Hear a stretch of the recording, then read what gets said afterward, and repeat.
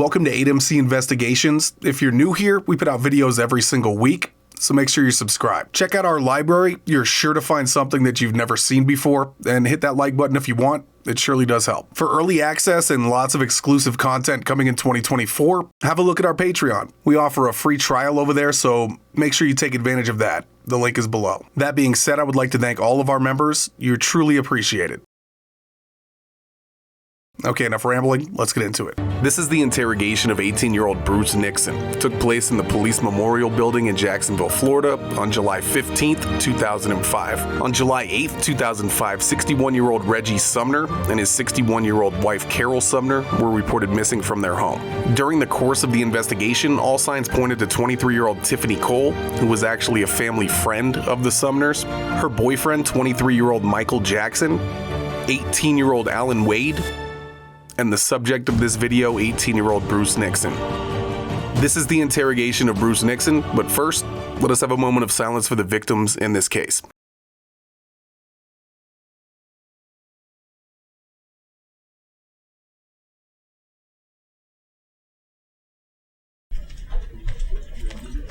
Bruce, just have a seat right there. Yes, sir. You want something to drink? Can you use the restroom or anything? Mm-hmm. Are you good? It ain't gonna take long, is it? I'm sick. Huh? Sick. You want something to eat? Mm-hmm. Okay. If you need something, just knock on the door. Appreciate it, man. All right.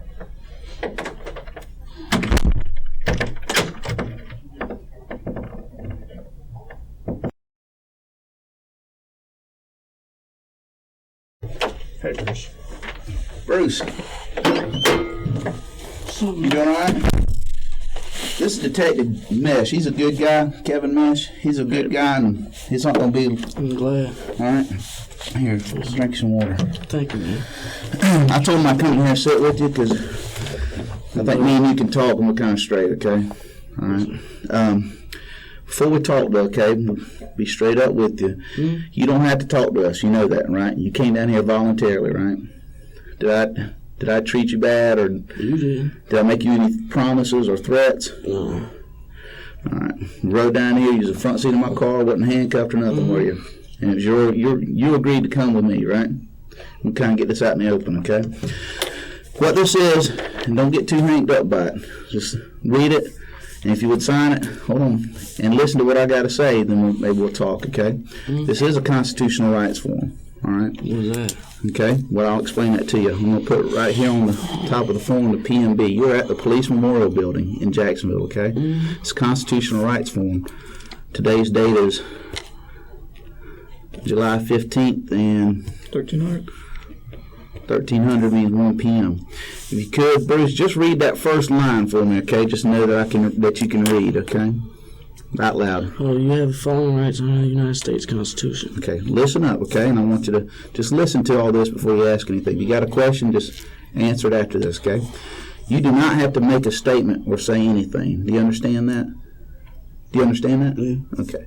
Anything you say can be used against you in court. Do you understand that? Just Yeah. Okay. Just listen. Let me read it to you, and you just answer it, and I'll get to this. You have the right to talk to a lawyer for advice before you make a statement, or before any questions are asked of you, and to have the lawyer with you during any questioning. Do you understand that? Yeah. Okay. If you cannot afford to hire a lawyer, one will be appointed for you before any questioning if you wish. Do you understand that? Mm-hmm. If you do answer questions, you have the right to stop answering questions at any time and consult with an attorney or a lawyer. Do you understand that? Do you understand that, Bruce? Yeah. Okay. If you could, just sign there indicating that I read that to you and you understand it, okay? And I'll... Kevin here he's filled me in on everything because I wasn't... That's what's taking so long. We just kind of... I had to be brought up to speed, and I said that, maybe you and I could talk and kind of sort things out, okay? As I told you in the car and in the clinic, we're investigating a missing person case. Yeah, that's why I was asking who's missing. Okay, well, Kevin here has helped me out, okay? Yes, sir. We'll get to that, but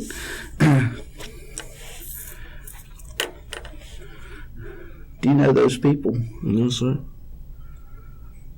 You ever seen those people? Mm-mm. Okay. We're investigating their disappearance. Yes, sir. All right. They're an older couple, as you can see. They're, you know, they don't look like they ever did anything to anybody. But our information has led us out to McClenny. Yes, sir. Okay? And it actually led us to Jerry Circle. Mm-hmm. Jerry Circle. Jerry Circle. Yes, sir. To Ricky's house. Mm-hmm. That's what I was wanting to know. That's the whole reason you're here. Oh, yes, sir. That's good. Have you ever seen these people or met these people? Or I've never seen them. Day in my life. Don't know their names? Mm-mm. Have you been watching the news? Mm-mm. Not familiar at all with anything? Okay, that's James Sumner, and that's his wife, Carol Sumner. Those names don't ring a bell to you? Okay. No, sir. Okay. Never been to their house? Mm-mm. Okay. They live at 2015 Reed Avenue. Do you know where that's at? I'm not from here. Not from here? Oh, Yes, sir. it's in Jacksonville. So you've never been there. What's this for? That's what I'm saying. You just That's what we're trying to find just out. asking a question about this, you know, and we had to cover all that other stuff just to talk to you. Okay, So you're here to help me, all right? So we're here to see what you can help us with this case. Oh, Okay. so I need to do. Well, let's hold on. Just, do you know? Let's start off with some names you can help us out. Okay. yes, Do you know anybody that drives an RX-8?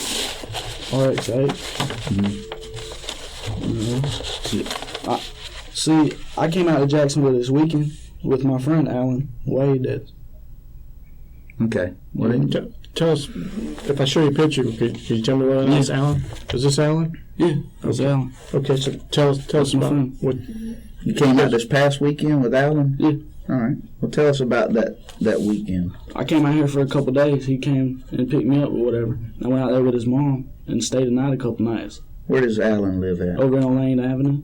I don't know exactly where. You know what I'm On saying? the west side then? Or north side? Or See, I don't. Okay, that's fine. I just asked. Is it a house or apartment? Makes me feel bad. Apartment. Apartment? Yes, sir. And it's Alan's mama's? Yeah. Okay.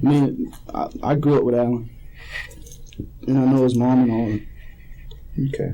And what day was that you came into town with Alan? Probably Friday, Saturday. Friday and Saturday? Yes, sir. Okay. Man, it makes me feel better. Did y'all hang out with anybody else? One of his friends, Who would that be? Wise. His name's Wise or something.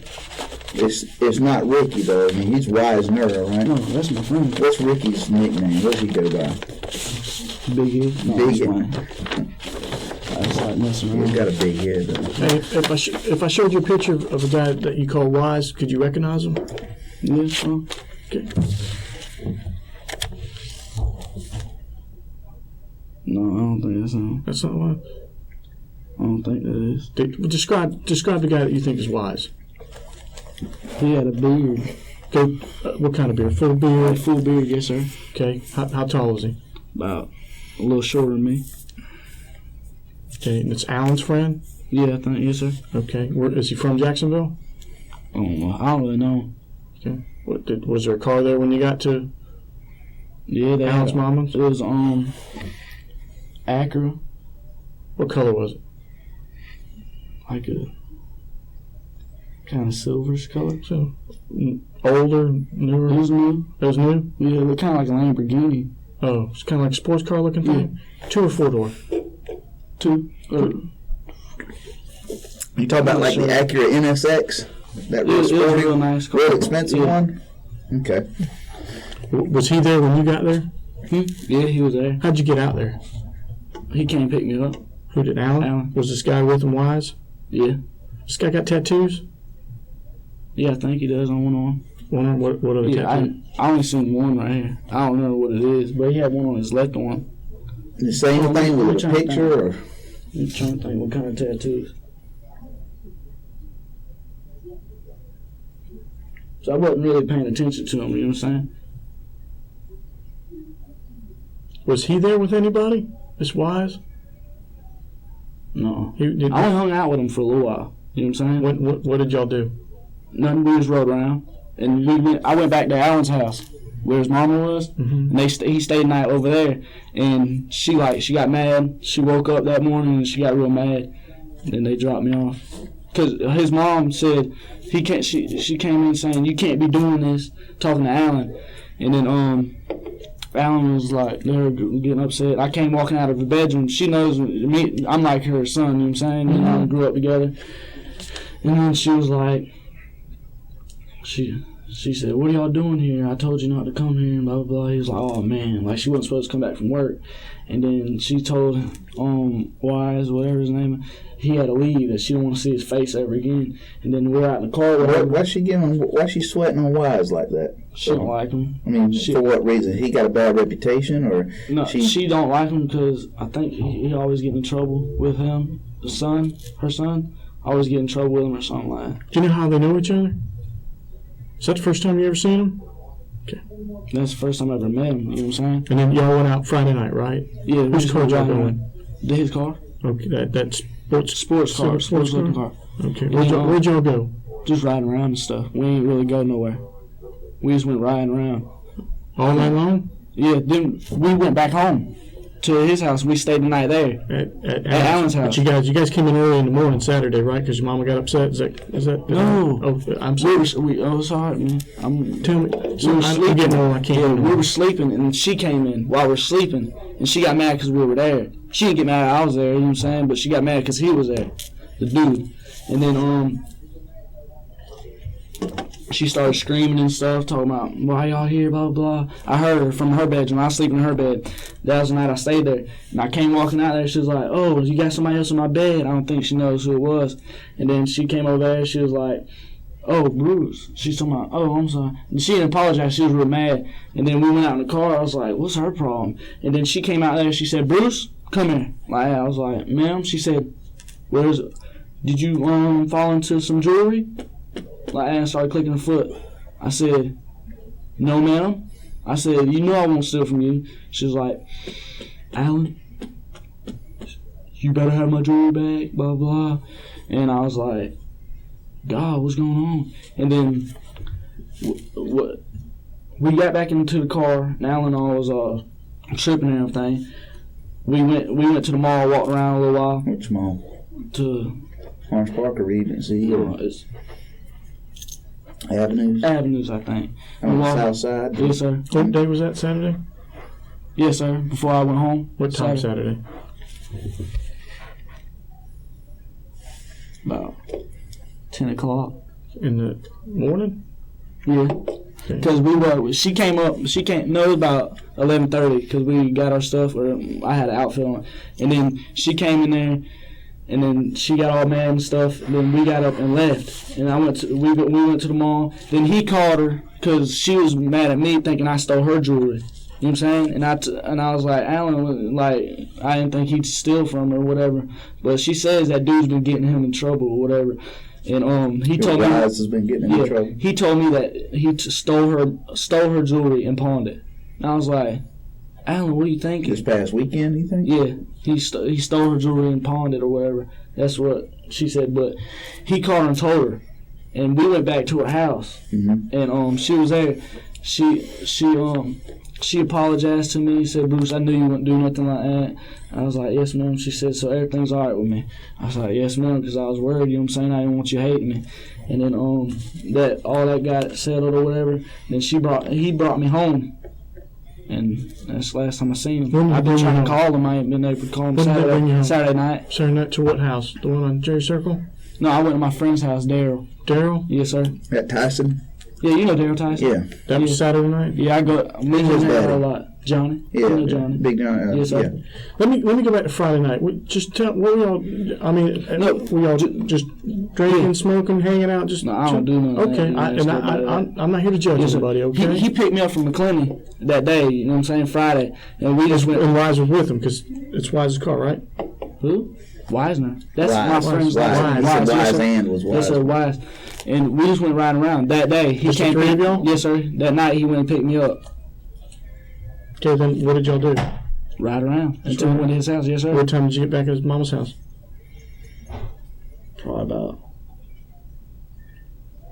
Where we ate and stuff. I mean, does that count? Well, yeah, I'm kind of curious as what y'all. Oh yes, sir. We ate at Bennigan's. When? Friday night? Yes, sir. About 10 o'clock? Yes, sir. And then we went back. Where Bennigan's? I'm not sure. I swear to God, I'm not from. Is it near Avenues or is it near like Regency or is it near Orange Park? Sir, I'm not lying. I don't. You Don't ask matter. Was me. there anything you saw nearby?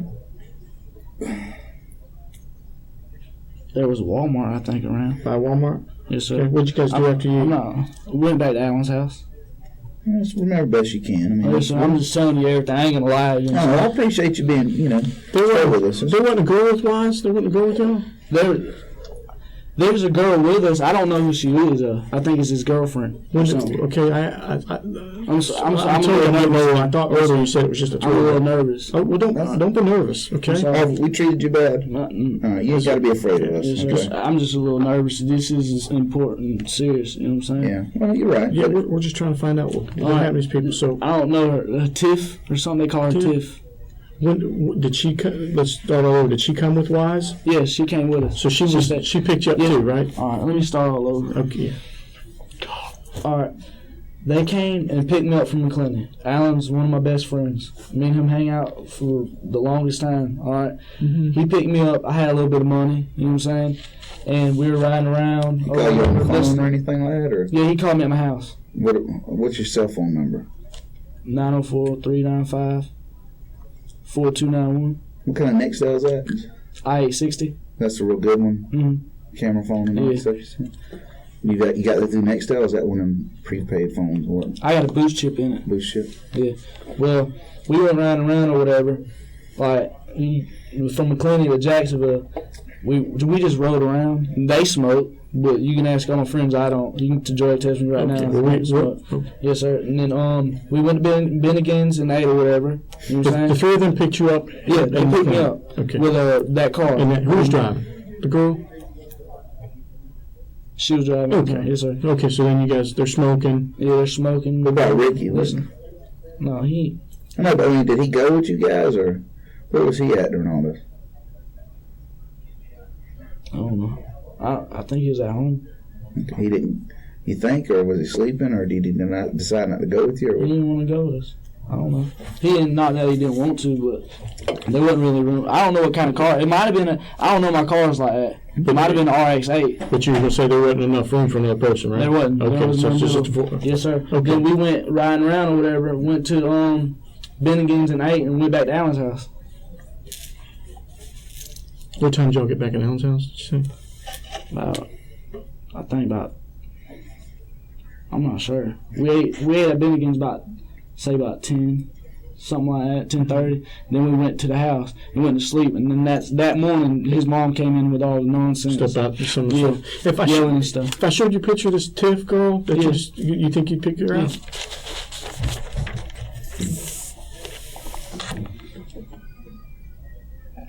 Yeah, that looks like her. Okay. Yes, sir. That looks like her right Let there. me ask you this: on Yeah. what was Whitney at? Did she know you was going off with all them? Whitney? Didn't you have your girlfriend? Yeah. Did she know you was going off with him? No, we just started talking again. Okay. Did you tell her that, or know you was just hanging in Jacksonville or something? Me and her just started talking again. Her mom let us see each other because her whole family gets these bulls, and she started working on my knee. Mm-hmm. They doing all right though. You seem to be doing okay right now. They don't. I'm still nauseous. Okay, but you're doing good now. Okay, I appreciate it. Yeah. So let's go back where I interrupted rudely. So you got you, Wise, Tiff, And Alan. and Alan in this sports car. Sports car. I don't know what Okay. kind. I know it's a Nissan, and it's. I don't know what an RX-8 is, and it might be an RX-8. I don't know. Okay. I think RX-8. I think it's a Mazda. Okay. It's a Mazda. Yeah. Oh, What'd I okay. say? You said it's a Nissan? Nissan. Oh. So it was an RX-8, which is Yeah, and you know that's I'm not sure. I'm not. I'll tell Okay. you. That That's makes fine. sense. Makes That's sense. fine. So y'all get in a car and from Jerry Circle, right? Yes, sir. And y'all take off, and where's some of the where's the first places y'all hung out at or went out to? Bennigan's. Bennigan's. Yes, sir. Okay. And where'd you go after Bennigan's? To his house and went to sleep. Okay, so Alan's house. was the Bennigan's, was it not too far from Alan's house, or I mean, Alan's house is in Lane Avenue. Mm-hmm. And I know that. Well, see, I'm just trying to see. You got Bennigan's at 295 at Orange Park. You got a Bennigan's at Atlantic and Southside. You know, near Regency Mall. And then, you know where Red Lobster is? Yeah. Over there. I think it was over by Red Lobster. I'm not sure. That's all right. So y'all go to how long do y'all stay at Bennigan's, or what did y'all eat there? About 30 minutes. I ate chicken wings. Chicken wings. Mm-hmm. And is anybody there old enough to drink? Yeah, they are. Who is? Tiffany and that one boy. Why did they drink or anything like that? Mm-mm. What was the total of the bill? I don't remember. I paid for mine. Y'all paid separately, or did somebody pay for it? I wasn't gonna pay for theirs.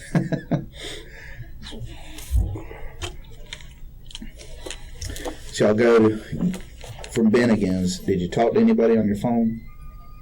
I don't remember. From my phone? Mm-hmm. But from Bennigan's then? Went to Alan's house. Then went to Alan's house? Yes, sir. Okay. We're concerned about that night. That night? Mm-hmm. That's a big concern for us, okay? What night? The night that they came around in the RX-8. And when they picked me up? Yeah. Do you know where Tiffany's from? No. Do you know where Wise is from? Or is it Wise? I don't know if that's him. Or if it's him or not. Well, do you know where Wise is? I don't know nothing about them. I just know Alan. You didn't hear about where they're from? Well, you were in the car all night with them. They didn't tell you. Did they have any accents, or I mean, what are they? They sound like thugs. They talk like black people. Yeah. Did they tell you they were like visiting, or did they say they were in town for any business, or? I think they were down. Did you notice a tag on the car or anything? If it was Florida or another state, or? That's right. If you didn't, don't worry about it. Don't get all nervous about that. I'm not.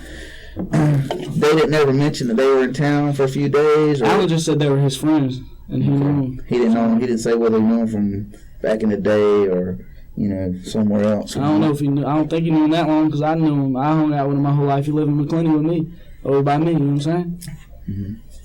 Mm-hmm. Pictures, anybody? No.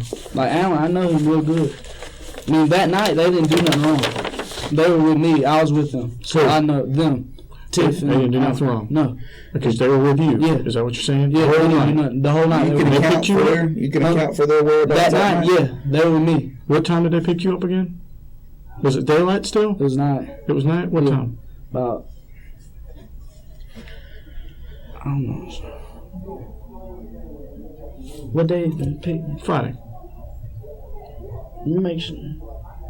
I ain't got a real good memory, especially when I'm nervous. I don't know. It's a week ago. Last week. A week from today. Are you sure they picked me up Friday? We're just listening. If it's not Friday, what day. Friday exactly, because I want to make sure. You know what I'm saying? Okay. I ain't fixing to sit here and say something that ain't true because I ain't fixing to be in trouble. Let me just repeat what you told us, okay? Yeah. Friday is when they picked you up. You guys rode around for a while. You remember you went to Bennigan's. You remember what you ate. You remember going back to Mama's house? Alan's mama's house. Yes, sir. And you remember her waking up, accusing you of jewelry. What day was it? It was. Thank you. Did you ask Alan's mom? Cause she can tell you what day I was there. Well, we're trying to get Yeah, I want to make sure. Yeah, I want to let you know what day I was there. You know what I'm saying? Just if you can't remember, you can't remember. But just try and think about it while we're talking, okay? When y'all stayed at, go ahead. Is that the only night you were with them? Yeah. And you were with them all night? Yeah. Is that correct? And you guys were I think it was Thursday or Friday. Okay.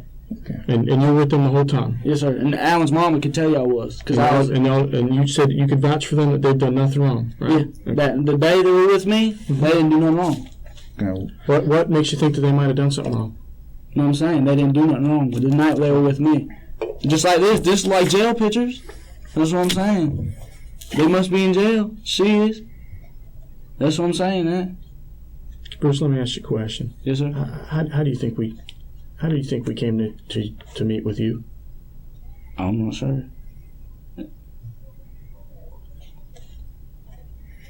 That's what I'm saying. They didn't do nothing wrong with me. When I was with him, that's what I'm saying. You need to think about it. Did y'all stop anywhere? No, sir. I promise to God. When you went back to McClenny, did y'all all ride together, or did somebody ride? They dropped me off. They all dropped me off. Did somebody following y'all? No, sir. Promise to God. I'm looking at you right now. Okay. I'm not fixing to lie to you. I hope not. I don't want you to lie. We just want the truth, Yes, sir. okay? Yes, sir. That's You all. got to That's stand all me we down. I mean, want. I'm just, I'm just saying. casually talking, Yes, sir. you know? And I'm here to help y'all out. why do you think, Please. well, let me ask you this. Why do you think we're here talking about these people? Well, you can put it together. I mean, you wouldn't ask me, they're missing people, then you ask me about them. That's why I ain't going to get caught up in all this. Okay. It's kind of freaking me out knowing Al, my best friend's in all this. Okay. You're right. You're right.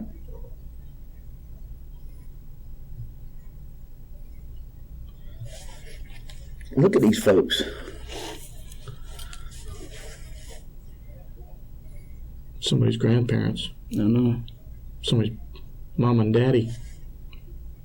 Aunt and uncle. You all ain't find them?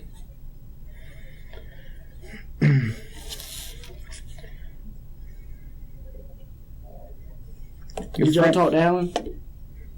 Yeah. I hope y'all did. Yeah. Alan's been talked to before you. Oh, Okay. Alan.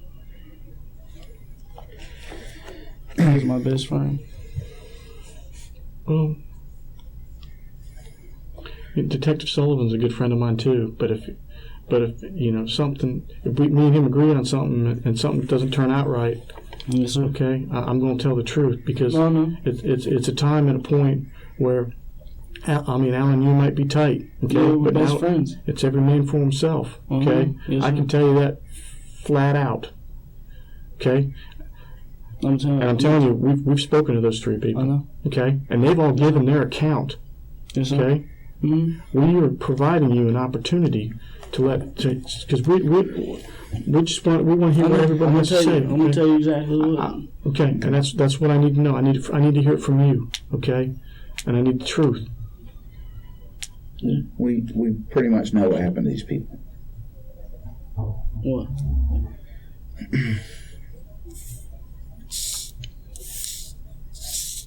Alan better know how to part with it. Alan's this deep in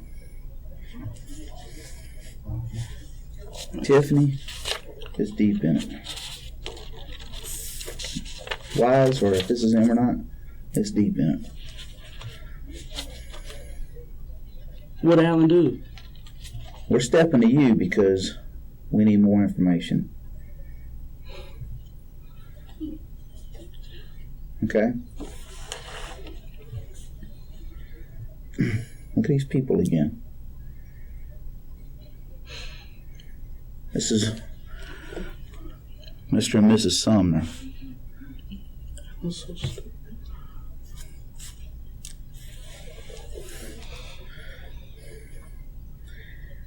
Alan can't help himself right now, but you can help yourself.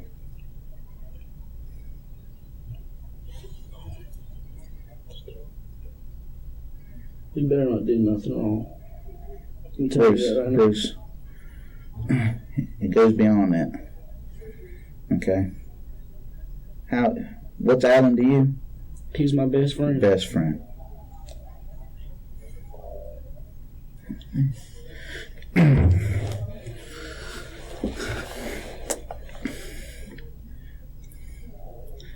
These people got families. Mm-hmm. Okay?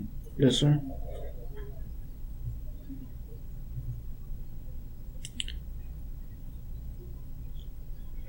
Sometimes things are planned, and something just bad happens, okay? What happened?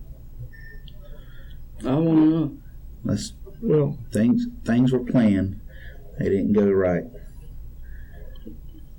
The plan looked like this at one point. It ended up looking totally different at the end.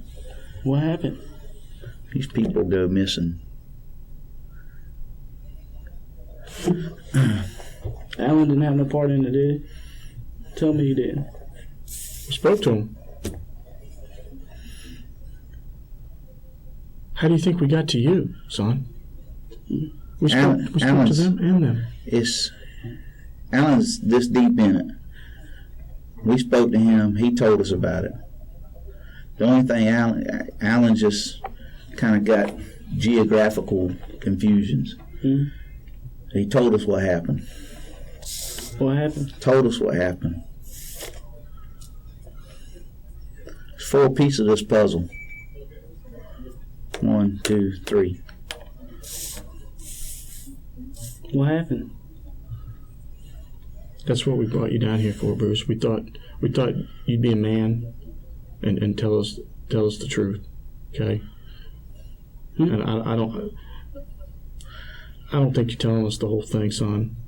Okay, because we're getting 3 stories from up there, okay? And they're pretty similar. Your story ain't similar. This, for some reason, fingers are being pointed. Instead of doing this, they say, yeah, I did this, this, and this. But then all 3 of them Pointing at me? Do what? people pointing fingers and they're saying one name. And I don't think it's right. I don't think it's right. I think things can be clarified right here. You know, it's CYA time right now. What are you saying? What do they say? What are they saying? I can't spoon feed you, okay? And what I mean by that, I can't say, here's this is what we got, here's what I can tell you. I need you, listen. Bruce, look at me. Please look at me, okay? Sir. I need you to help us out, man. I need you to help yourself out, okay? Look at these people again. I'm looking at them. Do you think there's an ounce of meanness in those folks? No. Okay? We need your help, man. Look at me, Bruce. Things, you know, life's full of decisions, and they're full of tough ones. People you think are your friends turn out to be self-preserving non-friends. When, you know, the old thing is, if the heat, you know, if it gets too hot and get out of the kitchen, well, somebody's leaving you in the kitchen. They can't. I didn't do it. They can. All right, but I think what we got here is roles. Somebody saying they did this when they actually did more, but they want to throw someone else in there as being more involved in something. They can't do that. Well, they're doing it. What do I do? I can't do nothing. You tell us the truth, Bruce. Help us find these people. Bruce, we need to get these people. We need to go get them. I don't know where they are. Bruce, I'd help you. Bruce. Bruce, let's go back to Friday night or when you're with them, okay? That's what I'm telling you. Bruce, what we did. Look at me. Bruce, come on. We know what happened. We know about the Lincoln. We know about the car, the RX-8. You're right. We know about being over there.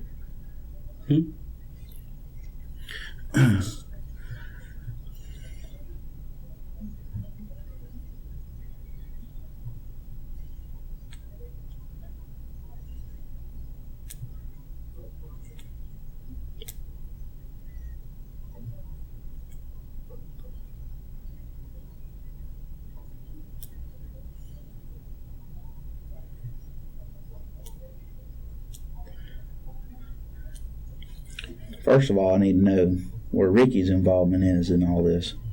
Where did Ricky come from? Ricky came from Ricky's house with you. And Ricky kind of said some things that just don't match up. Ricky never even was in this. Okay, that's what I need to know. Well, Ricky ain't had nothing.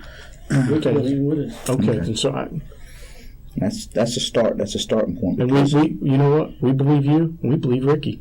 Okay? So let's try and move on from there, okay? Listen, Detective Mesh and I, Bruce, look at me.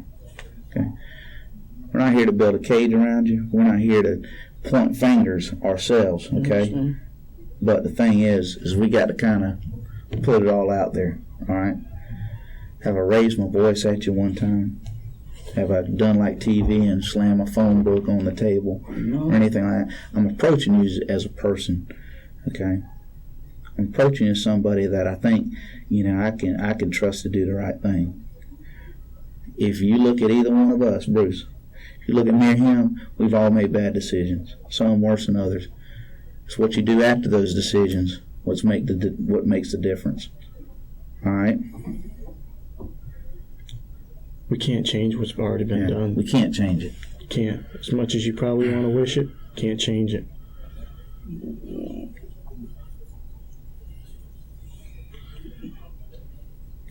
And it's bad, and we know that's. But we need your account. We got the other three. And like he said, he might be your best friend, but I bet the two of you have never been in a homicide office before, have you? Okay, that's about. What are they trying to say I did? That's what I want to know. They can't say I did. No, they're all saying we all did this. Okay, they're all saying we did something. Okay, they're all saying we did something. We get down to look at me, Bruce. Look at me. We get down to specific roles. People tend to try and make themselves look better. Okay. That means I got to get a lawyer. That's all there is to it.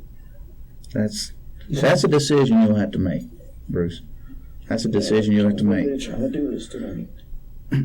It's because Ain't fixing. Well, Bruce, look at me. Sorry. Another decision you have to make is if you decide to do the right thing on this. Okay? And you coming with me, and you being approachable to me, and you treating me with courtesy and respect, and me giving that back to you. We've talked about, I think we can be straight with each other. And I think you want to go play basketball. I think you want to go do this. I think that you might, who knows, maybe with Whitney. I want to do something with my life. With Whitney, maybe she's the one day. And if that is, then I got to get a lawyer. I don't know what to say to y'all. I got to. That's a choice that you choice. can make. Okay. If you're saying that right now, we'll walk out and leave. That's all. I got to get a lawyer. They're trying to say I did something. No. I got to get a lawyer. That's what you said. I got to get a lawyer. They're saying things were done. Okay. That's what I want to know what they said. So if I have to get a lawyer, Bruce, listen to me. Okay.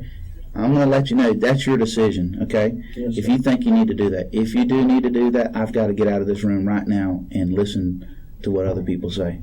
Yeah, okay, Bruce. This is my goal, though. Okay, think about this.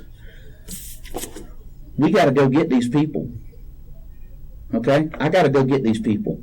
Bottom line, whatever you decide, I got to go get these people. Look at them, Bruce. I got to go get these people. Whatever you decide to do, I gotta go get those people, and you can help me. Okay. Whatever happened, but you can help me get these people. All right? I can tell you this. That's where you got the advantage of it, all this right here. You can help me get these people. Bruce. Now, we need to make a decision, okay? I want to go back to school and stuff. I want to be able to go back to school and just enjoy my life. Okay. Bruce. I might have a baby coming on the way. Is Whitney pregnant? She might be. Do you see how important this is then? Important for who? Well, everybody involved, and very, very least of all, if not the most. Bruce, right there. Help me get these people. Help me go get these people. Will you do that? Bruce, will you do that? Kid, I don't know where they are. That's what I'm trying to say. I don't. That's why I got to get a lawyer. I ain't go. Okay. Bruce, here's the deal. Okay. Are you saying you don't want to speak to us anymore now, Bruce? I don't know. I don't want Bruce, to do you be in want trouble with this. It's not going away. You just can't. Yeah. It's not. This isn't going to waste. Okay, you do have a choice, and you do have rights, and if that's what you want, we will walk away. Okay, and I guess we'll never know your side of the story because we got the other three. Okay. I don't know what they said about me. I can't. That's what we can't tell you that. They've given us directions. Okay, but you're the only one from that area. We know we got to go back out where we came from. And they're somewhere else. Okay, that's all. Them? Huh? You ain't got them? All three of them? I got them. Oh, that's fine. But they're not here. Okay? They're not here. I can't just, hey, let's ride in the car. I got directions, okay? But, I'm not from that area. You send me in the woods, I'm going to get scared. I don't know anything about it, okay? Yes, sir. Bruce, are you saying right now that you don't want to speak to us, you want to speak to a lawyer? What should I do? What am I going to do? Bruce, let me tell you, okay, because that's the decision. This is part of being a man, first of all. You're how old? 18. Okay, how have Detective Mesh and I treated you? Good. Huh? Good. Okay. The only guy I'm going to get out of trouble for. Hold on, listen to me, listen. That's a decision you'll have to make, okay? Think about that. I'll be glad to help you out. I'll be glad to help you out. But the thing is it's got to start right here with these folks, Bruce. I got to get these folks. Okay? I can't promise you anything, but I know that we got to get these folks. Okay? We've got to get them, and look at me, Bruce. In order to do that, we've got to be 100% open, and we haven't been 100% open with each other, okay? But have I raised my voice to you about that? Have I jumped on your tail? Okay, so if you want to talk to us, we'll listen, and we'll go through this, because we'll hear the whole deal, because you know what? Look at me, Bruce. Facts don't lie, and I can prove a fact. If you tell me what a fact is, I can prove it. Evidence doesn't lie. Okay? So I can prove that, but it starts right here, buddy. Okay, we really need you, Bruce. Yes, sir. All right. So if you're get in trouble for nothing, Bruce, look at me. Do you want us to leave right now? I don't know. I'm mixed up. Do you want it? Hey, if you want us to leave, if you want your lawyer, we'll leave. But the thing is I need your help. And I know you can help me on that. I know. And I think your heart is going to tell you. I think the same heart that you have for Whitney is going to help me with this. So the same person that... Well, just tell us what went wrong.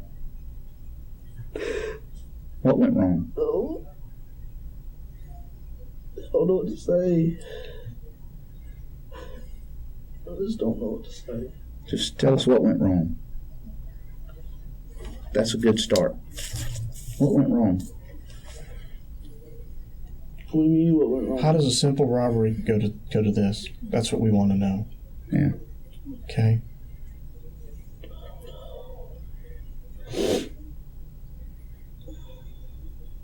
Are you all right to talk with us, Bruce? I'm gonna have to get a lawyer. I don't know what to say. I don't want to screw myself over. We're gonna step out, Bruce. If that's what you want, we're going to have to do our job. I won't be able to talk to you. Look at me, Bruce. Sir. If you want to talk with me, knock on that door. Okay? But what I do have to talk to a lawyer. That's up to you. That's a decision you'll have to make. Okay? Sir, I'm going to tell you this. Look at me real quick. I want you to look at me eye to eye. If you talk to a lawyer, I cannot talk to you no longer. This stops right here. Okay? I'm going to let you think about that. Listen, do you understand? I'm mixed up right now. Well, let me simplify it for you. If you get a lawyer right now, Bruce, I've got to stop talking to you. Detective Mesh has got to go do his job. He's got to hear three sides. Okay? And I know there's a truth out there. I know there's a truth out there. My concern is, I got two people near the place where obviously you figured out I live at that we need to get. So whatever decision you make this decision. Bruce, make this decision. If you don't want to say nothing else, just make this decision where I can go get these people. Okay? What do you mean go get them? Bruce, I don't care about the computer. I don't care about the jewelry. Okay? I don't care about all that stuff. Okay? The coin. Like you said. Huh? What? The jewelry, the computer, the coin. Then I guess you don't know what I'm talking about. That's why we need to talk. Don't you agree? What is that got to do? That's an item you can clarify for us. Okay. There's only two in the car and 2 in the house. I mean, I'm pretty sure about that. Okay, so, but probably Detective Sullivan and we would never do anything unethical or illegal. Okay, we're good folks, and that's just how we operate. Okay, and I'm going to clarify this one more time. Excuse me. We're going to step out. Okay. You want to talk to me? Let me do this. If I step out and you want to talk to me, knock on that door. I can talk to you right now. Are you saying right now that you can talk to me without a lawyer? I just want to Bruce, I listen to you. I got to clear. This is CYA for me. I know. I don't want to get in trouble. Okay. Hey, listen, man. Hey, come here. Listen, man. Yes. If you want to talk to me, I'll listen to you, okay? But you've got to tell me that you can talk to me. Yes, sir. If you want to talk to me alone, we can talk. But you got to tell me you'll talk with me without a lawyer. If you don't, I got to leave, man. I don't listen. I don't know what I do. I don't want to tell you. I don't know what to say to you. You want to talk to me alone? I want to talk to you right here. Okay. Listen, I don't know what to do. If I tell you this, I don't want to go to prison or nothing like that. We got to get these people, man. We got to get these people. You want to talk to me? Yeah, I do. I'm just. You want me to give you a minute? I want you to stay Bruce, right here. well, look at me. Okay. Hey, I ain't going nowhere. My hands are clean. You know what? I already got close to you. Hey, Bruce. My son and you go to school together. Who's your son? I can't tell you that. He's not your age. He's a little bit younger. They go to the same school. I want to go back to school. Let's talk then, okay? So I don't want to. Bruce. Please help me out. I want to go back to school and stuff. Bruce, but you know what you got to do first? Sir. You got to either tell me you want to talk to me without a lawyer and it's okay, and we'll talk. I'll listen to you. If you want to stay here 10 hours and I'll listen to you. That's the point. I want to be able to go home and go to school next year and stuff. But we got to clear this up first. Okay? Can you talk to me? There ain't no cameras. I can talk to you. Bruce, I can talk to you, okay? Do you want to talk to me without a lawyer? I trust you, can I? You can trust me. I won't lie to you, okay? It does me no good in my job to lie. But you can tell me stuff just like I tell you, right? It all depends. I don't know what you're going to tell me. I just want to know what they're saying to me. I'll be honest with you, Bruce. I can't go say, this person said this person exactly this, this person said that. No, what do they say? Hold on, listen. That's what I want to know. Okay, but let me tell what you need to hear. I want to hear what they said. Do you want to talk with me without a lawyer, and we'll talk? Yeah, I will. I just want to know what they said.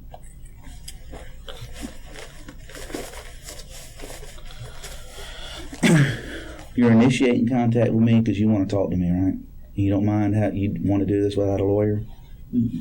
Huh? No, what? What are you trying to say? I don't want to get... Bruce, listen to me, okay? Let's clarify this up. This is simple. Look at me, okay? I'm here with you, all right? I'm not going to do anything to violate your rights, okay? I won't. I'm not going to do anything to hurt you. I'm going to tell you right now, if you're asking for a lawyer, I can't talk to you. Okay. Are you talking to me is going to help me? It all depends. That's what I'm saying. I need to help them first, okay? And I will help you. That's what I'm trying to say. A lawyer can help me. Okay.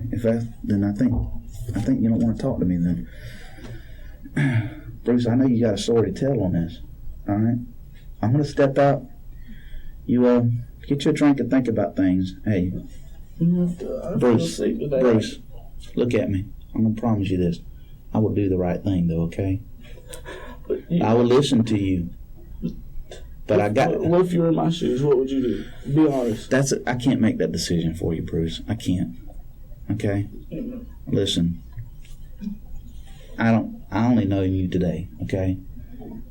And I know to me the truth is important because things eat at me. But I can't make a decision for you, okay? You're not gonna be mad because I won't talk to you, will you? I won't be mad, but I would like you to.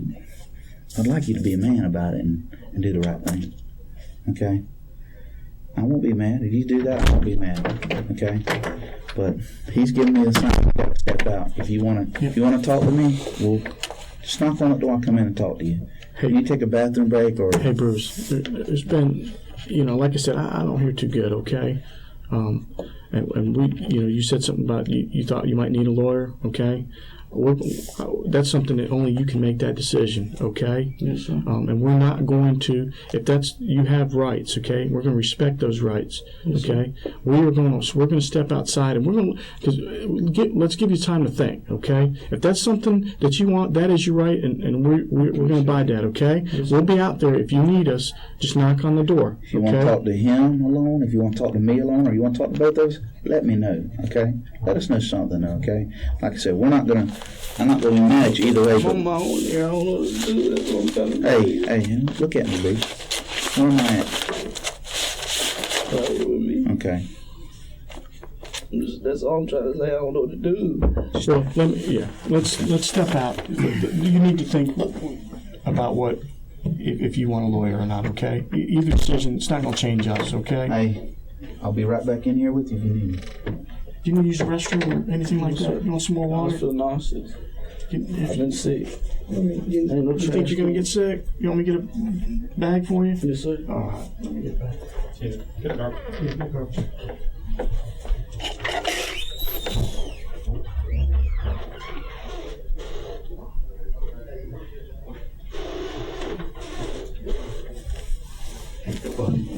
Okay.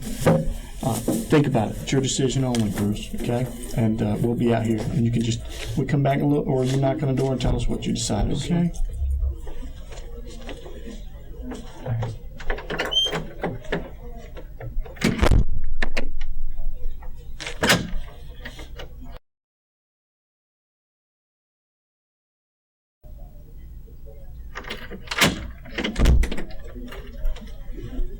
You okay? Did you throw up? Are you alright? How you feel? Nauseous. I feel nauseous. Nauseous? You don't want like a Coke or anything? No, sir. Alright. You can send a guy back in here. The guy who was talking to me. You want him to come back in here Yeah. talk with you? I need to talk to him. Okay.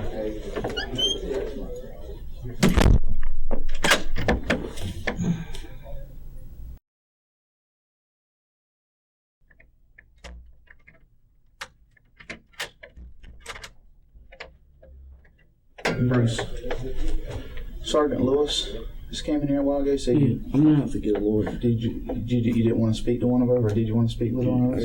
I gotta get a lawyer. I don't know. Okay. You gotta understand. Hey, Sir? what do I do now? Huh? What do I do? I can't make that decision for you. No, I don't know. What I just sit here? That's what I'm asking you. Sir? Do I just sit here? I can't talk to you unless you know that you can talk to. That's all I'm asking. Well, I just sit here. If you want a lawyer, I got to back out. If you want to talk to us, I'll listen. If you don't want to talk to us, you can stop at any time. I explained to you, okay? We're not. You have rights, okay? And we've read them to you, okay? You've told us that you need a lawyer, okay? Those are your rights. We respect that right, okay? And the way to respect that right is we cannot speak to you anymore. Unless Okay. you tell us you want to talk to us. So we have to leave. The only reason why we came back in is because Sergeant Lewis told us that you'd like to speak to us, okay? So we have to leave now, all right? Do you need to use the restroom or you need some more water or anything like that? Yes, sir. We cannot speak to you anymore because of what you said. You You gonna go get me a lawyer? We're probably not going to make arrangements. We're just not going to speak to you, okay? I gotta get my own lawyer. Yeah. Well, as the form said, and later on, if you can't afford one will be provided for you, okay? But we're not going to call one for you, okay? We're just going to stop talking to you, okay? I can't talk to you no more, Bruce. Okay? If you want to talk to us, knock on the door. Okay. That's all I'm saying. What do I do? I can't. Bruce, How do I call a lawyer? I can't. Well, that you can. You'll be able to make those arrangements here shortly. Okay. But we won't be able to do it here in the homicide office. Okay. All right. Just, if you need to use the restroom or want something to eat or drink, knock on the door, okay? Can you send Ricky in here for me to talk to him? Pardon me? Can I talk to Ricky? No. Why? You can't, buddy. Okay? Hey,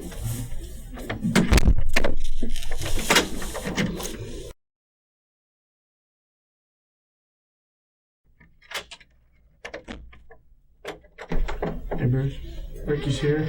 I know you mentioned that you'd like to speak to him. Would you like to speak to him?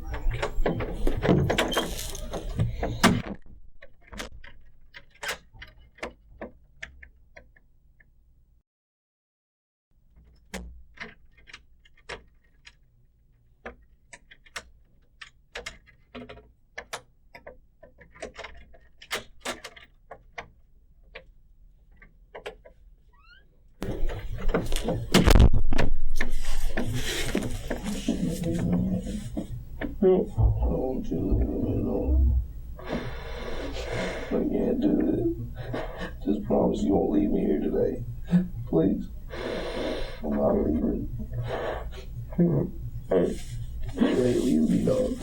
You can't leave me. Well, let me get a lawyer. You got to tell me where the bodies are. Oh, no, so now, you got to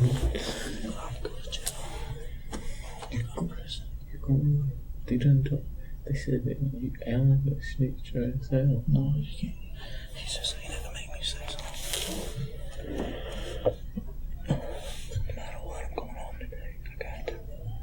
Because I ain't saying nothing yet. If anything, I'll run. I'm gonna get a lawyer. I'm sick as hell. I can barely breathe if I'm gonna throw up.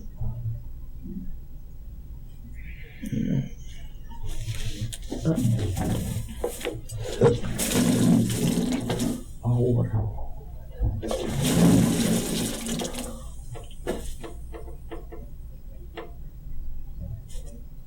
Mom's here. She knows. What'd she say? She didn't think you. Huh? She didn't think you would do it. You told her I did. They don't know. They don't know. The cops done said that you're going to jail. They done told my mom. They done told everybody. They got so much evidence right now. What? They got so much evidence. No, man. What? They everything Alan done told me. Yeah, it don't matter. Alan and all them done told them. They done had Alan in them in jail. What?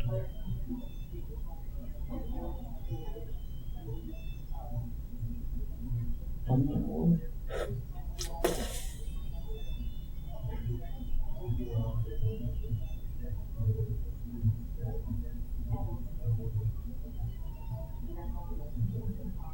Where's Tell him. it's gonna be better on you? How? Gotta let him away forever. No, you ain't. They don't. That's a police report. You tell them. You say, man, if I get a pin, they told me if you tell them, then you'll probably get, because they're right now they're gonna charge you with everything. So, With the murder, all everything. Whatever they got. But I'm gonna go to jail right now if I tell them the body's on. You're going to jail right now. They done told my mom. They done told my mom. I'm going home because I'm getting a lawyer. If I get a lawyer, I get a little bit of time out. A little bit of time out, but then you ain't gonna have more time in jail. What if I say, I'll tell them the body's on? Then there'll probably be less time for you. Alan and them were going away forever. They got all them from South Carolina, they done got them for like 3 to 4 murders. Yeah. They murdered more people? Yeah. What if I tell them? It's gonna be better on you. Gotta make sure first. I mean, it's gonna be better on you, because they done said that you ain't walking away from here. They said that? Yeah. Because they know you did. They said they got fingerprints for something. No, they don't. They don't. Ain't no way. We're close. Mm-hmm. They said. So I'm not leaving here tonight. That's what they done said. You want to straight to jail? I could tell your dad when I get back on clean and going my case out. Could tell him that you're in jail, that you're locked up, so they can come see you or something. I don't think if I tell them where the bodies are, I'm getting out early. You're gonna get less time. Like not less. Get out 150. Yeah. What if I say that I didn't kill him? What if I say that I didn't kill him? That you did. What if I say that? All they told me I was going to do was rob them. Then we put him in the trunk, they were still alive. But then when I got him in the trunk, I walked away with Tiffany. They said they were going to get the ATM number. And then I walked away with Tiffany. And then they did whatever they wanted and they came back. And I know they were going to kill him. I don't know, but you need to tell them something. Yeah, okay. But if I told him I want a lawyer, then I can leave here today and get a lawyer. I don't go to jail. I don't know what to do. Tell me where the bodies are, then I'll tell them. Why? If you do. Because that's why they're bugging out right now. They want to know where the bodies are. Well, would you stay in here with me and tell them to come in? If I tell them, I'm asking if I tell them where the bodies are, will they give me less time? Wait, I have to talk to them. I'll be right back.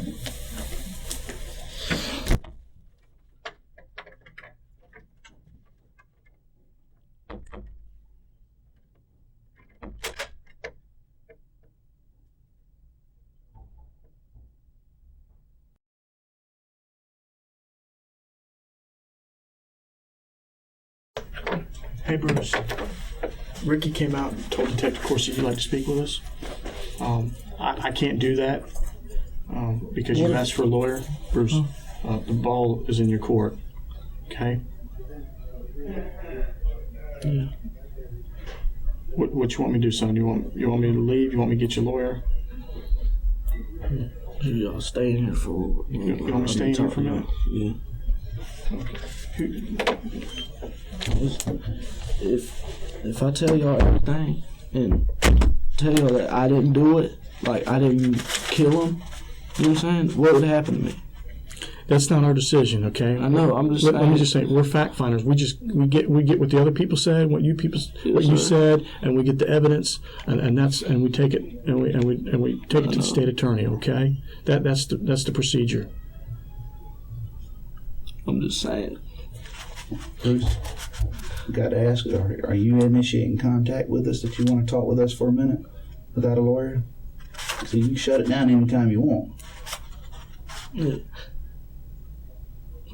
If I get a lawyer, what would happen? We can't answer that. The ball's in your court. We can't answer that. I'm just telling you, if you want to talk with us, the ball's in your court. You've asked for a lawyer. Bruce, the only reason why we came back in here is because Ricky told us, okay? If you want us to leave... No, sit down. Wait. Oh, you want me to sit down? You want Detective Sullivan to sit down? Yeah, y'all wait. That's what I'm asking. I just answer my question. I just want... If I didn't kill him, I'm getting a less sentence, right? That's not our decision. You're asking the guys that don't handle that end of this process. We don't know anything like that. I mean, that's what we don't know.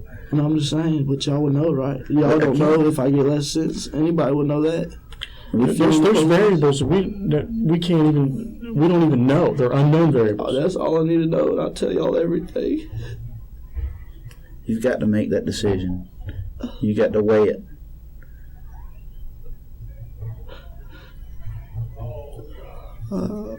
I know everything.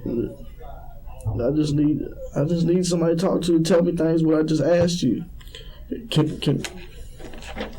And we're telling you, okay? But I'd feel more comfortable if we went, because you've asked for a lawyer once, okay? And we respected your wishes and we walked out, okay? We stopped the conversation. Okay. I'd like to, before we continue, okay? I'd like to go through them again, just so you know that you're aware. Okay. CYA for us, okay? It's big time CYA for us. We just We have to do everything by the book, like we told you earlier. We don't want to violate any rights here, okay? In order to do that, we have to tell you these things again. If I got a lawyer, what would if I got a lawyer? We're not stopping. We're not talking anymore. We're not talking to you anymore. Okay. Why? No, I'm saying. Why? It's because that's your right. That's your right. But am I going to stay here until a lawyer comes in here and talks to me? That's all I want to know. At this point, we're probably not going to go get a lawyer for you. You have several rights, and one of those is we have to cease counseling or cease asking questions. Okay, once you've asked for a lawyer. Okay, there's several procedures here. I'm not going to get you one. Okay, yeah. I'm just going to walk out. We can't. I mean, this is something you've got to make a decision. I know. Right, hold on. Listen. Okay, it's going to be one of them things you're going to have to take a leap of faith and either, if you want to talk with us, let us read you this. And if you want to tell us whatever you know or that you want to tell us, that's fine. If you don't, it's your ball's in your court right now. We have to know, and we keep bringing this up to you whenever you act like you want to talk with us, because we got to do this. I know. Okay, and if we do this, we can't. And if you ask for a lawyer, we're done. Okay, we can't talk to you after that. Okay. I know. That's all I'm trying to ask y'all. Do I stay in here the whole time? Where do I go after this? After I ask for a lawyer? That's all I'm asking. Y'all can't answer that. No, can't answer that. You've asked us to come in. I know. All I'm asking is, when I say I want a lawyer, I'm going to jail, and then I get one from there. Bruce, we can't answer that question. We can't predict the future. All I can do is throw it out there. We're here to get information. Okay, I can't predict the future. All I can do is say, if you want to do this, we'll be glad to listen to you. If not, we got to leave. All I want to know, where am I going from here? That's the only thing I want to know. But it's stuff we have to discuss. Nobody can tell me. Not at this point. We were discussing that when you told Ricky to come get us. Okay. Y'all discussing where I'm going? Well, we're discussing the investigation. We need to back out again, Bruce. I would tell y'all everything. That's all. I just want to know where I'm going. That's Bruce, all I want to know. I can't tell you that. If I had the answer, I would tell you. I can't predict the ball's in your court. You do. You got the ball's in your court. The ball's in your court. You determine what happens next. Okay, the ball's in your court. If I determine what happens next. It's simplified. It's real simple. Okay, this is the simple thing. You've asked for a lawyer. Okay, we're going to walk out. I just want to know where do I go. The thing is we can't speak to you. Right. Okay. Why? Because we got to have all our questions answered first. Forget that. Forget the lawyer. That's what I'm saying. Forget about the lawyer. I don't want y'all leaving. But you got to understand, just talk to me. You're putting us in a position where I can't speak to you. If you ask for a lawyer, I can't speak to you unless you tell me that you want to talk to me. I want to talk to you. Okay, then we got to go through that form again. I want to make sure you know you're right. Do the form and let me ask you then. Okay, I get. That's all I'm saying. Let me sign that form. Then let me ask you something. He's going to do it just like before. Okay. Right. He's going to have you. Do you want me to go over this? Are you reinitiating contact with me, Bruce? Then I'm gonna ask y'all questions just like y'all ask me. Okay, come on, read this form over with you again, okay?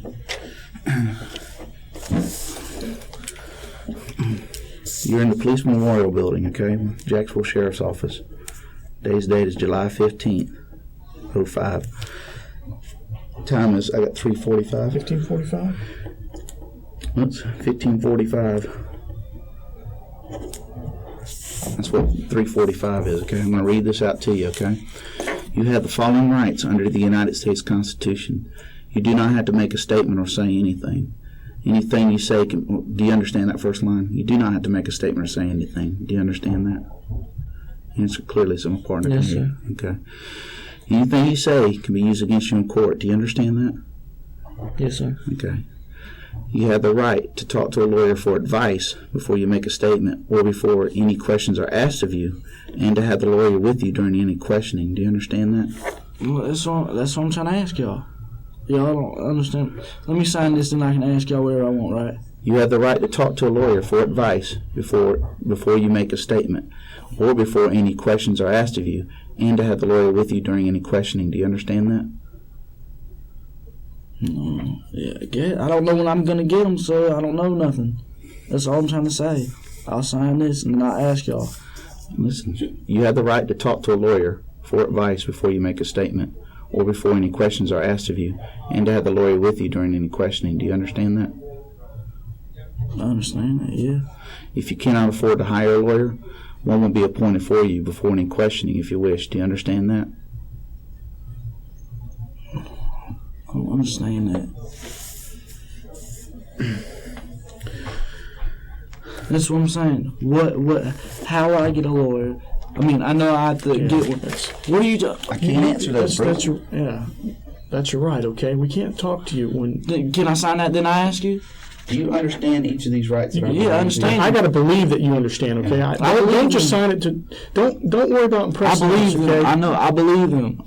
Let me sign it so I can ask you. I can't make you say anything. Yeah, I know. And I can't talk to you unless you understand these rights.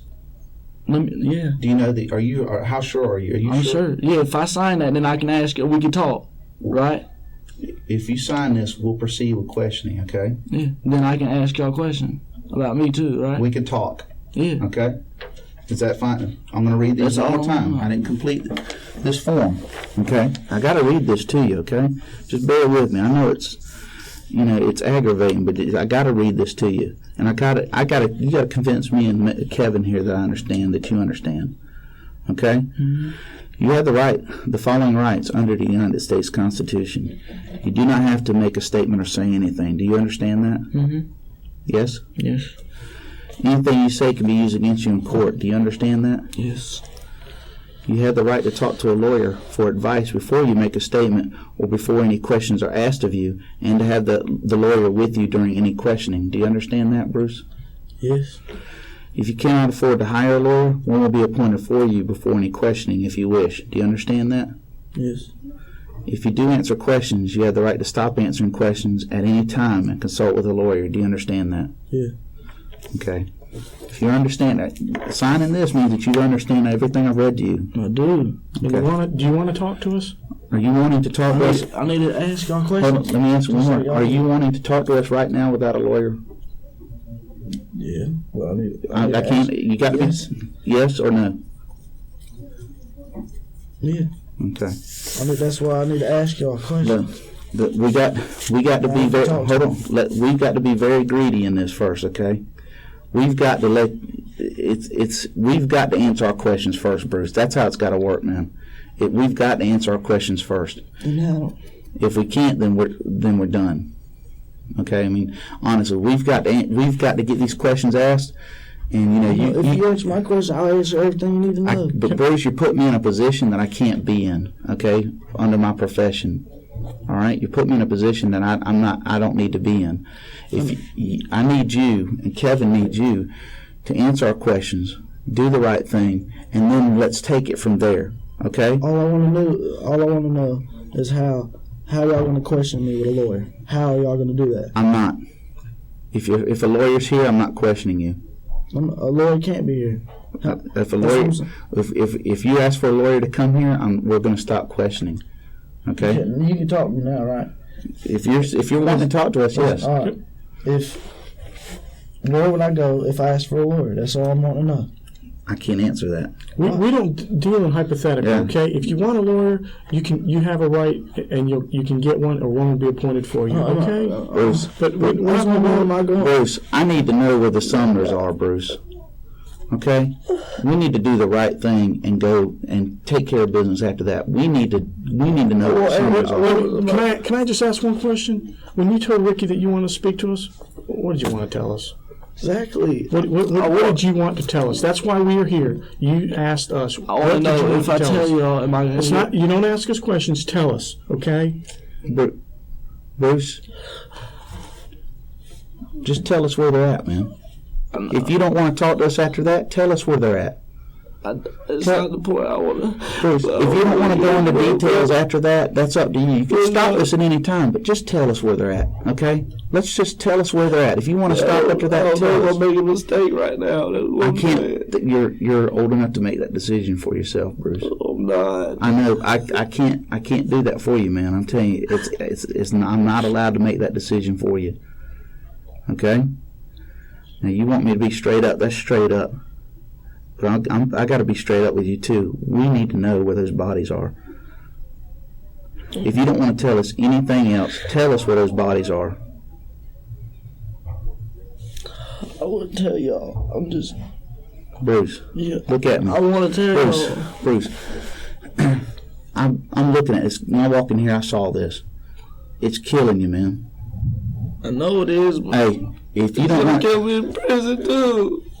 If you don't want to tell us anything else, just tell us where these folks are at, Bruce. Then I'm going straight to prison. Bruce, just tell us where these folks are at, Bruce. Right when I tell you, I'm going. I get handcuffed and I'm going to be there for the rest of my life. I'm not going to get to see my baby or nothing. I'm not going to get to finish school. I'm not going to get to do nothing. We can't change what's happening, Bruce. But I didn't kill him. Okay, I didn't that's kill him. that's what we need. We've asked that's you. what we need. We've asked you to account. be honest about the account of it. Tell us. But All I want to know is I know I didn't do it. They did it. All right. If I tell y'all everything and tell y'all that I didn't do it and y'all believe me and I'm telling the truth, am I going to get a lesser sentence? That's all I want to know. Can't answer that. Why? Please I can't answer that. First of all, I'm not a lawyer. I'm not a judge. And I'm not a jury. Please help me. And Help me. Hey, the only way I can help you is, how are you sleeping since all this happened, Bruce? How you been sleeping? Bruce, how have you been sleeping through all this? I ain't been in prison sleeping. Bruce, That's going to be even worse. how have you been sleeping through all this? Just answer my question. I ain't been sleeping. All right. I know, but I ain't going to be sleeping in prison. Take the first step. And let's just take a huge step. Don't tell me about how it happened. Let me just get those people, man. Okay? If you don't want to say anything about your involvement, let me get these people. All right, can I tell you something? If I want to write, when I tell you where the people are, what happens? That's all I want to know. We're gonna go get them. I know, but I can't stand being in this room or nothing. I know. I want to go home. I know, man. I know. That's all I want. That's all I'm begging y'all. Listen. So I just call after I tell y'all that. I just want. Can you draw me a map? I'll do whatever it takes. I just want to know what's gonna happen to me right after I show y'all. We're gonna go get them. I know y'all gonna get them. We're gonna get them.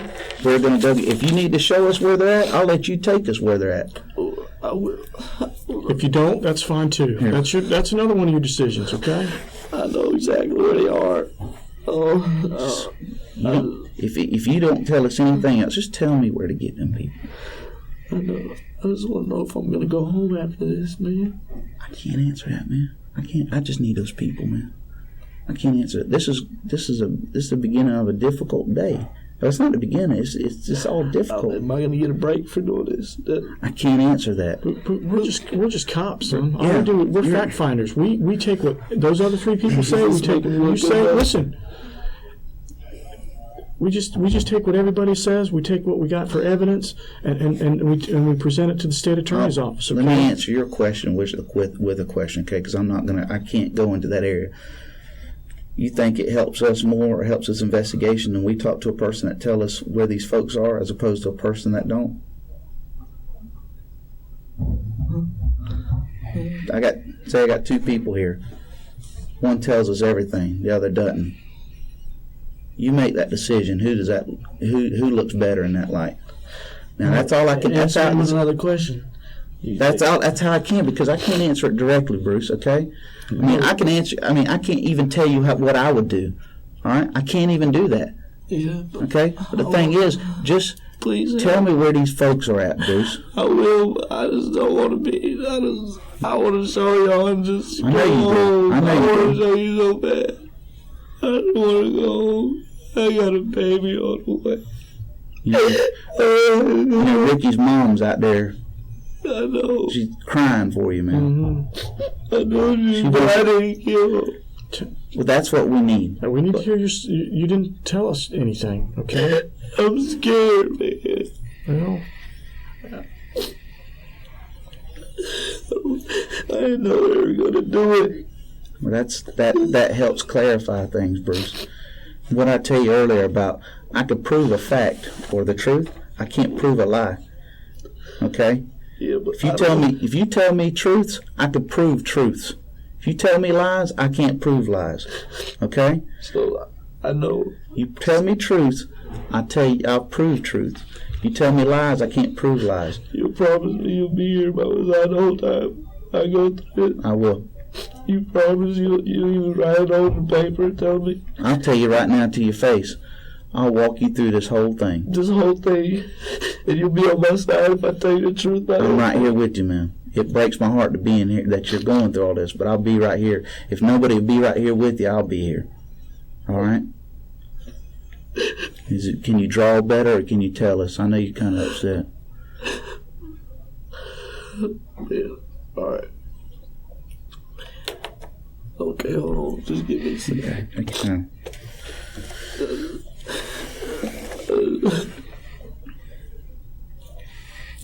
I just want to be able to go to school next year and show everybody I'm a finish. I was going to get a scholarship playing basketball. Let's correct mistakes first, though, okay?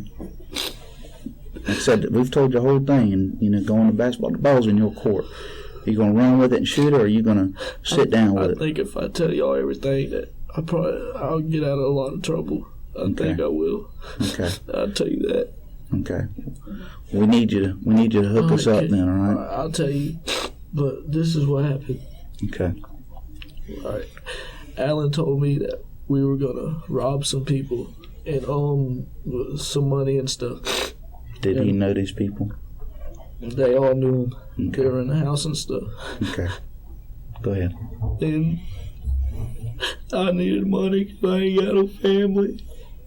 I had nobody. I had no help. Nobody. I had nobody.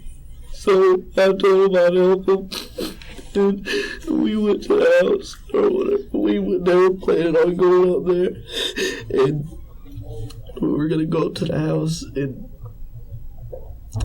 I was going to go up to the house. And we were just going to tell them for the money and stuff and get their ATM cards and get all their numbers and stuff. Then we went up there and beat out and taped up their mouth and stuff. What's that? We taped up their mouth and their eyes. And see what they wouldn't tell us.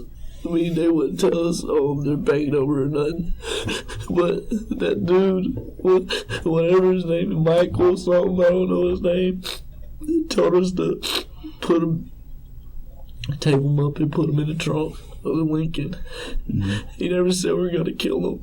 He never said, I promise. He never said that. He told us we were going to bring him out there. Where that was, and they had a hole down there and dig. And then he said that he was just gonna scare them into telling them the numbers. And then when he was doing that, I walked away to the car, the RX-8, and I was walking up there, and then about 30 minutes later, they walked back, and I asked them where they were, and they said they took care of them.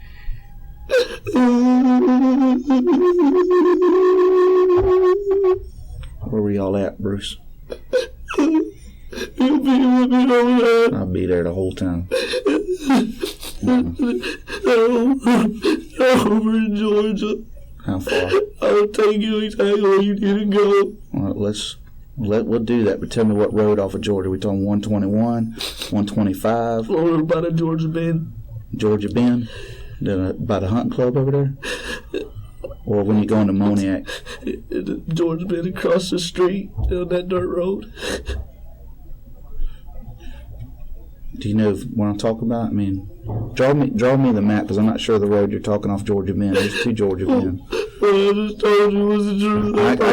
I believe that. I believe that 100%. And you're doing good. Here. I go to church. I didn't think it was gonna happen, man. I promise. You please help me. Do you know how far off the road they are? How far?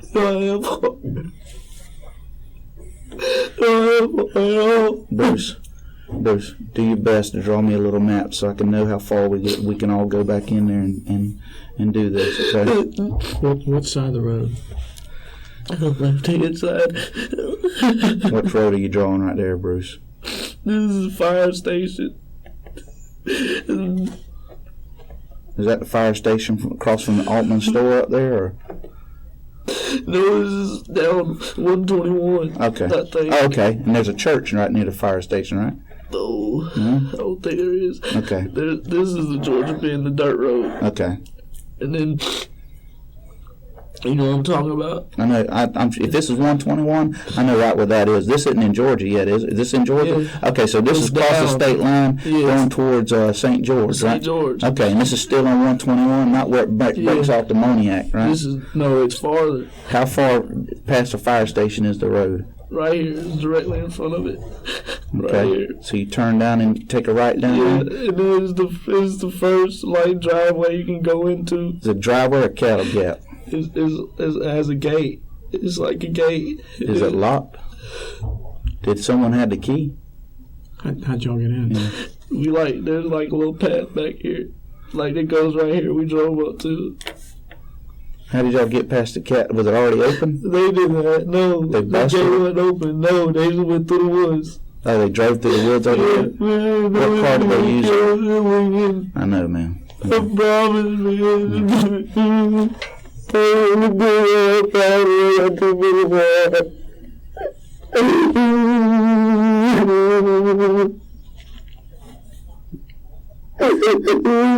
How were they acting about all this? They were gonna do this, I swear.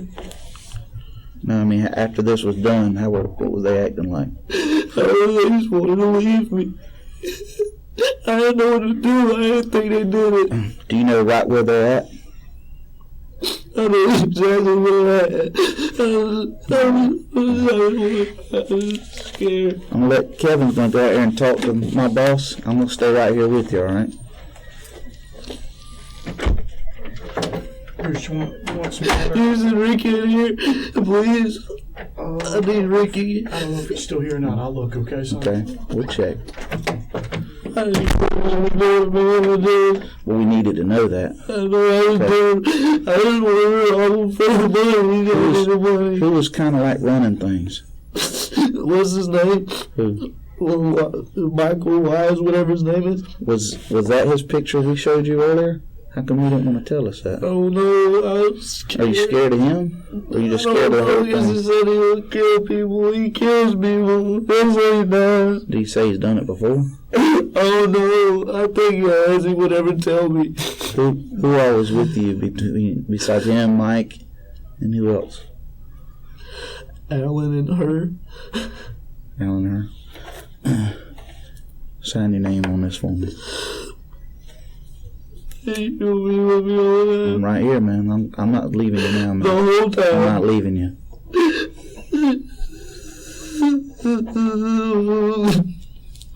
Today's date, July 15th.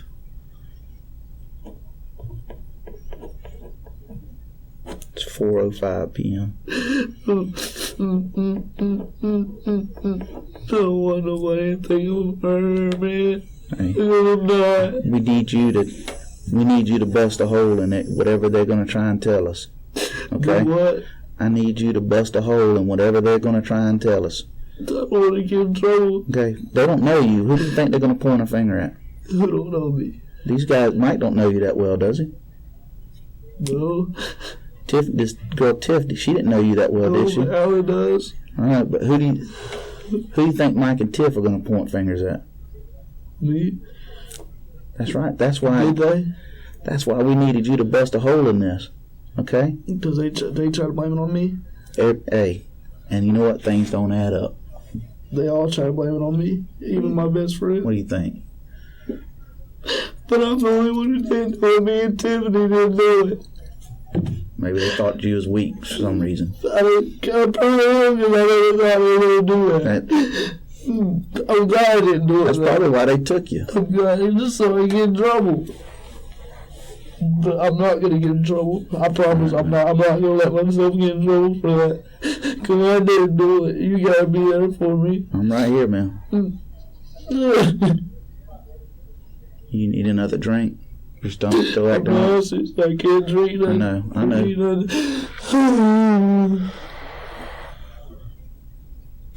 Tell me about at the house, these people's house.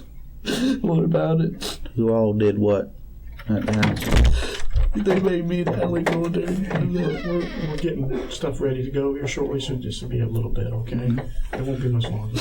I'm gonna stand by. All right. In the house, it was just the two of y'all. That's what I was just asking. Tell us who was all at the house. Me and Alan went in there. I never knew we were going to kill him. I never knew it. I didn't know we were going to rob him. You said something about tape. Did somebody bring tape with them, or did y'all buy that, or? Oh, Wise Mike brought it. Just his tape. He didn't want them to see him for some reason. What kind of tape was it? They knew him. Duct tape. Okay. Do you know? Did he already have it, or did y'all buy it somewhere?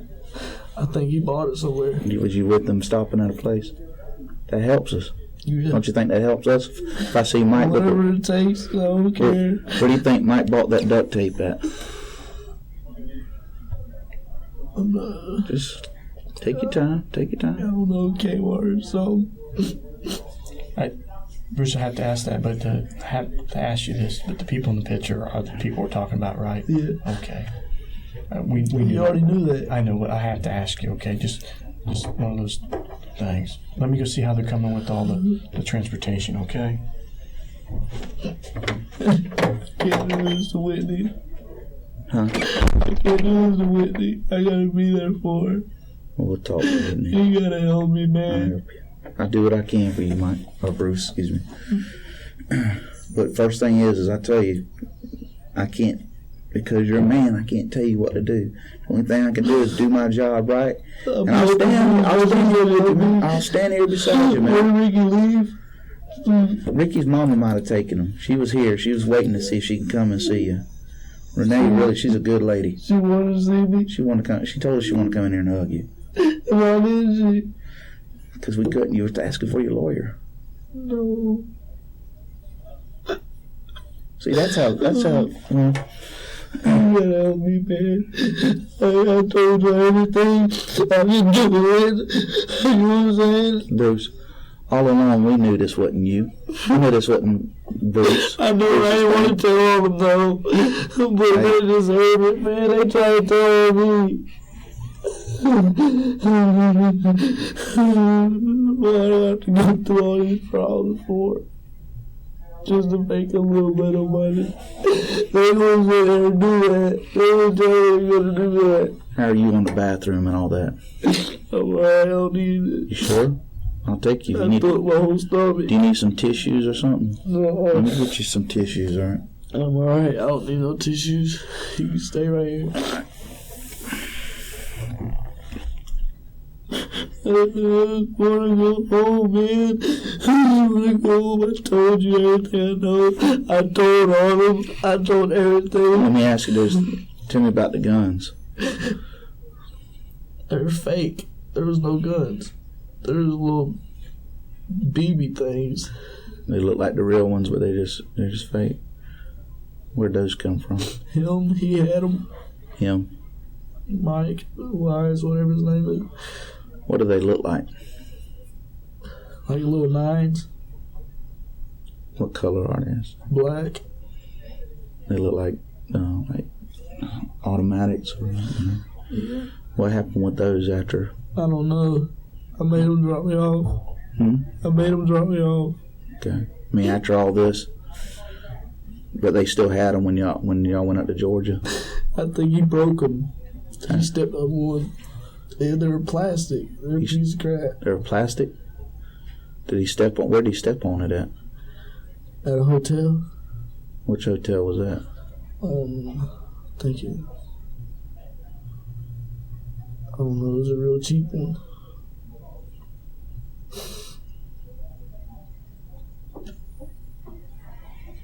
You don't know how much problems I had. I do. Renee told me. If I had a family to be there for me, I wouldn't even thought about even robbing somebody. I ain't got nobody though. He might give you a gun and tell you what to do, or He told me everything to do. He told me everything to do. what else did y'all have? Y'all had the guns, the duct tape, That's it. That's all we had. any masks? Any masks? Mm-mm. Any gloves? Yeah, we had gloves. What kind? Rubber or Rubber gloves. where'd y'all I get never those? knew we were gonna kill him. I know. I believe you. I would have did it. Did he buy the gloves? Where'd he buy the I gloves? don't know he had them. Oh, he had them? Yeah, You don't know if he bought them when you was there or... he already had them. Okay. You help me out as much as you can. I'm right here with you, man. Okay? Are you going? Do you need anything to eat? Try and calm your stomach down. Some chips or crack? What about crackers or something? I can't eat nothing. Tell me the truth. Am I gonna go to prison right after I this? can't answer that. I can't answer that, Bruce. All I can say is we got to do the right thing.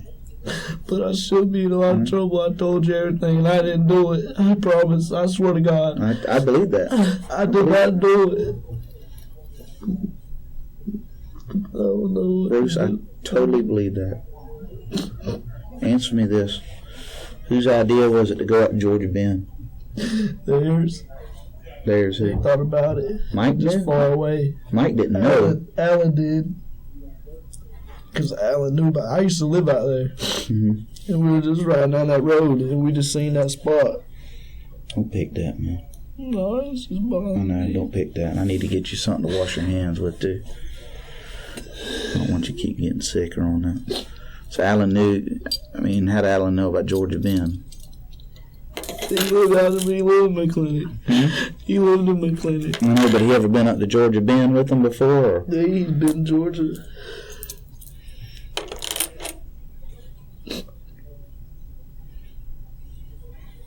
What was taken from the Sumner's house? I didn't have no part in that. They took the computer the next day. Who's did? What's his name did? Alan or Mike? Mike. What'd they do with it? They hooked it up in the hotel and started messing with it. Then they tried to sell it to me. Mm-hmm. But did they give you any money for all this? Or you said something about ATMs earlier.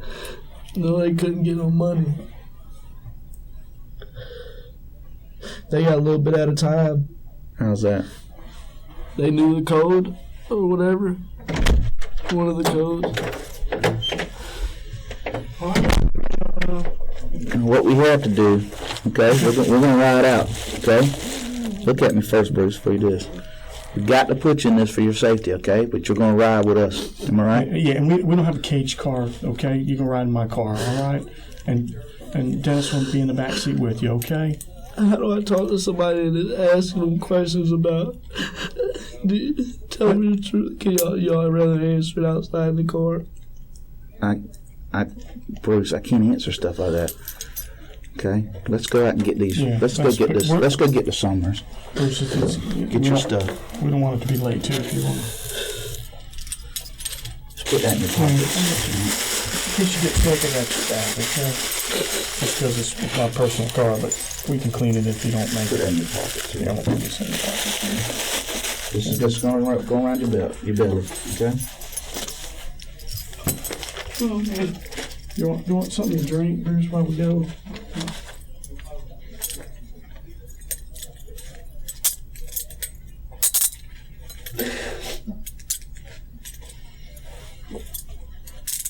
All right, buddy.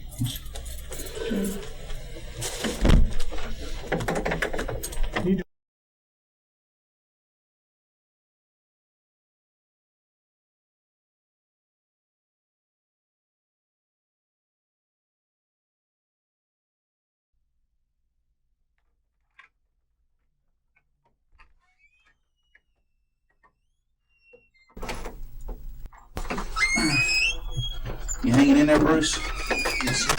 Bag that stuff. Okay. We got any water in the bathroom or anything? Yes, sir. How have I treated you up till now? Huh? Okay. Have I threatened or promised you anything? Has Detective Mesh threatened or promised you anything? Okay, you understand, Bruce? And I'll let you sleep in just a second, okay? Just kind of bear with me, okay? I just got to ask a couple more questions. You understand that the rights that we read earlier, are still in effect, okay? I don't have to read those another time, do I? You still understand all those? Will you still answer the questions I'm about to ask you? Okay. This is just simply, Bruce, this is about after you need a bag. You got another can in here? No, I'm alright. I just Okay. All we want to cover is just kind of, when y'all went to Sanderson. Okay? Just tell me about after y'all finished over there in Georgia. Just take it from there. We just drove to Sanderson and dropped it off. Did y'all meet anybody over there? Alan drove you, rode in the pasture of the Lincoln, and they followed you, and that girl Tiffany, and the Mike or Wise. Dropped it off. You guys, how'd you guys know about that place? No, about what? Where you dropped it off at? Alan knew that place. I don't know. Alan knew that location. I mean, it was out there. And then you just dropped it off, and I don't know. Yeah, I guess. where are the keys at? Do you know? I don't know. Alan, One of them got them. you piled back. Wise got them. You piled in the Mazda. Yes, sir. Did y'all make any stops like at any of the convenience stores out there in Sanderson or Cuz's out there? Yeah. Okay. Did you stop anywhere after that? Or tell me what happened and where all you went after y'all left from Sanderson. To that Sanderson, we went to a hotel. And the hotel that you told me about earlier, was it? Wow. Which hotel? The one hotel you told me about earlier? Was in the car? I'm not sure which one we stayed at that night. Is that the budget hotel or the budget inn or the one by the airport or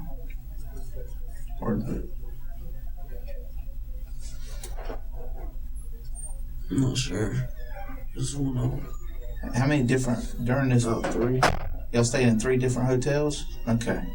Can you remember which ones? Can you remember? Holiday Inn, Budget Inn. That's it. Which one did you stay in first? Not sure. Okay. That's the one I don't You know. know which one you stayed in last? Holiday Inn. That was the one at the airport. I'm sorry. Over in downtown, I think. Holiday downtown. Right? Well, I'm not familiar with it. I had to get a phone book and see which one we're looking at. But you think the Holiday Inn was the last one you stayed in? Did you ever stay with them when they were out at the beach? Beef. Okay. They had already dropped you back off. Okay. Do you know- Budget, what was the other one? Budget Inn, Holiday Inn. You didn't know the third one? You didn't know. Do you know who rented those rooms or who went into it? Tiffany. I think to all of them or just 2 of them? Oh, You remember seeing her go in there to the desk or something? no, I just know she did. She's the only one with the ID. Okay.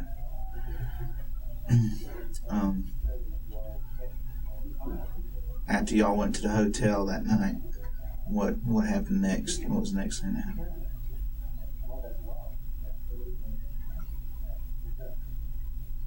And we just went to sleep. Did you wake up the next day, or did you wake up later that night, or Woke up the next day. what'd y'all do?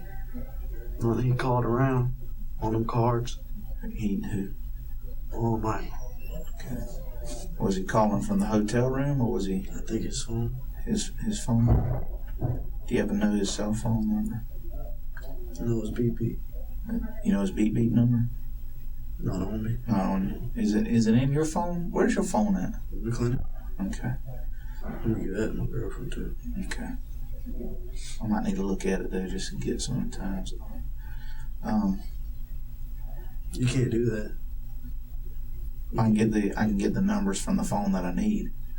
The only thing you can do is I want to get the last time I talked to him. Right. That's what I'm saying. Yeah. That's what I want. That way I can get I his don't beep need beep no number. Yeah, Well, once I have a beep. beep beep number, I can track the times. Okay. Did it take him a while or whatever was he on? I mean, how long before what? Well, let's go. Okay, he calls on the cards. What happened next? Keep me in line. He just checked on balance and stuff. To the cards. Do you know how many cards or about how many or? About 2, 3 of them, something like that. Okay. I ain't really getting all that. Well, okay. What about what was you doing then? Because we know. I mean, you Sitting on the bed, minding my own business. That's all I was doing.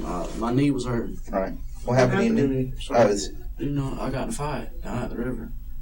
that knee, the one with the sores on. It was real bad. It was swollen up. What about that bandage right down there? What's that for? That's the same thing. Same fight? What's this mark right here? Is that a tattoo? Or you get hives or something? Right Is that here? red mark? Yeah. No, that's where he's been crossing his arms. See right here on his forehead, he's Let me see. Oh, were you laying down? been laying down. Don't. Yeah, just be careful. These floors are better than laying on that table, all right? I don't want your head to get hurt or anything. When did y'all leave the hotel then? I mean, just tell me what you did when you hung around. We stayed at that hotel. We moved to the next hotel. To the Budget Inn, I think. And is that the one at the airport? You think that you was telling me earlier? I think. That's fine. I mean, don't make me fill in the gaps for you, but I mean, but it's a Budget Inn or Budget? It's over there in Jack Lane's. Across the street from Jack Lane's. The bowling place. Oh, over on West Side then. Yeah, right at Lane. Or is that Ramona? Is that Ramona? Yeah. So that's not too far from Allen's Mama's then, right? Was the Holiday Inn or anything else nearby that one too, or? I don't think it was. Okay. I think that was downtown. So that's the Budget Tel. Is that the one going towards the flea market over I'm there? not sure, but I know it's across the street from bowling alley. Okay. Gotcha. Just quick, just a few more. Remember what day it was that you went out to make this, to dig up the ground? That was the day they picked me up. That was the day they picked you up, Friday? Thursday or Friday. What's Friday? I thought you said, I thought you told the sheriff it was a couple days before. It was. I was talking the night they picked me up. What's Friday? Or Thursday. You remember what I was thinking? I was like, let me make sure. I didn't know. It was either Thursday or Friday. That night y'all went out there? Yeah. All four of y'all? Yeah. And then what? We do it. Who found that place? They just thought about it. It was out of the way.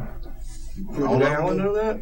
Yeah, Alan was like, how about over by Georgia Bend? They were right down that hole, and they said, well, there's a place right there. Because they're from South Carolina, right? Yeah. Like, Alan said something about Georgia Bend. George. Okay, so Alan knows these spots. Wait, so then you guys, how long? And forgive me, how long? You guys went up there Thursday. When did you guys end up going to the couple's house? The next night? No, we were riding around looking at their house. That same night? Every day. Every day? Yeah. What's some of the things that Wise and Tiffany were telling you about them? That they knew him real good. Their parents know him. Her Tiffany parents know him and stuff like that. So they got money. Did the house look like they had money? But you dug up the ground, and then was it the next night y'all went out Never there? knew nothing about killing him. Never knew. Did you ask why you guys were digging up the ground? To scare him. Scare him. Give him the pin numbers. You know what I'm saying? Built two graves, pretty much. One. Huh? One. Just one big pit, Yeah. like? How deep do you reckon it is? Oh, 4 foot, 5 foot, something like that. You stand up and see and show me on your body how far it is. Probably like this. Okay. They said I was gonna scare him. It sounded good to me. That area, you know what I'm saying? Never knew something. When? Just give me a time frame. When did you guys dig, and then About when? 3 o'clock. At that same day? They picked me up at 3 o'clock. Right when they picked me I up. went out there. Hold on. All right, hold on. Thursday. It was Thursday. It was Wednesday, late night, 3 o'clock in the morning. So it was Thursday. What's Wednesday at 3 o'clock when they pick you up? And it's They picked actually Wednesday. Thursday, 3 a.m., but it's like Wednesday night. Okay, It's I got Thursday, you. 3 a.m. They picked you I don't up. remember now. Yeah, 'cause They picked you up from Renee's house. yeah, and we do it all. If y'all go straight out there and dig, or they kind of fill you in on the plan, or Yeah, they were just saying how we were gonna rob them and stuff. did you know these people that they were talking about when they picked you up, and they said what they say? They say something like, "Check this out, we got something going on." Or, I didn't know them. I only knew Alan. Alan kind of introduced you to them. Okay. So Thursday at 3 a.m. you get picked up. You guys go straight there and dig the holes, right? How do you see at night? Flashlight. It was just a flashlight. Only one flashlight? A little flashlight, yeah. And how many shovels? Like 3. Okay. 3. Then after that, where do y'all guys go? Go back to The hotel. Okay. That Thursday when they picked you up, did you stay the night at a hotel, or did you go to Alan's, or? Stayed the night at Alan's house. That night I stayed at. That's when. That's the night when his old lady's mama got upset at him, or? Alan's mama. That's what I mean. Alan's mom got mad at us for staying there. All 4 of y'all stayed there? Yes, sir. Did they have the shovels with them when you went to Georgia Bend, or did y'all stop and get them somewhere? I had them. You had them? Yeah. Where? And I'm telling you that. I had them. I found them. Like, I was walking around the neighborhood and I just seen them. What kind of shovels were they? A pointed one, a flat one. It was like a snow shovel, plastic snow shovel. you was walking around where? The neighborhood. And I just found them at a garage. Like somebody On Jerry Circle or Barber, or who's? Jerry Circle. I mean, I don't want to get in trouble for all that. Don't worry about that. Okay, don't worry about it. It just Bruce. It helps me.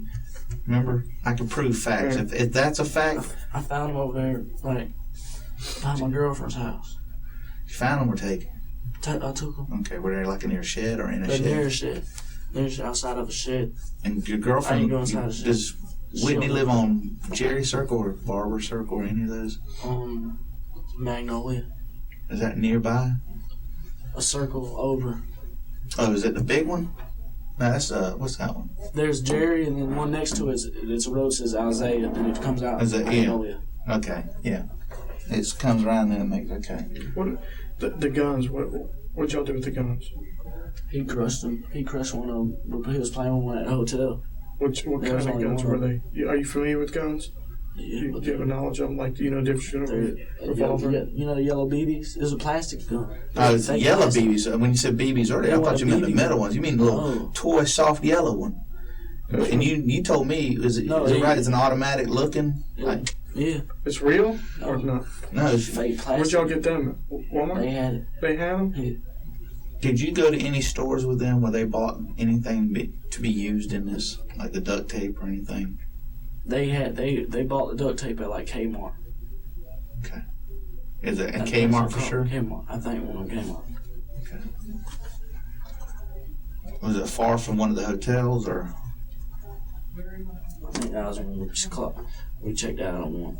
And then they had checks or whatever. They're writing checks to get the duct tape. Were they writing the checks? Do you know if it was their checks or is it? It was their check. It was Tiffany's You check. think they were bad though? She found some. Probably, I don't know. Not sure. You know what I'm saying? Okay. Did all of y'all go into Kmart when they were buying the duct tape? Yeah, everybody went in. We were just walking around. We got pizza there. That could be the one on the west side then, right? I don't know. Probably. Is that not too far from Alan's house? I'm not sure. We rode around. Okay. When y'all went up to the door to the Sumners, who talked to them? Alan or you? Alan did. What do you ask them? Who answered the door? Alan asked you to find a woman. Who answered? Mr. Sumner or Mrs. Sumner? Miss Sumner. Mrs. Sumner? Yes, she's Miss Sumner. The woman. okay. Yeah. He asked to use the phone. Alan did. she let her in. She let him in. Okay, and then and tell me about that. Y'all produced the toy guns. Is that correct? Yeah, I had a toy gun. Where was your toy gun at? Where'd you keep it at? Right there. Yeah. Okay. What about where does Alan keep his at? That got crushed at a hotel playing around with it. No, Oh, it did? Where did he have it at on him before it got crushed? I mean, during when y'all went to the door. I am. Alan didn't have one. No. Because his got crushed at the Get hotel. crushed Goofing before off. all that. Is that, yeah. Okay, that makes Michael, sense. whatever his Okay. name, was playing with it and crushed it. Okay, So so where was Mr. Sumner at when y'all went in the house? He was in there too. He was. Yes, sir. And then just go through me on that. We went in or whatever, and Alan got the dude in the hayloft. I told him to get on the ground. I was being nice. I was like, get on the ground or whatever. And she sat on the ground. And Alan had Mr. Sumner in a headlock? Okay. Yeah. Was he in a wheelchair? No. Okay. He was walking. He was walking? And he told him to sit down. We sat him on the bed or whatever. And Michael was telling us everything to do. You know what I'm saying? how's he doing it? By Nextel, or was he? Yeah. He wasn't inside, right? Because you He told me did. earlier y'all were the only two inside at first, We right? were. And so y'all were doing this by Nextel? Mhm. Okay. Okay. Then he told us to cover over the eyes, duct tape, whatever, for some reason, and then get their arms, hands, and we duct tape their hands. Front, back, hog style, or? I'm not. I just did it for us. Okay, I just thought they were just gonna get, you know what I'm saying? Just get their I know, information. and just I know, go. but this is good information for us. Then what, y'all just kind of go through the house looking for stuff? Yeah, but I wasn't. I was sitting there watching them. Watching them too? They were just sitting on the bed? Yeah. Could they talk? Did you do their mouths or? Yeah, no, they couldn't talk at the time. Why is it? I taped their eyes up, and then the dude, the mouth wasn't closed. And then he told us to duct tape their mouth shut. Wise Mike did? Okay. Yeah, like he knew what he was doing. So you did that right? Okay. Then he said, change the plan. We were supposed to get the numbers from inside the house. You know what I'm saying? And check them. He said, change the plan, put them in the trunk. And I was like, why are we doing that? You know what I'm saying? Then he was like, we're going to bring them out to the hole, blah, blah, blah. It sounded good to me, you know what I'm saying? Bring them out to the numbers, hole? Yeah, get the numbers from them or whatever. And I thought we were going to get them from them right there. We didn't have to go through all that. Then he was like, put them in the trunk or whatever. We on walking out there, laid them in the trunk, drove out there. Both of them got in the trunk? What was there some kind of rugs inside? The trunk? Did y'all put them in? I think Alan did. Alan grabbed the rugs from off the house? roof. The roof. No, it was the roof of the car. They had on the roof of the Rugs car. on top of their car? So he just used them to... They look like they ain't drive a car. What did he use the rugs for? Just lay it down there. So I don't know why. What about the stuff that was taken out of the house? The computer and stuff? Is that when y'all grabbed it? I don't know. I didn't grab the computer. He grabbed it the next day. Y'all went back? He did. When you mean he? Why? Okay. Wise went back to the house the following day, To Saturday? get the computers, thinking he's gonna go and look in the bank and stuff like he professional. How do you I think he told was him going to I get was in? back. Go back, get in where? How do you think he was going to get back into their house? Walk in the front door, I guess. I don't know. Oh, I don't know. We're trying to figure out, did they already have the keys, or did y'all leave it unlocked so you can go back in, or? I don't know. We just shut the door. How do you know he went back the next day? Because he came out with a computer. I was in the bath with my knee. Oh, you were in the Mazda? No, I was in the hotel. We were in a hotel. Okay. And Who left with him to go back to the house? no, I don't think he did. I think the girl, because I was in, just like I said, I was in the bathtub. I think Tiffany and Alan went back.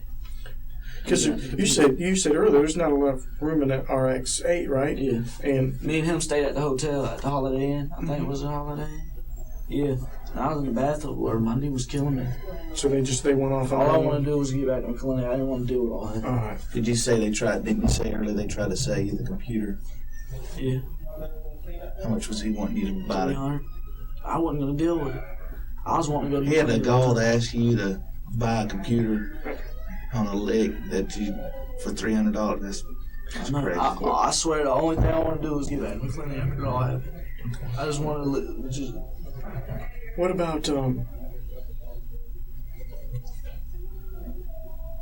My knee was hurting me so bad. But you guys obviously got their cards that night, right? What did you take from that night? I mean, you weren't just going to Cards and their wallet. yeah, he found the wall. I wouldn't worry about all that. You know what I'm saying? I'm not going to try to make it sound like I was the perfect kid, but all I was worried about, you know what I'm saying? What do you know what they took? They took jewelry, a wallet. No, that Purse. night, what you guys throw in the Lincoln with you? Jewelry and wallet? Jewelry, wallet, and purse. Okay, and so then he went back and got maybe the computer? What were you talking about, coins? We're thinking of some little coin things we're taking. You don't know anything about that? I think some $50 or something. Yeah. It was like a little box. That's what my partner told me, something like that. Yeah. Is that what he took too? You guys did you take that night? He took the coins, jewelry box. I think the woman's purse with the checkbooks in it. And the next day he just went and got the computer. And the next day when I was in the bathtub, Tiffany and Alan went back and got the computer. Do you know? I told them I wasn't going back. Were they gone for long? That's what I'm trying to understand. Is the Holiday Inn? Yeah, when they left the hotel, they seemed like they were gone for long. To go there and come back. I mean, they just went there and got the computer and came back. I mean, what I'm saying is that mean the Holiday Inn might be close to where they lived at. I don't think it was close. Okay. I mean, how long were they gone when they went to go get the computer? I got in the bathtub and I soaked in the bathtub. They about an hour or something. Okay. Because I was in the bathtub soaking my knee in the hot water. Mm-hmm. And then I came back out and I was laying on the bed for a while. And then they came home. Did you know the first night, did they take a box of their personal paperwork stuff and check, or was that the next day? Personal. I think it was the same day. Same. Yeah, because he was going through stuff. He knew he acted like he knew what he was doing. Who's that? Wise. So the next day he goes back and gets it? No, I think he did that night. You told us he never went in the car. You told us he never went in the house. Yeah. See, after me and him did that, after we taped up their eyes and everything, he came in. Yeah, I'm sorry, I'm not trying to lie. Did y'all kind of let him know on Nextel? He told us the cause when we covered up his eyes. Okay. We didn't get that. I don't think you were lying. Because they knew him, right? Yeah. For some reason he didn't. They just wanted to just cover up his eyes because they weren't planning on killing him. So he comes in and he pretty much grabs a bunch of stuff, right? Yeah, he comes in there like he knows everything. He's like, grab it, he got a bag, and they got the jewelry box. And I was just sitting there with them. Right, just covering them. And I was just like, sir, we're not going to hurt you. Just, you know what I'm saying? Just calm down. What did they tell you before you take their mouths? They were just like, don't hurt me. You know what I'm saying? What did she say? That's what she was saying. What did Mr. Summers say? He was like, it's going to be hard. I said, it is going to be hard.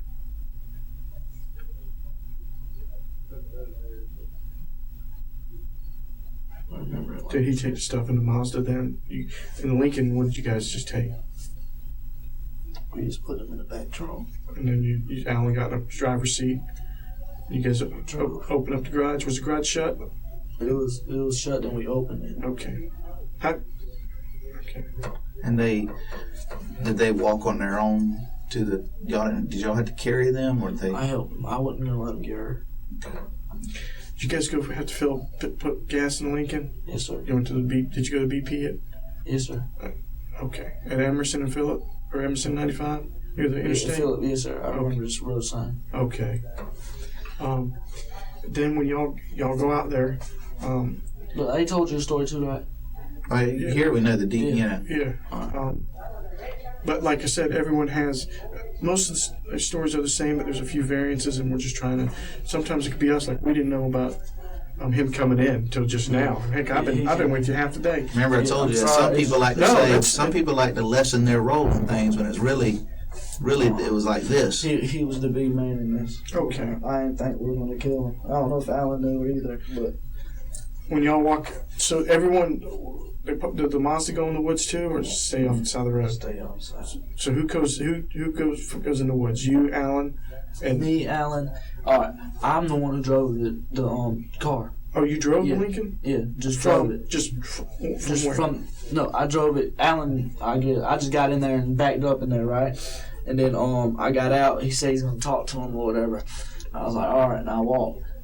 Really, Alan said he was gonna stay. He said he needed Alan's help and called Alan. Me and Tiffany was walking up and down the road. You know what I'm saying? Not thinking nothing. We were just walking up and down the road. And then about 45 minutes later, he came walking from behind there and he drove the car. And he was like, all right, took care of it. Who said that? Michael. I'm just a little confused. Who drove leaving the house? You? No, Alan. Okay. Then when you got there, I backed up into there. Were the Sumners still in the trunk, or Yeah. okay? They were alive and everything. You drove them back. Yeah, they were alive and everything. They were alive Yeah. in Georgia there? Yeah, they were alive. And then How sure are you of that? I'm positive. Okay. Sure, I'm positive. Okay. I just wanted to hear you say. And then what? You guys want to find out the pin numbers? Is that correct? Yeah, they were. So who undoes the tape? No. Were you there? We had a pat. No. You were out the street. Yeah. So when you drove the car back, you just walked back. Yeah. I just walked. Did you have a flashlight? No. I just walked. You can see the car. Why were the lights on in the car? Yeah, I think the Mazda. You can see the Mazda. You can flash the light. I told him to flash the light. Like To where the car was, and I just walked straight. And you can find your way. I was just walking over stuff. So then you just left, and it was basically. Alan and him. Well, I'm not fixing a lot of y'all. I know. Hey, Okay. we're not asking you twice because I believe 1,000%. I believe just because I didn't tell you about him, I just forgot about him. that happens. It's But he came in after we taped over their house. okay. Well, we might not. I did not know that we were going to kill him. I did not know. you don't have to tell us that one. And you know, after I done I know. started doing that, I couldn't do nothing because I was held responsible too. I couldn't call y'all. I was just trapped in it. I didn't know what to do. We know, Bruce. We know you got That's why I need help. way over your head on this, man, and somebody took advantage of you. That's all I did. And then they try to blame it on me.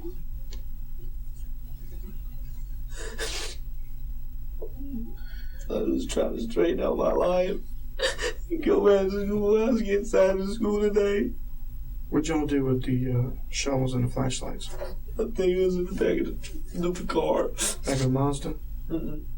Back of the Lincoln? Yeah. Okay. What about the toy gun? I don't know what he did with that. Did when y'all were digging a hole, or when they were filling the hole back in? I don't know. Did you see them wearing gloves back out there when y'all brought the Sumners out there, or try to take the gloves I off? don't think nobody was wearing gloves. Just like I said, I didn't know the whole time. Nothing was going through my head. That's why I just thought it was going to be a robbery. I made a mistake. You know what I'm saying? I'll admit to that. I know I did.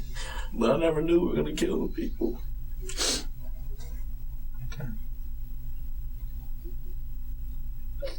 And I had to live with that for the rest of my life. you said your clothes or your phone is back there at My phone. is at Ricky's house.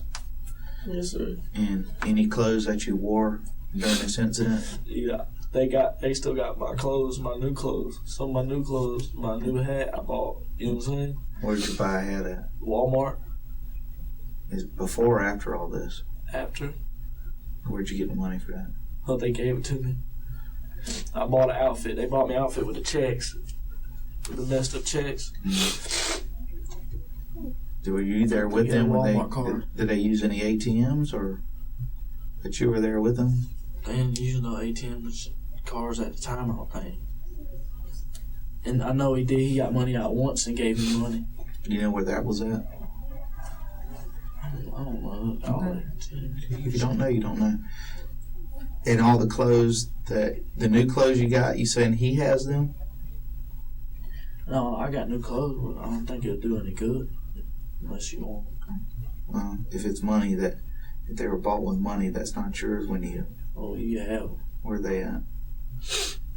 I think my shorts still got a tag on the back right here. What kind of shorts we talking about? They're cheap Walmart shorts. I don't know. Ricky will know. And which Walmart did you go to? It was either Walmart or Kmart, sir. I really don't know. Hey, we got shorts. What color shorts? Tan khaki with a red striped shirt. Okay. Is that at Ricky's house? Yeah, sir. Shoes. Flip flops out the way. Where'd you throw them away at? I don't know. They were in the car. You're not in the garbage at Ricky's, are they? Garbage at Ricky's? No. I think you didn't throw them away No, there. sir. Any other clothes there at Ricky's? What about this hat you're talking about? They got it. What kind of hat is that?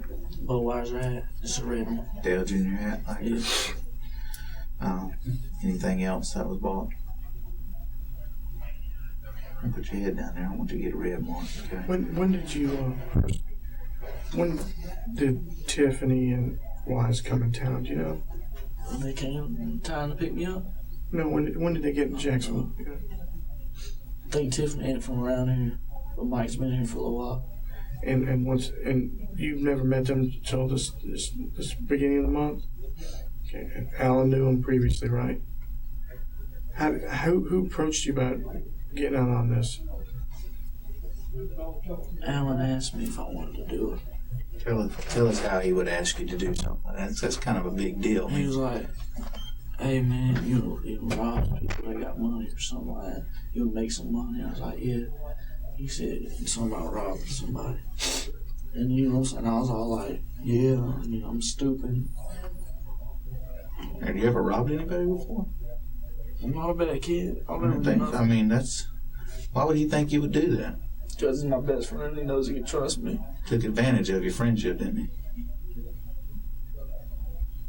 I didn't have no money, and I was going through a hard time. School's about to start back up. Need clothes.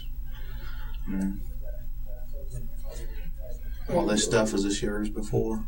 Mm-hmm. All this jewelry and stuff, that's yours before? Okay. I know it's tough, man. You can't go back to school. You gotta... I got no family. You got a family, huh? I'm gonna step on now. Promise me y'all help me as much as y'all could. We know what you did. Okay? I'm sorry, but I could. You did. You did, and you did the right thing. Okay? Bruce ultimately led detectives to the bodies of Reggie and Carol Sumner. They were later found to have been buried alive. Bruce testified against his cohorts and was the only one of the four that did not get the death penalty. He was convicted of second-degree murder, robbery, and kidnapping, and he was sentenced to 45 years in prison for his role in the crime. He is currently serving his time in Cross City, Florida, and his potential release date is March 20th, 2048. He will be 60 years old. To say that Amanda Hansen was hanging out with the wrong crowd would be an understatement. But the consequences she would face were beyond imagination. On August 19th, 2002, in Manitou Springs, Colorado, Amanda and 21-year-old Michael Paul Baldwin would be together for most of the day. Allegedly, she was helping him find another young girl that accused him of SA. After Baldwin led Amanda down a secluded trail, he would brutally take her life. While the official autopsy report deemed the cause of death strangulation, what she endured was far, far worse. The autopsy would also show that Amanda was 3.5 months pregnant. Amanda Hansen was just about to start her freshman year in high school. She was 15 years old. Because YouTube treats you all as if you were children, possibly that's who this platform is intended to cater to, I can't describe what she went through. But the timeline of events is linked below, and you can find it on our Patreon as well, along with lots of other information on other cases not suitable for children or for YouTube. The day after Amanda's murder, Michael Baldwin was tracked down in New Mexico and questioned by El Paso County Sheriff's Department. He tells quite a story to detectives. This is the full interrogation of Michael Paul Baldwin. But first, let us have a moment of silence for the victims in this case.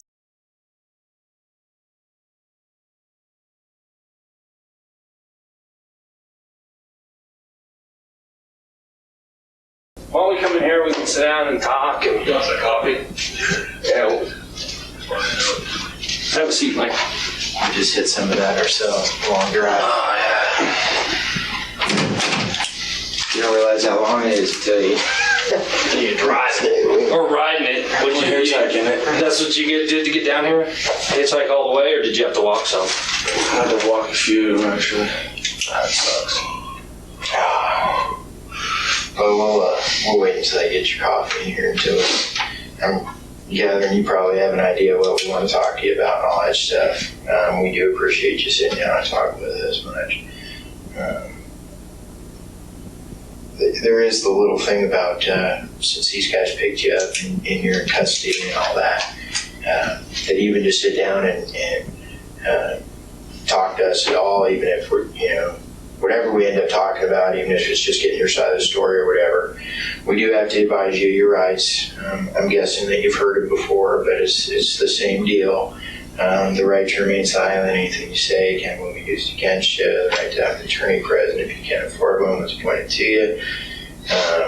Same exact ones you probably heard before. Do you understand those? Okay. You mind speaking with us? Okay, great.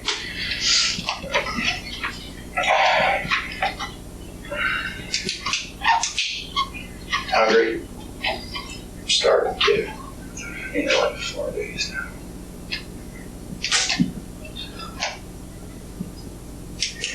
It hasn't been that long for me. I hit a couple of chocolate chip cookies on the way down, but it did. So, they treat you all right here? No. All as best can be expected for a victim murderer.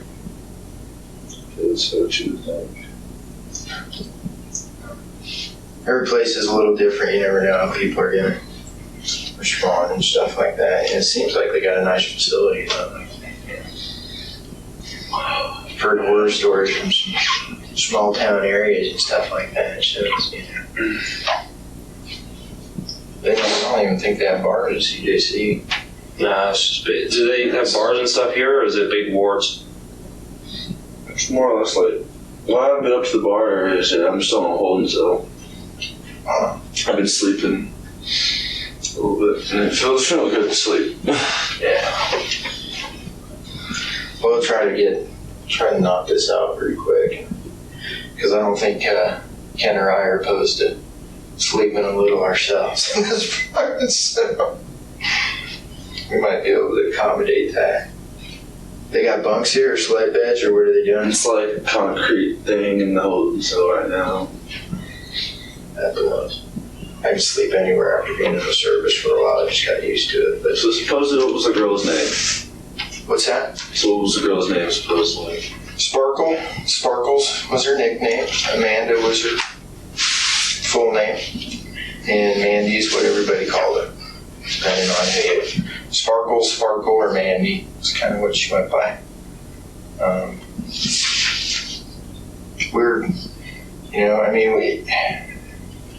We're going to jump right into this, I guess. I mean, we kind of have, I guess, a general understanding of everybody else's side of the story, but the problem with these things is that usually there's a lot of different sides to the story, and usually they kind of meet somewhere in the middle for a... I was attacked. Well, run me through it. She led me into this really screwed up ambush because I used to be a Nazi. Okay. I used to be like this hardcore, like, skinhead Nazi type guy. And I managed to make pretty prominent enemies with the Nazis in Colorado Springs. Okay. They're the ones that hang out at Acacia Park and run the drugs out of there. Right. Sure. I told them all to go shove whatever racism they had up their assholes. And managed to actually try to attack one of them too, because he had made a comment to me about my girlfriend that was going out at the time. She wasn't white. So managed to try to attack him. Right. Ever since then, he's been trying to get back at me.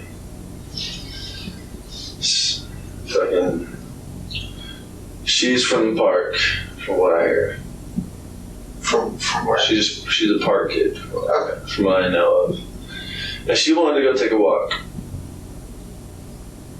And so took a walk, went up there. We were just chilling out, and I was attacked. She also attacked me with them. Okay. Now, from what I know, I mean, how many guys are we talking here? Probably talking about 10. What are they attacking you with? Just well, one had an ice pick, one had a Bowie knife, and the rest of them just had like rocks. Distance. So how's the fight go? I mean, run me through it. Well, as you can tell, it didn't turn out too well for me. Okay. And when she was attacking me, I didn't know who was who. And from what I remember, she still had her clothes on after I left. Because Ralph was one of them. Probably heard of him.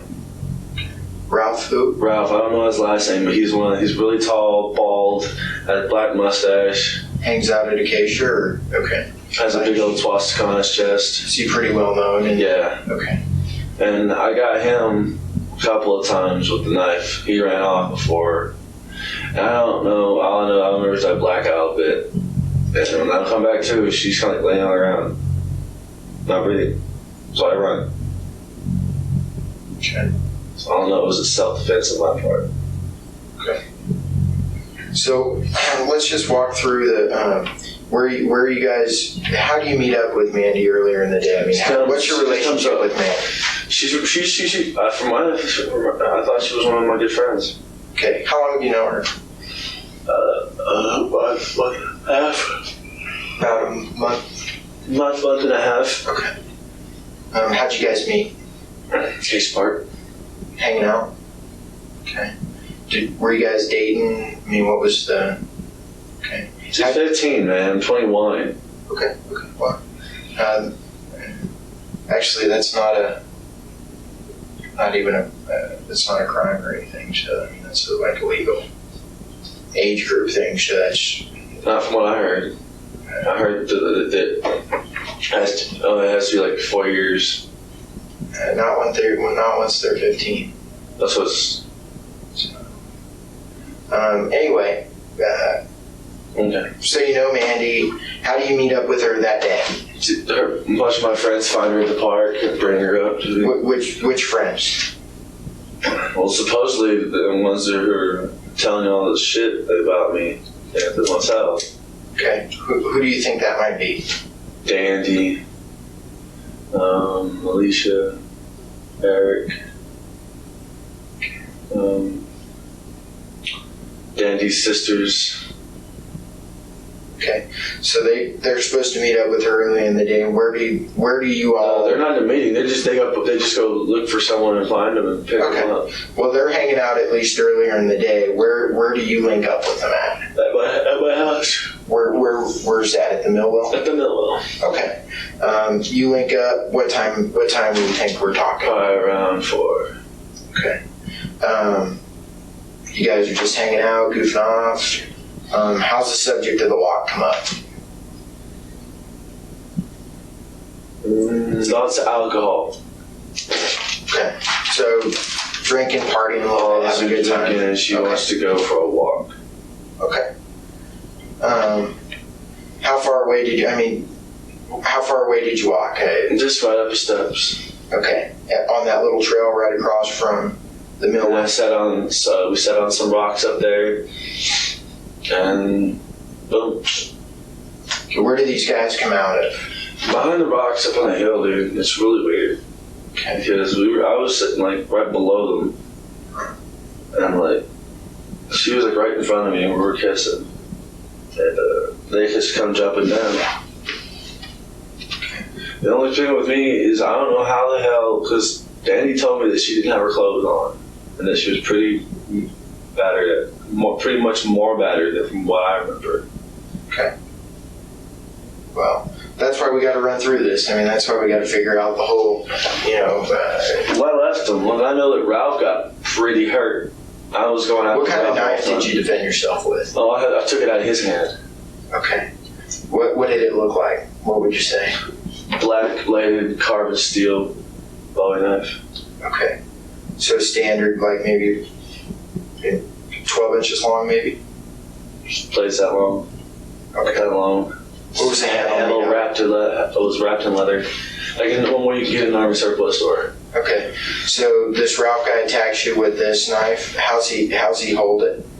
How's he holding it? He's down. So like this, kind of, he's doing kind of this? like doing this whole thing, punching with it and slice it. So how many times does he get you with the knife? So you count. And then we'll take photos and everything. Don't worry, we'll talk to him and all that. How do you eventually get the knife away from him? Kick him in his balls. Okay. And he responds by falling to his knees. And then you take the knife and just start wailing with him. Okay. What are the other 9 guys doing at this point? Still trying to get on me.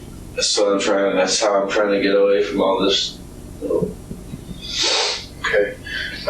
She's the first one I smacked though, just to get her away from me. Okay. So she's just like right there in front of me. Where do you first smack her? Okay. Do you have the knife at this point, or did you just punch her? Punch her pretty hard. Okay. How's she respond? She responds by falling down. Okay. Walk me through it. I mean, give me an idea how this all occurs. She falls down. Ralph's still standing. Ralph has a knife. Yeah, a bunch of his boys are hitting me. I'm picking up rocks, left and right, throwing them at them, trying to get to Ralph still. Okay. And about it. It was like I said, I go after Ralph, get the knife from him, start cutting him, so he starts running, and then I turn on the other guys, and I start just swinging madly. Okay. Whoever I hit, I might have hit, but I don't. Where do you think you stabbed Mandy? Mandy? I don't remember stabbing Mandy. Okay. Slugging her. I mean, kicking. You remember that she attacks you. So try to. I mean, I know it's harder. I know some of this might even be difficult. I know it might be sad, upsetting, frustrating. I was drunk this whole time. And that's. I mean, that's understandable, especially when somebody's under alcohol. A lot of times, people do things. Alcohol causes reactions on all sides that you normally wouldn't do. It's not that you're doing that, it's the alcohol is doing it. Everybody, I mean, that's scientific. People know that. I mean, people recognize that alcohol has that effect, especially in large quantity. That's why we drink alcohol, is that it alters our mental state. And that causes things to happen that sometimes are a little regretful, sometimes they're out of character, for Mandy included, maybe. She's been consuming alcohol too. Maybe she did some things that were out of character for her, like attacking you, for instance. You're sitting there, you're also hitting the bottle a little bit, and you respond in kind. That's totally understandable. People understand that. But see, I didn't, for one, know about the alcohol, so that's one of the things that's important. That's an important filler to the story. Kind of explains some things to us. So, that's why we're here to talk to you. So, Mandy attacks you. She hits you with what? A right fist, left fist. I mean, try to close your eyes, think about it if you have to, and just kind of run me through. I need like fists and claws. Okay. When you say claws, do you mean she's using her nails to scratch you and such? Okay, where's she hitting you with it? It's like scratching me here a little bit on the side over here. Okay. And how do you get her back? Okay. When you're drunk, you have a lot of strength. Absolutely. I mean, that's also, again, I'm not going to disagree with that. I mean, I've seen guys, we've both worked the road, and I know for a fact I've seen guys have a couple beers in and just do stuff that takes 10 cops to get them into custody. It's not that they meant to do that, it's just, that's the way it goes. So you push her down, she falls down hard. Does she get back up right away, or what's her response to that? It lays there for a minute. It's like, as if she banged her head on a rock. Back of her head's all banged up, I think. Okay. Can you see blood at this point in time? I mean, is there some blood in the back of her head? Okay. Next step. Mandy's down, blood out of the back of her head. What happens next? This other kid named James comes after me. It's kind of like, just kind of like pistol whip him with a knife. Okay. At some point in time, you end up having to. Do you ever end up having to use the knife on Mandy, or is it just the rocks and punching and kicking on Mandy? It's punching, kicking, and rocks. Okay. At what point in time does she stay down for good, to where you don't feel like she's a threat anymore? Like when everybody's running away. Okay. And everybody leaves, and you're left there with Mandy. Okay. And I leave. Okay. Describe the condition that Mandy's in to me. Not too good. At this point. I understand that. And I know that, you may feel like, even if you were defending yourself, that this might be a situation where you made a little bit of a mistake, or you acted out of character, or, some split-second decisions. Okay. Her face, her back of her head. She's just like laying there. On her side, on her back, on her stomach? On her back, kind of like on her back and her side. Which side, you think? Left. Okay.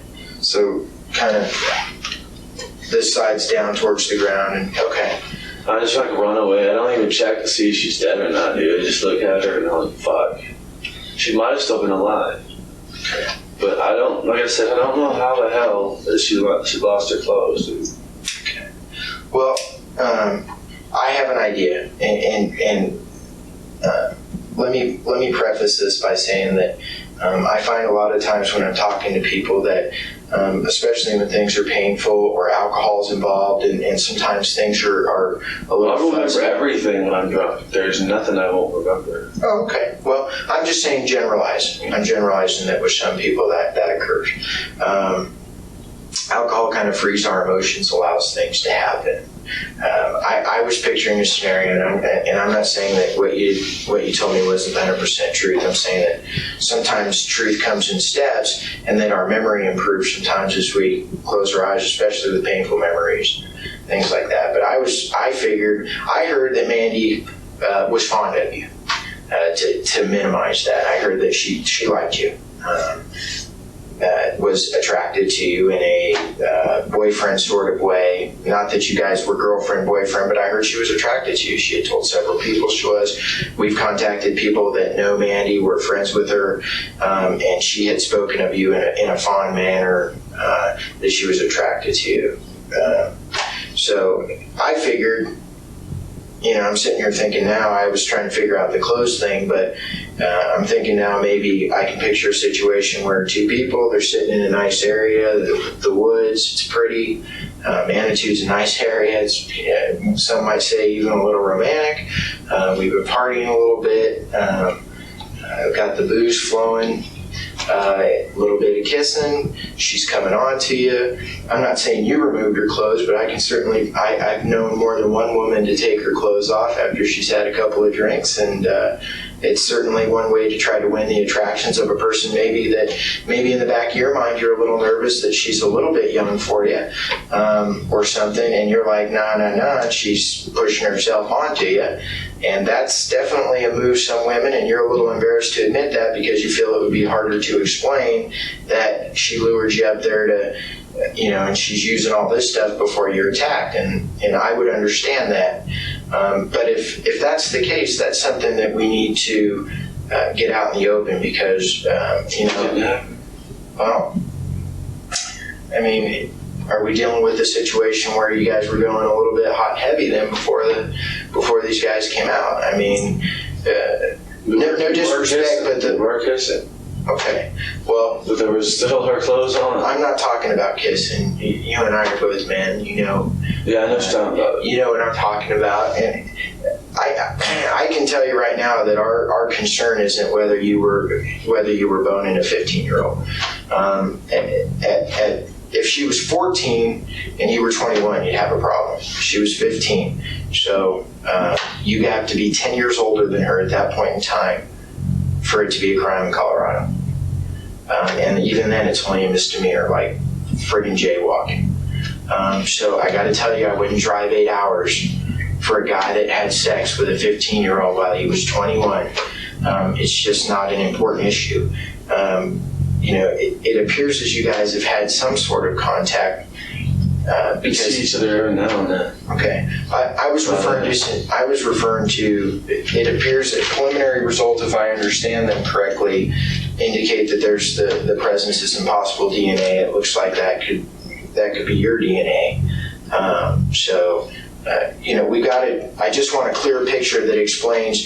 When we have a situation, what we try to do is take all what we call physical evidence. We weren't doing anything up there. Okay. At the house, we did something. Okay, tell me about that. So that we wanted to go talk, and went to the bathroom, and we did stuff. What stuff?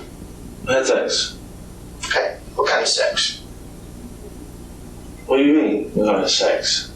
What kind of sex is there to have? Well, there's blowjobs, there's anal sex, there's vaginal sex, there's doggy style sex, there's Yeah, there's only 3 types of sex.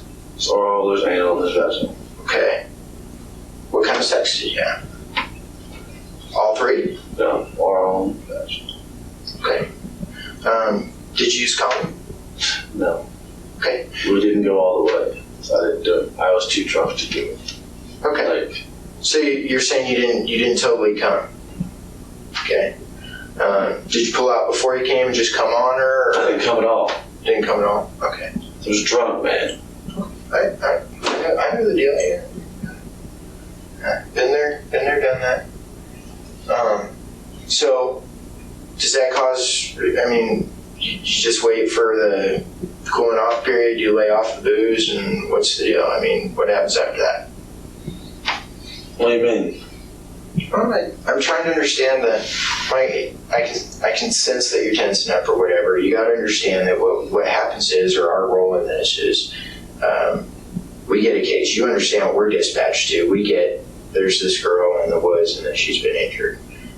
So that's where we start. We start with only that. We have zero information. We build up our physical evidence first. We kind of look and see what the picture of the scene tells us. You know what I mean? And try to collect those things that give us an idea of the different things that could have occurred. But we don't have a clear understanding. And then we start speaking to people. But people can be sometimes reliable, sometimes more, sometimes less, because everybody has sides of the story, you know. And so in a situation where we can't interview both you and Mandy, we're going to have to depend on your word for everything that occurred that night. I mean, you're the one with the best recollection of it because you're the one that spent the time with Mandy. And, I mean, we have to come to you for that. We depend on you for that. We're not trying to back you into a corner or anything. You have the pieces to our puzzle. I mean, you're a smart guy. You know that. Like I said, she led me into an ambush that I don't accept. I don't accept betrayal very well. Okay? I don't accept people betraying my trust. Okay. So, from all I remember, she was basically just like them, trying to attack me. All I was doing was keeping my fists up. Okay. So you feel like she's kind of a backstabber? Okay. What do you think? If she did, if that's the case, then even in America,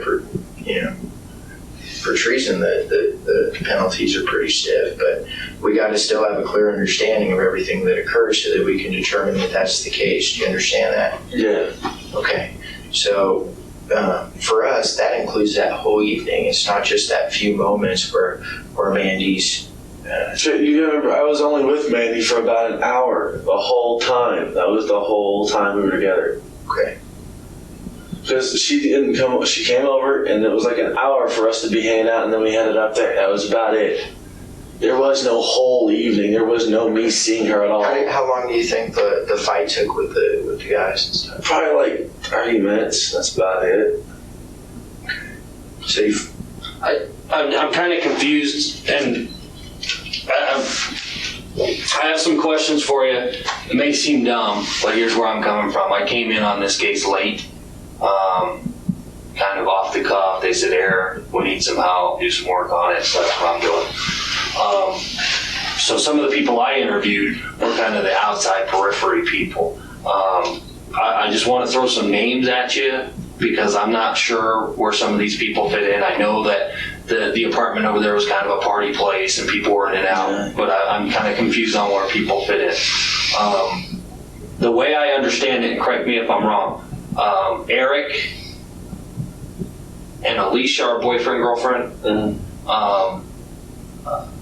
Dandy lives at the apartment there, and a girl who's Stephanie.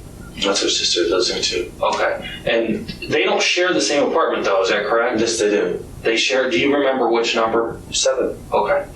And another name that came up that I'm confused about is Nature Girl or codename Nature Girl. Fuck her, dude. How does she fit in?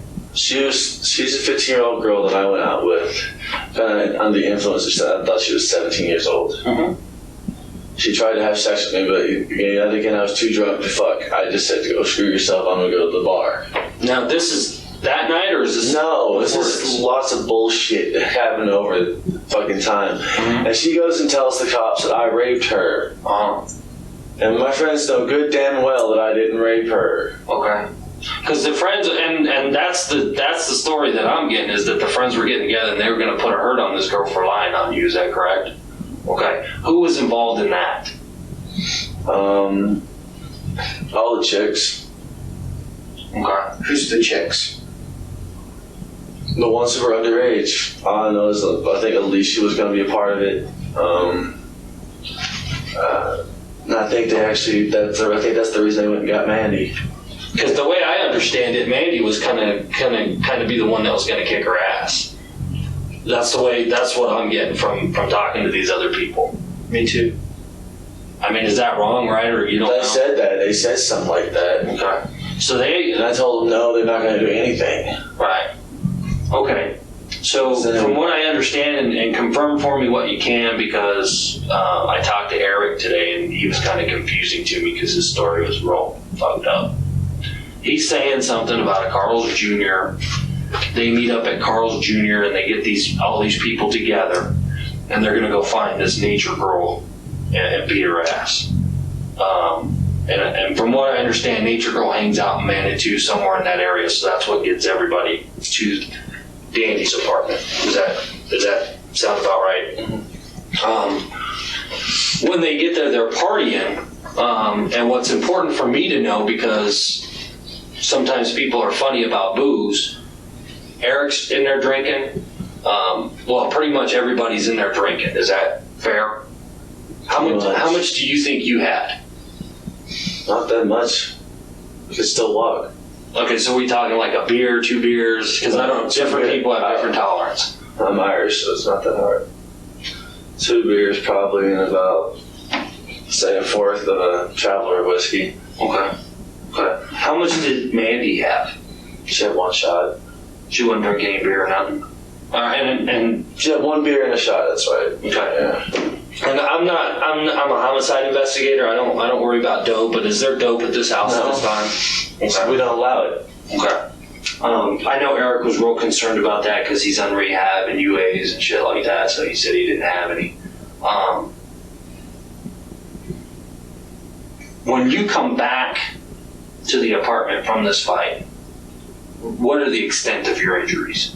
I'm fucked up. My legs hurting, arms hurting. I can't really move my leg too much. I can't move my arm. Both legs? Or this one and this arm. And it still hurts. I'm limping, I fall on the ground. I've got blood all over me from them and from me. So. Okay. What was the conversation like? Because what I'm picturing in my head is you and Mandy leave to go do whatever in the woods, and you come back alone and you're all fucked up. I'm guessing, Mike, what the fuck happened to you? Yeah. Tell me about that. Well, everybody was worried, and I just told them the whole thing. And they're like, everybody leaves to go do the thing, and then they come back and they tell me she's naked. Leave to go do the what? To go find who did it. Now, when this is going on, who's helping you? I mean, upstairs? Yeah. Stephanie's helping you? And there's some guy... Rhino and Kyle. Spencer and Kyle. And a guy with a blue shirt. Who's that guy? Is that the guy who lives next door to the kind of weird guy that lives Jerome? Yeah. Okay, so Jerome was there as well. Okay. Was he wearing a blue shirt? Because we never found out who the blue shirt guy was. He was wearing a blue shirt. Okay. So when you get in there, I mean, are we talking about injuries where you need to go to the hospital? Yeah, I tell everybody to just shut up and not call anybody. Don't call the ambulance on me or nothing. Okay. But to get me out of there, and as soon as I'm about to call the ambulance for her. Okay. And who'd you leave with? You're not going to take him to jail, are you? Just trying to get me out of there, are you? I don't think so. I don't. Alicia drove me away from the place. Who was with you? Just you two? Me and Danny. Daniel.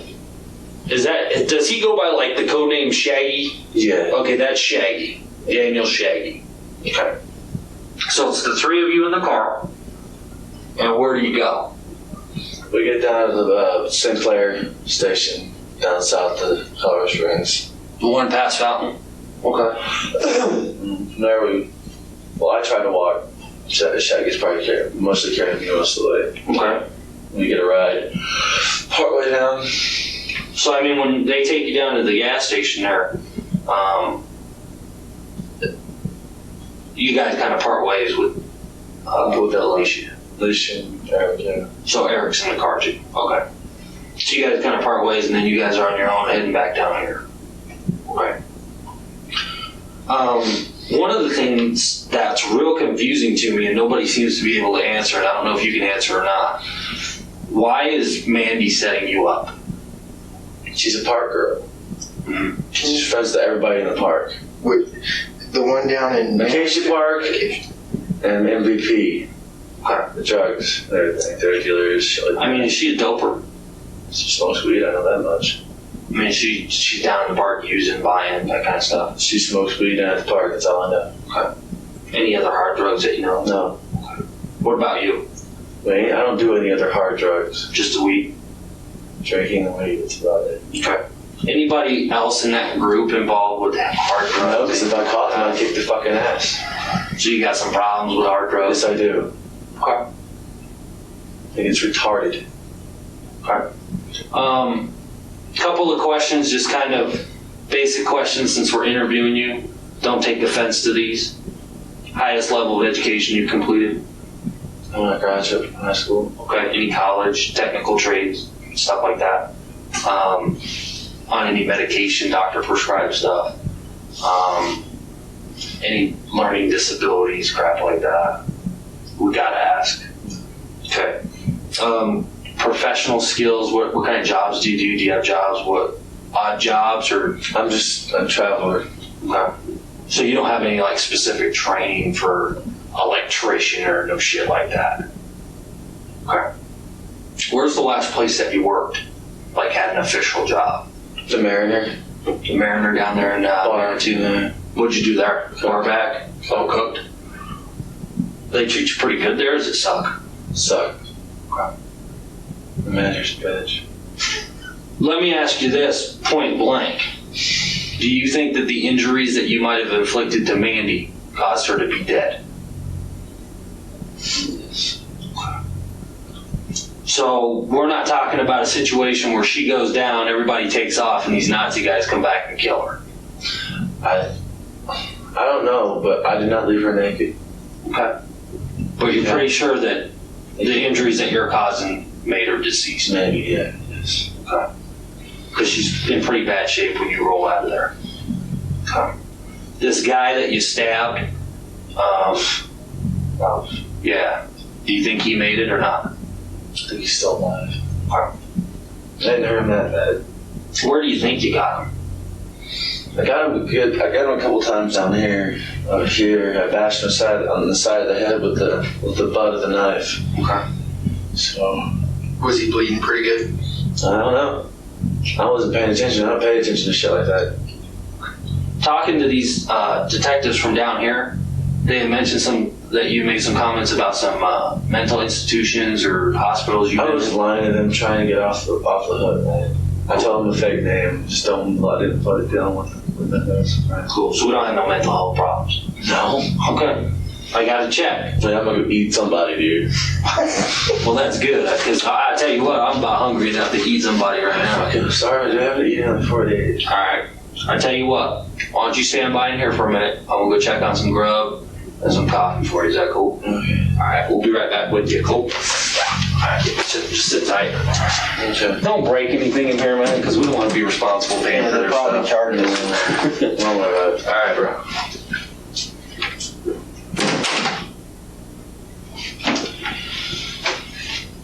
Hello.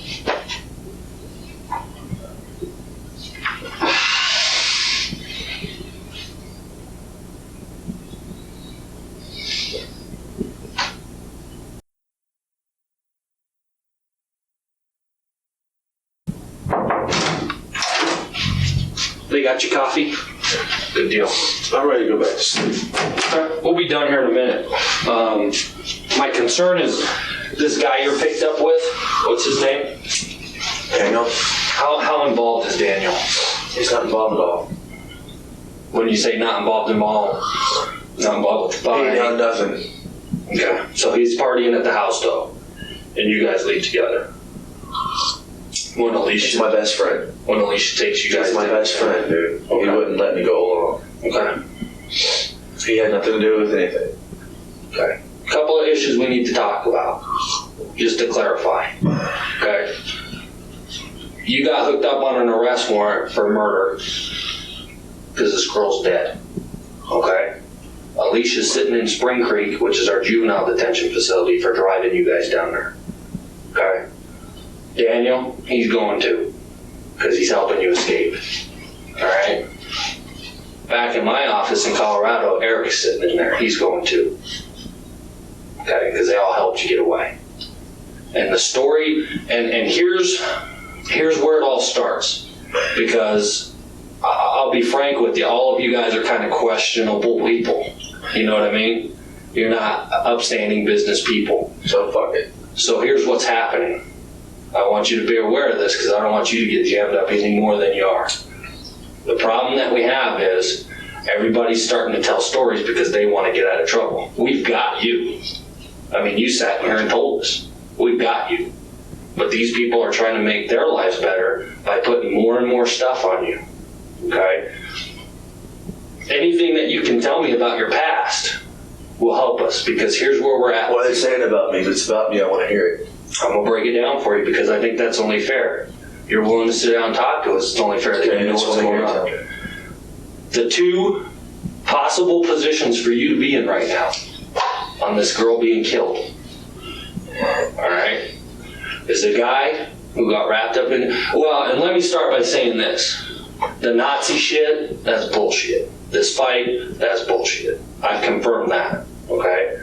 What we've got in here, and what I see you having trouble with, is they're making you out to be a sexual predator that raped this girl, stripped off all of her clothes, and did some fucking crazy shit.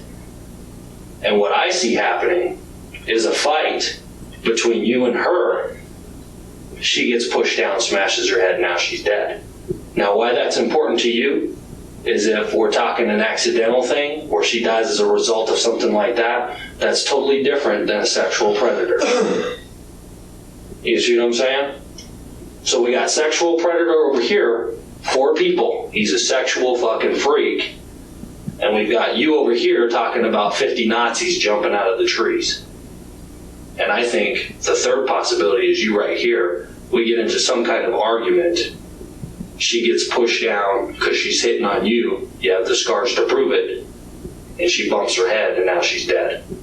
Which of these 3 do we need to go with? Because I tell you what, I don't buy the Nazi stuff. The sexual predator stuff, I don't know you.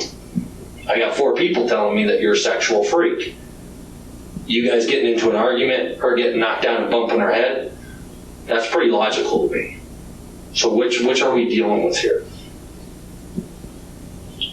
Because what I see is a jury looking at you with 50 Nazis jumping out of the fucking woods, you're gonna fry. Sexual predator, people don't like those either. Argument between a couple, somebody getting rough, getting pushed down, somebody getting cut up. What are we talking about? Okay. What were you guys arguing about? I was just saying, basically, that we were just having.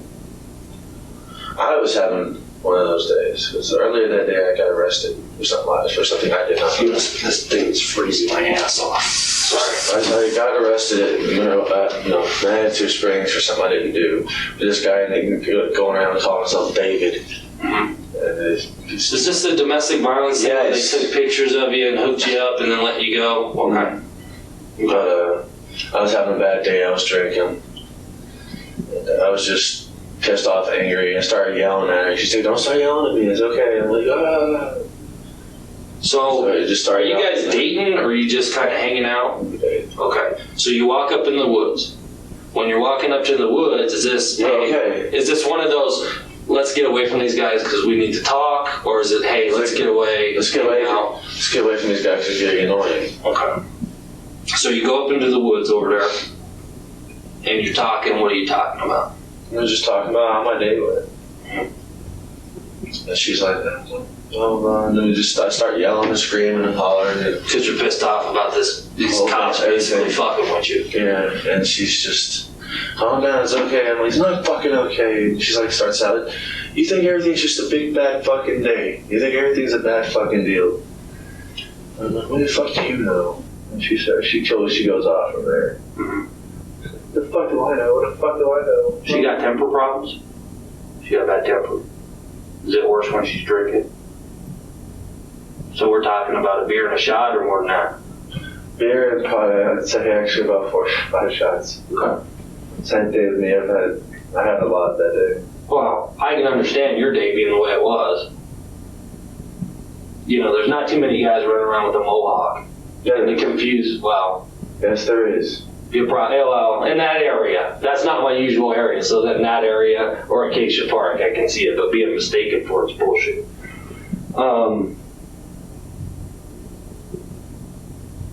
So you guys are arguing. At what point does it get physical? And she's after her temper flares, she just starts banging on my chest and shit and scratching me. And Do you have scratches on your chest? Is that the only one, or is there more? Did they take pictures of you when you got here? No, all I took was this and that. Sorry about that. So we don't have pictures of this stuff. Okay. So she starts banging on your chest and she's scratching you and stuff. And then what happens? I just kind of like grab her arms, and, like I don't shake her, I just stop. Kid, stop, kid. She keeps going and scratching. That's where I got this from. This one. So I'm guessing that you're grabbing her arms in an attempt to get her to stop beating on you, not an attempt to cause her physical harm. Okay. What happens after that? She like pulls away and then she just cracks her head. When she falls, is it face first or on her back? It's more or less kind of like space side. Kind of like this. Okay. All this here. Now, is she knocked out from this, or? Okay, so she's not conscious. Breathing a little bit. Okay, but she's eyes not open. She's bleeding pretty good. And you check on her, or what do you do? I was just scared. Okay. Is that when you go back to the apartment? Now, when we find the body, she has no clothes on. Is it possible that these friends who are trying to label you as a sexual fucking predator now went back up there and took these clothes off? Would they be trying to set you up? They went up there. Do you think they'd be trying to set you up for that?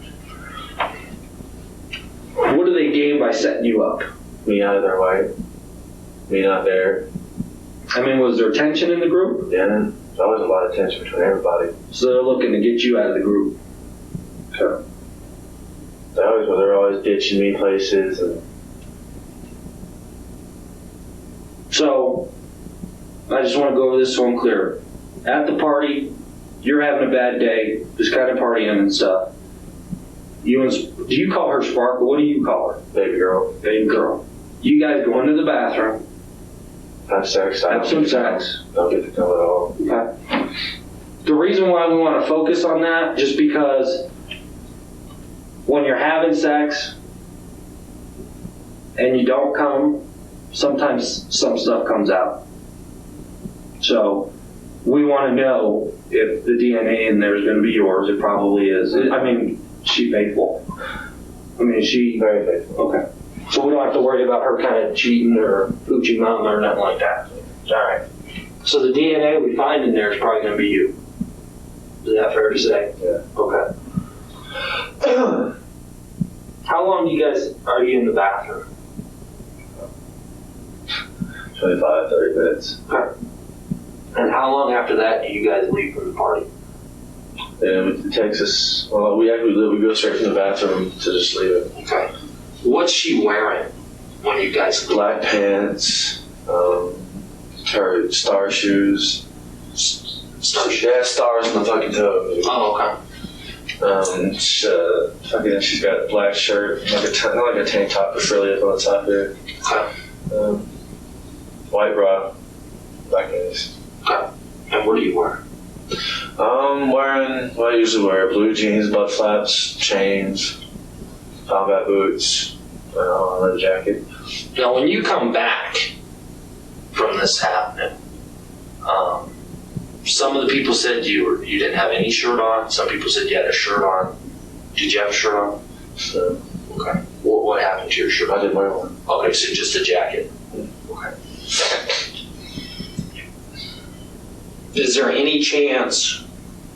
Because the kind of thing that's confusing is her being naked.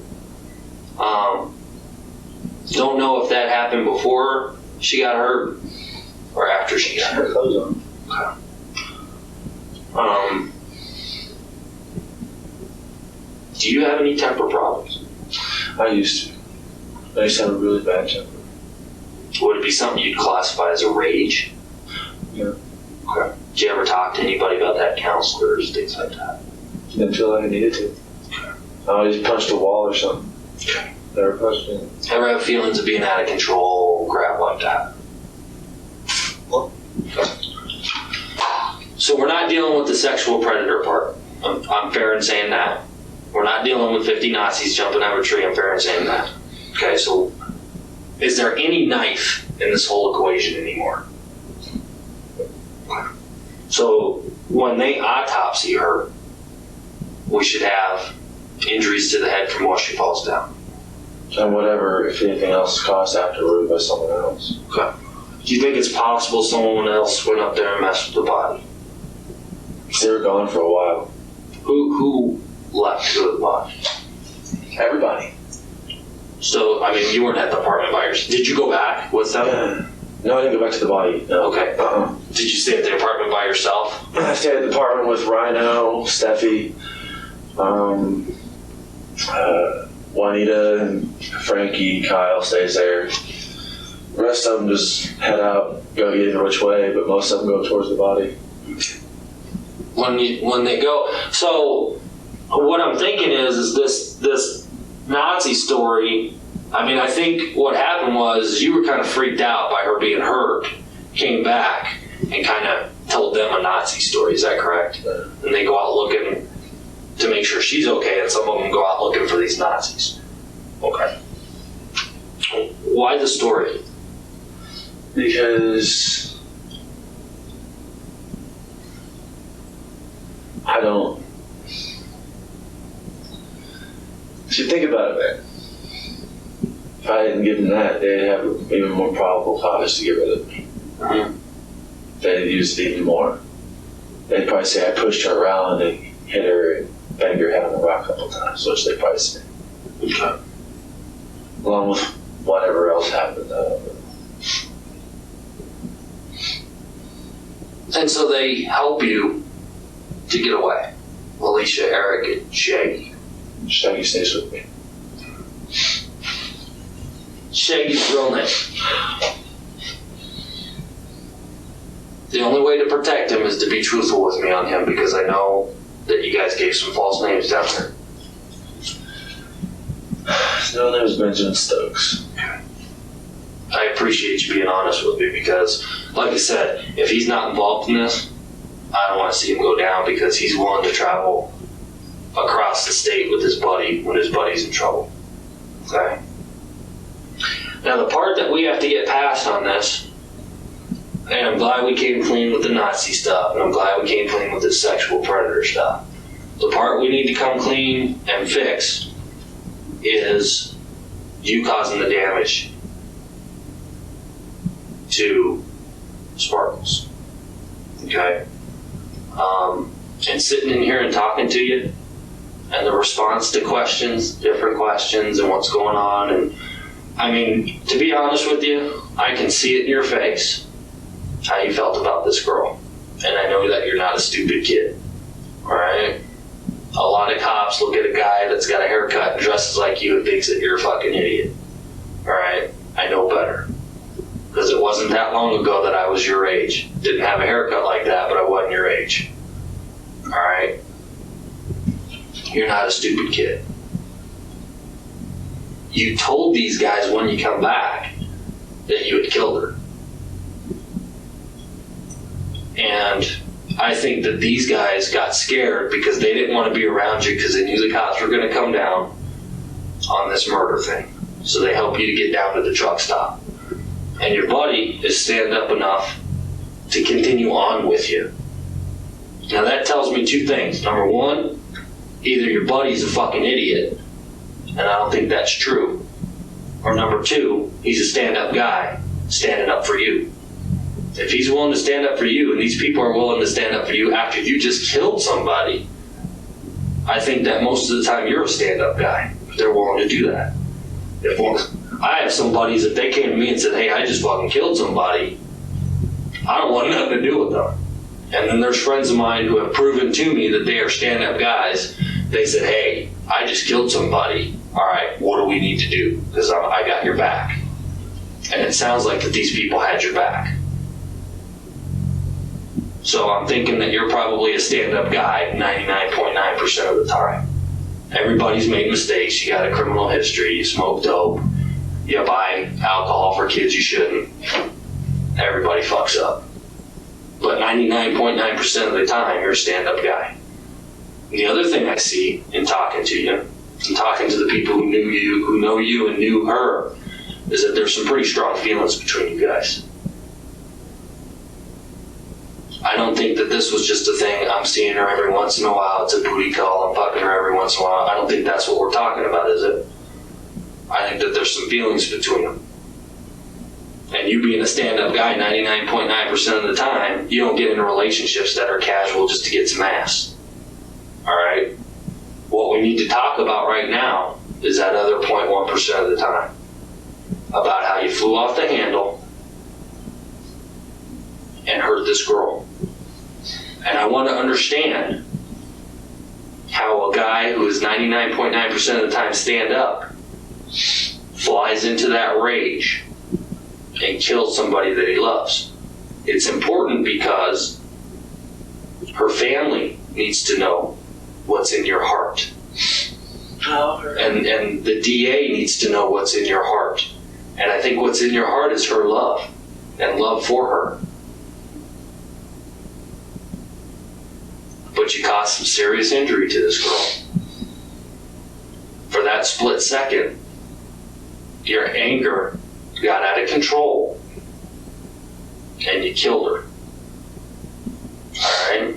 That's what I want to make sure that we settle here today, because I need to know what kind of guy you are when I talk to the DA. You know, I don't want to go to the DA and say this is a fucking punk who goes into the woods, possibly rapes and kills a girl, leaves her naked with her head bashed in. I want to be able to say this is a guy who was very much in love with this girl, had a bad day. 99.9% of the time he's a stand-up guy. People are willing to stand up for him, but this is that 0.1% time when his anger got out of control. And I want to be able to believe that there's remorse, because remorse is very important to the DA. Yes, sir. I know you do. I see it in your face. I can look into your eyes and hear responses to things that you don't ever say. Part of you healing for what happened is telling me about these injuries that you got and how they came about, and it helping me to understand the rage that was inside of you for that split second that caused you to kill her. Because we know it wasn't her falling on the rock.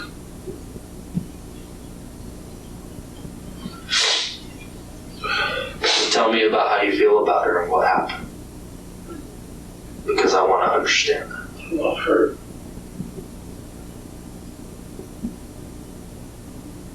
Are you ever going to forget this girl? Let's not let the memory that you have of her be of that split second of rage. Let you and I get that split second of rage where you raised your hand and put that hurt on her. Let's get that out so it's not in your heart anymore. And you can remember the good stuff. She was going off, like I said. I grabbed her by her arms. That's where all that comes from. So I was just like trying to stop it. It wasn't by her arms, it was by her shoulders.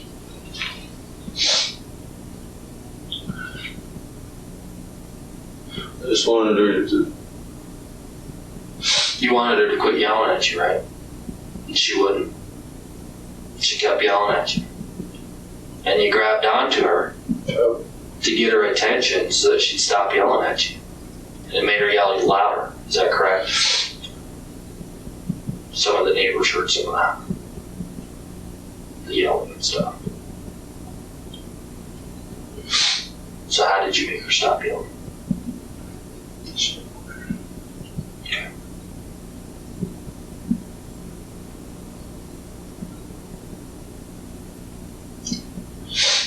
How long did you strangle her for? She stopped moving. Dropped her and she hit her head. What? Couldn't believe it. It's that split second of rage. That's not the picture of how you feel about her. That was a mistake that you made. So you strangled her until she stopped moving. Did you check her breathing? Was she breathing at that time? And that's the point where you realized this has gone way too far.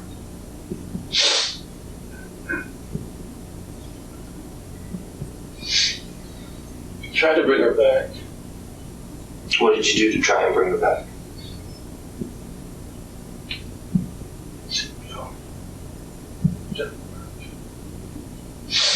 How long did you try CPR for?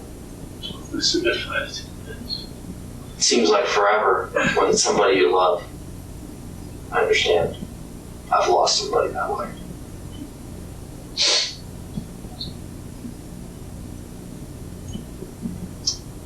One important question I have to ask you, because of the guys that worked the scene. What was her body position when you left? When I left, she was just... Her arms were kind of like off to the side like that. And she was laying on her back. Okay. Now, off her clothes and everything, I'm keeping it. I don't know what the hell happened. okay. Well, and the only thing I can say to that makes any sense is this bad thing happened. And because of how tight you were with your friends, them being willing to stand up for you, I would imagine it would be hard for you to say, yeah, I just fucking strangled the woman I love. So that's where the Nazi story comes from. Does that mean, am I off track on that? I still did not take her clothes off. Okay. No, that's not what I'm talking about. I'm talking about, you're not going to go back and say, hey, guess what I just did? You know what I'm saying?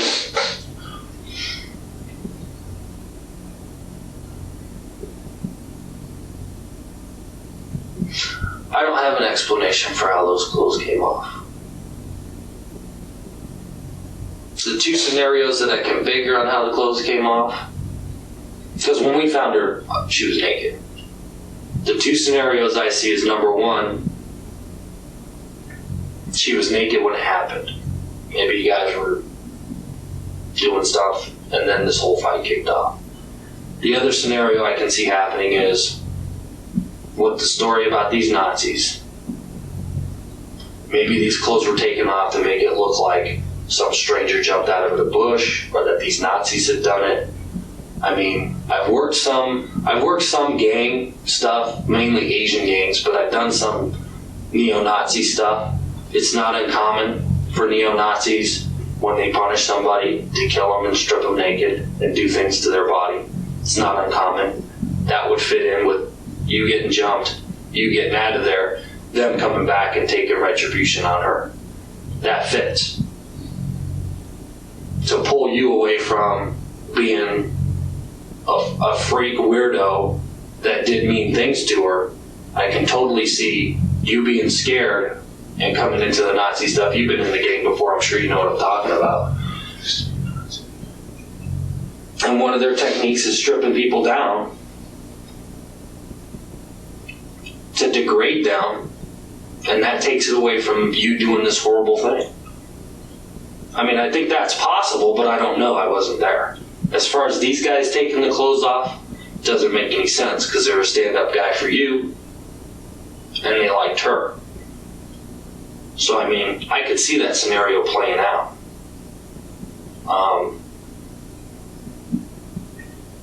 Also, another thing that the neo-Nazis do, and I'm sure you're aware of, is they do sexual things to the body after the person's deceased, leave it in positions that are provocative,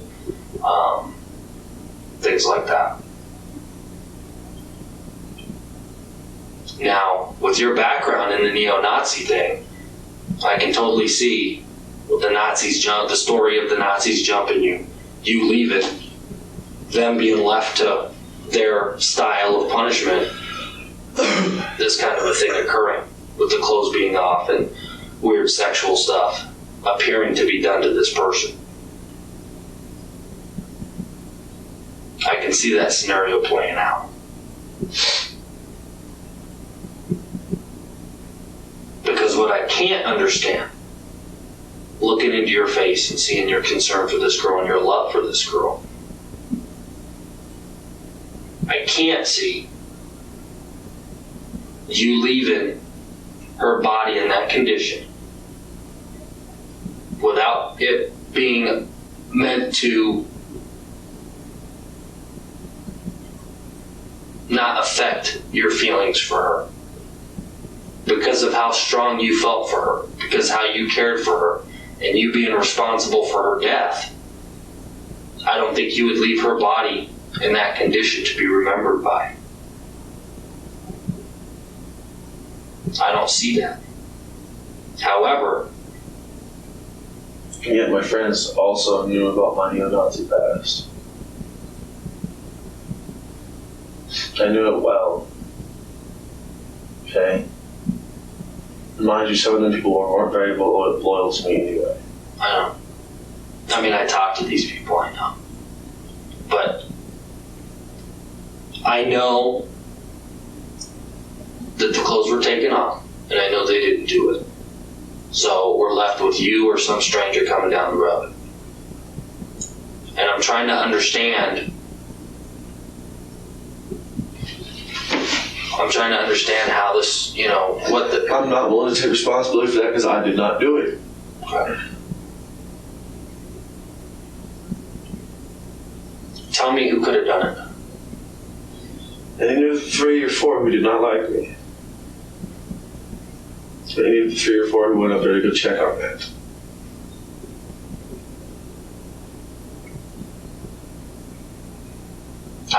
I want to get you... My goal has been, when we present this case, we present it with you and not what people say about you and not what people infer from your history, your appearance, things like that. Because I think that's fair. I think it's fair that the DA or the jury or us know that your feelings for her are legit, that this isn't a booty call situation, and that there's remorse in you for what happened. The taking off of the clothes and the positioning, I'm here to tell you, it's one of 2 things. That you have some sexual issues in your head that make you a freak, or that it was done as part of this Nazi ploy to cover up your involvement in her death. Those are the 2 possibilities I see. And I really don't see you fitting into the freaky sexual shit based on what you've told me about your feelings for her. Now I can see you going into this rage. And at that moment you snap. And then after that, now you're faced with, I'm not angry anymore. I'm back in control. I'm back in that 99.9% of the time of who I really am. But now I've got this issue.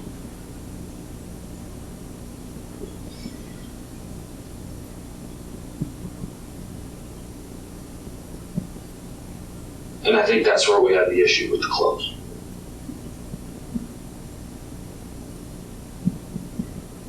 I need to understand why. Was it part of the neo-Nazi thing? The removing of the clothes?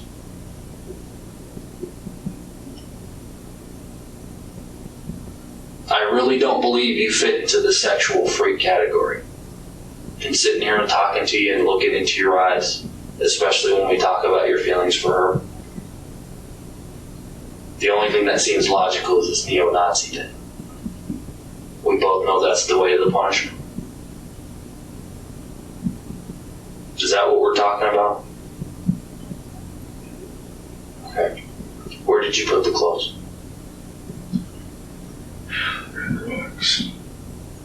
Kind of up and back behind. Where she was at? Where she was at, you just go in this, there's a big boulder and it's got a little space under it. Did you take any of the clothes with you or anywhere else? Okay. Did you get any blood or anything on your clothes? What was the position of her body when you left? Curved. Kind of like a seafoam. She was on her side. Like kind of balled up? No, she was more or less on her back and her legs were off to the side. Yeah. Okay. I want to go back to my bed. Okay. One more issue I need to clear up. It may be related to you, it may not. Okay? And you know where we're headed. Yeah. We're going to talk about the stick. Now, like we said before, the whole neo-Nazi thing, because I don't see any reason for you to be doing that kind of stuff with her body with a stick. So is that part of this undressing and the neo-Nazi thing as well?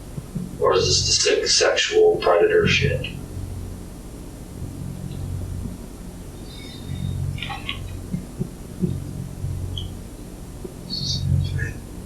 Okay. Was the stick somewhere laying around there, or?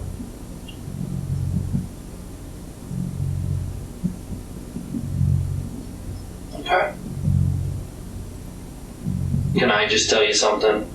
Looking into your eyes, there's no doubt in my mind that your feelings about her were legitimate,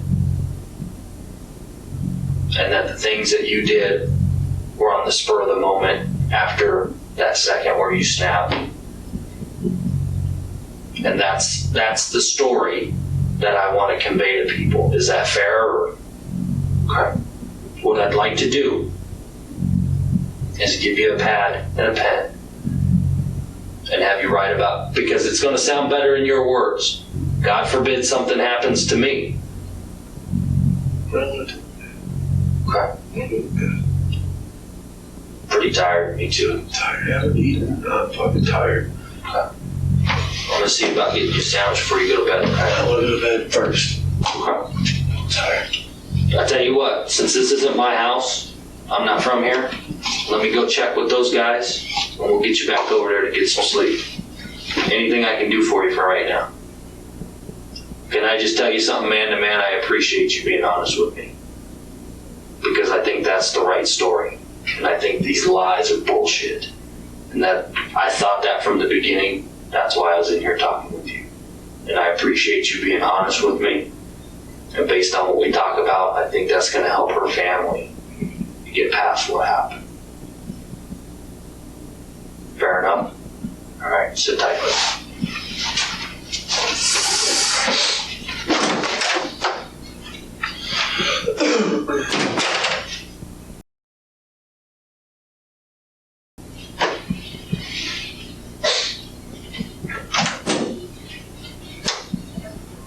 Want some more coffee? Okay. You don't want this? Yeah. I'm ready to go back over there and go to sleep. Let me talk to these guys and see when they're done, okay?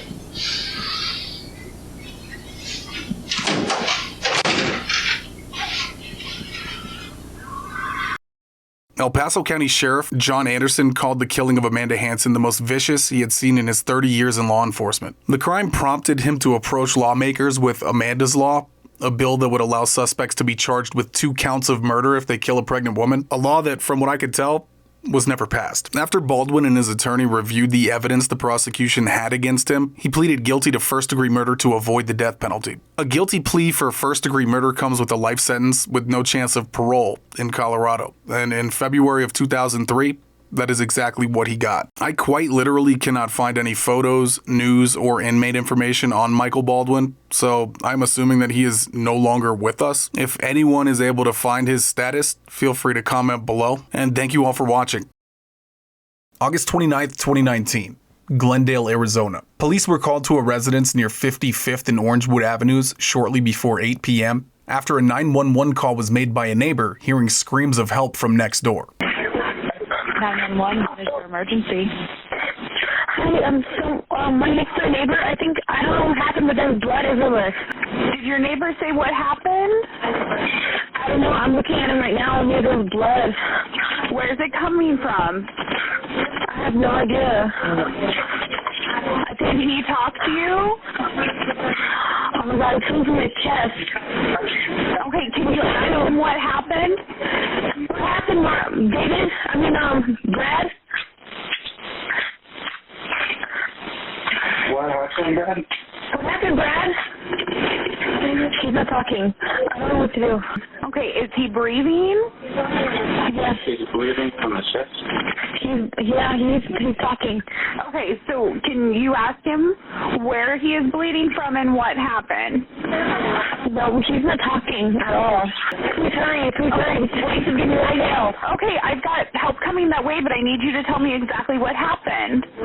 I don't know, he's not saying anything. After arriving on the scene, officers found one man, 43-year-old Bradley Harshman, lying near the entrance to the house, unresponsive and with apparent puncture wounds to his chest. After being transported to the hospital in critical condition, Bradley Harshman would succumb to his injuries.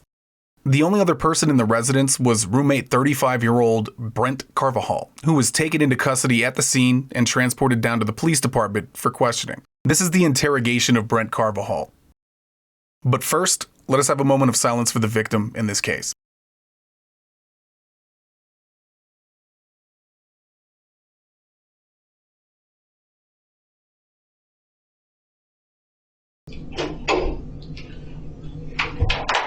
Hello. Are you Brent? Yeah. How you doing? Not very good. Not very good. Well, my name's Stephanie, okay? I work here with Glendale. I need to talk to you about some things, okay? I'm going to start just by getting your information to make sure I have it right. Is that okay? Can you spell your last name for me, Brent? Do you have a phone number? I really don't know my number. I don't even know my phone, if I have a phone anymore. Okay, that's okay. What kind of tattoos do you have? Haley, Heather, my last name, and this is for my friend. And that's your friend? Did they hurt? Only this one. Yeah, that's kind of a tender spot, huh? Where are you from? Phoenix, Arizona. You were born here? Yeah. Is your family here? I'm all alone. You're all alone? But my family lives, I don't even know where they live. Oh, okay. Well, I'm sorry to hear that. All right. Well, we're here, okay? Have they been treating you okay? Okay, good. I'm glad. If you have any questions for me while we're here, just feel free to ask, okay? But I kind of want to talk to you about what got us here. In order to do that, I have to read you your Miranda warnings, okay? Okay, so Brent, you have the right to remain silent. Do you understand these rights? Yeah, okay. So where are you living right now?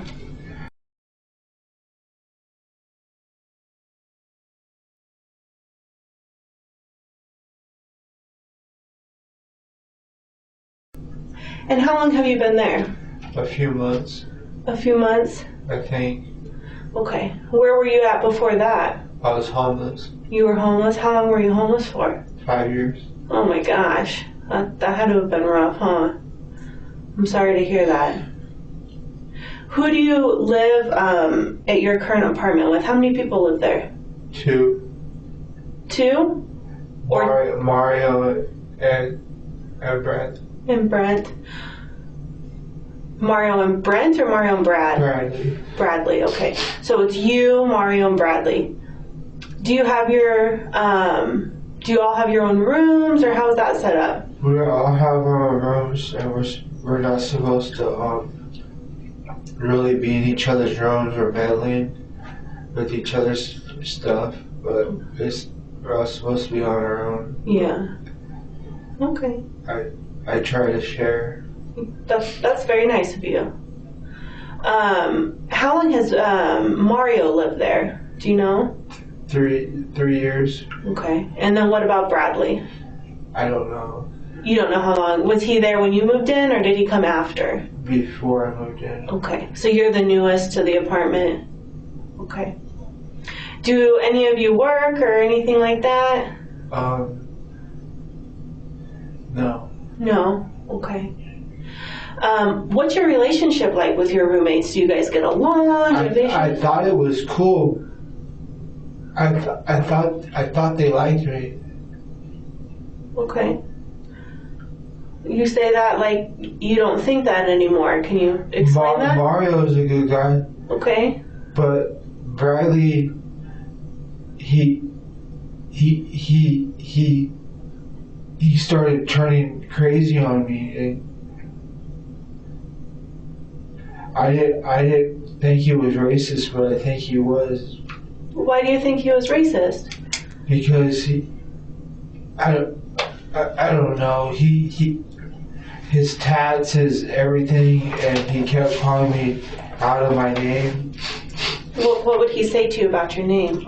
Call me a spick, and like I noticed, like I kept noticing he was doing things like, and somehow he had monitors in the house, like bugs in the house, where like my friend Brett came over and we were talking. And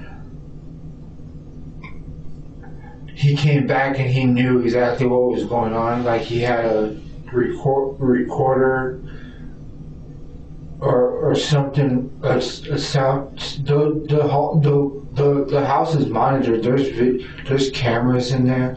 There's sound. They listen to everything in there. Have you seen the cameras? No. Or you just know they're there? I know they're there because they'll sometimes talk to me. Like a voice will talk to me. Those windows are shatterproof. Okay. The house, the apartment is basically bulletproof. I don't know if that's a good or bad thing. What do the voices say when they talk to you? They're not in my head. There's actually an intercom in there that'll say stuff. Like what do they say? They'll just say real quick stuff. Like what? Like go to sleep. You should wake up. Like go brush your teeth. Like they'll just say simple things like that real quickly. I don't know who it is. Okay. Okay. You mentioned earlier that you like that you share some stuff, or like you try and be nice. Cigarettes. Okay. I'm poor, but I shared so much with Mario and Brad. Okay. So walk me through what happened today and why you're here. It was building up for a couple of days. I kept telling, because he kept smoking meth in the other room. Brad did? Yeah. Okay. And he would invite this guy over, and the guy was saying, Brad said you'll cover him. You need to pay us. You need to pay us. Okay. And they're like, it's up to $400 now. You're smoking, like Brad will, like he ordered an ounce or something, and he said, oh, I gave that to Brent. And like they were gaming on me, like you know, they're like, you better pay up or else. And then I said, don't let that fall in the house. And then I called the cops multiple times. I called crisis. I called the cops. I called everybody. Okay. I said, get this guy out of here. Plus, there's dope in the room. They didn't give two shits. Okay. So I told the cop, I said, if he comes at me, what are my rights? He goes, do what you have to do. I go, I'm serious. This guy's these people are trying to kill me. There's a hit on me. Like, someone put a hit on me. Okay. And they're stupid idiots that try to collect the bounty. And I'm not to be played with. Like, okay. I know exactly what I did. And, so I said, voice, what is he doing in there? He says he's getting twacked the fuck out and he's mumbling about killing someone. And then all of a sudden he goes, and then I heard intruder alert because he said, Brent, they said, Brent, watch your back, and like the monitor went off. Like this guy's coming at you with a knife, and he was banging on my door. He's like, Brad was banging on my door, and he said, if you don't come out, I'm gonna beat the shit out of Mario again. And then I heard Mario crying, and then I said, if I open this door, and I said the lady said he has something in his waist. The voice is a lady. He said, that's from the monitors. The monitors to it. Brent, don't open the door. Don't open the door. And then I heard Mario go to answer the door. I said, stay in there. He said, I'm staying put until one of you comes out. I said, if you dare threaten me, I'm gonna murk you. I said. You said that to Brad? Yeah. I said, okay. Do not enter my door. I will kill you. Okay. And I don't care if I go to jail for the rest of my life for this. Okay. I'm just gonna tell you the truth. I said, that. Do not come in my door. I don't give a fuck. I'm sleeping. Quit bugging us. I said, go next door and go smoke some meth with the other people. This is supposed to be a clean house. And he said, oh, you want beef? Why are there cops outside? Because the cops were already there. He said there's cops outside. He goes, I'm killing you before you, as soon as you open the door. And then the voice said, stay in your room no matter what. Okay. And then he said he's gonna light this place. He was gonna smoke us out. Like he has a gas, and he was about to blow the doors open. Okay. This guy's nuts. Like, anyway, so I opened the door. He immediately started hitting me. I said, "Stop hitting me." He said, these punches are I'm throwing hate. I'm knocking you the fuck out. Then I'm gonna kill you like I did, like my family did your dad.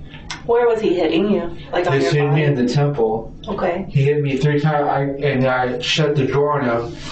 I shut the door on him, and I think I broke his hand because his hand got caught in the door. He said, in the door? Yeah. So he said, will you please let go of my hand? And then when he opened up the door, he reached for his knife, and then that's when I got him. Okay. When he reached for his knife, does he carry a knife normally? No, he had it right here, and he would. I go, don't reach for it. He goes, where's your knife? I go, it's on the bed. He goes, I'm killing you right now. Okay. What did his knife look like, Brent? It was a black one like this, and it was a black one like this on his waist. Was it like a straight blade or was it folding? Could you describe it at all? It happened too quick. Okay. He never got it. As soon as he reached for it, I got him. Okay. And you carry a knife, is that correct? Okay. And what kind of knife do you carry? It's a kitchen knife. Okay. And what does it look with like? With a sheath on it, and What color is the sheath? It's a clear sheath. Oh, okay. Like kind of see-through? Yeah. Okay. How big is it? That's the blade. The blade is that big. Where Just do you? a regular. I bought it from Walmart for 89 cents. Okay, and then where do you keep it? In my pocket. In your pocket? Because that hood's very dangerous. Okay. So when you said he was reaching for the knife, was it already in your pocket? Your knife? I had it on my left hand. Oh, okay. So because they said then they said there was a person in the other room with a gun. And these are from the monitors? Yeah. Okay. They were helping me. Okay. There was a Mexican guy in a red shirt. They were.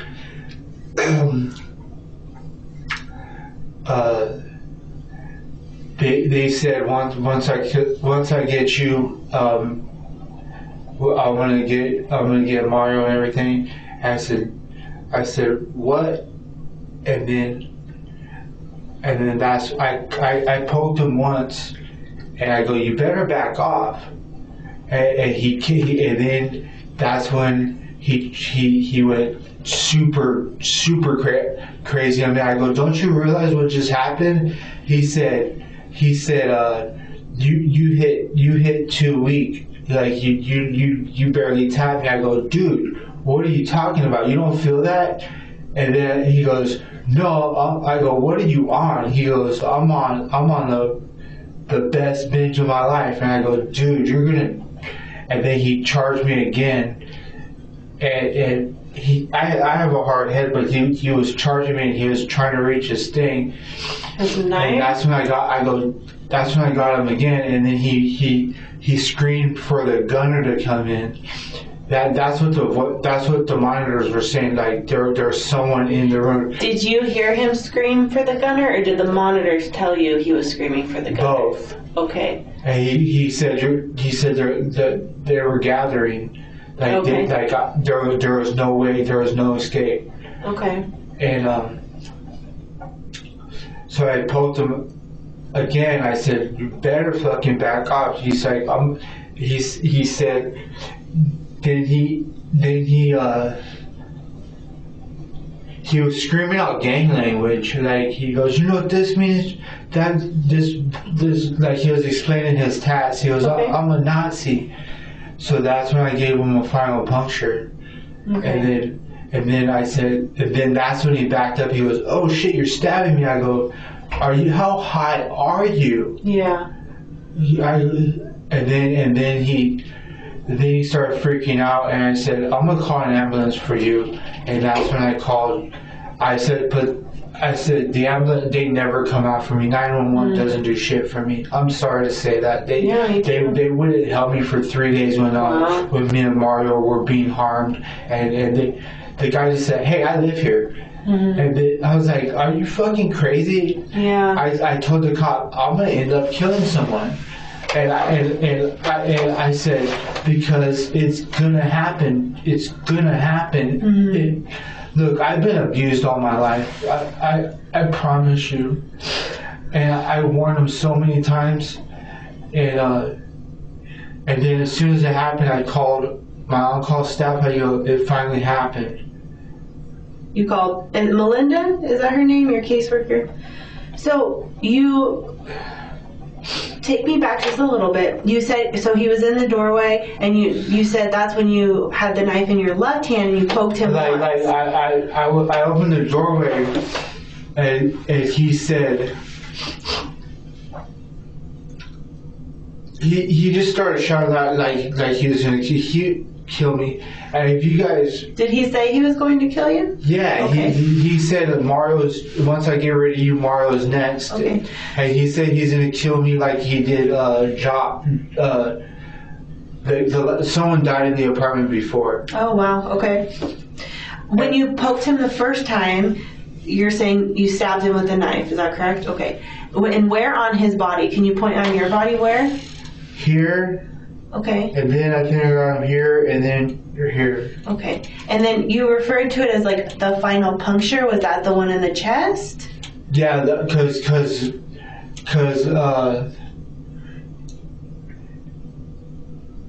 I just went into a mode to where because my dad warned me people were after me, And then the girl next door, Kelly, told me, you better do something drastic because they're getting ready to fucking gut you and torture you. Like they're getting revved up to kill you, and everybody in the whole complex is and then there's a gang approaching to just come in, enter the house and destroy me. And I promise you that's the truth. Okay. And Kelly's a good girl. She warned me all the time, and she shot one. She said, I don't know if she shot one of them, but she has a gun. Okay. And I tried so much, and she was don't worry. And see, you're gonna either have to do something real drastic, or you're about to die tonight. I said, what do you mean? She was, don't you hear on the news your whole family's being attacked? And when did Kelly tell you this? Was that today? Today, and I said, I'm going in my room. I said, tell everybody to just leave me alone. They go, no, as soon as you fall asleep, they're gonna break in. They're gonna or set the house on fire, or they don't give a fuck about any. She goes, you care about this place, Mario cares about this place, I care about this place, but no one else cares. Okay. And then she goes, you're either gonna have. She didn't egg me on. She gave me a warning that there's like, by the way, they're making torture. They're gonna torture you. So, you think that you stabbed Brad 3 times? Or you don't know how many times? Each stab was the first stab was a warning. I told him you better back off, and then I showed him the knife. He goes, you ain't got the guts, and he went into like.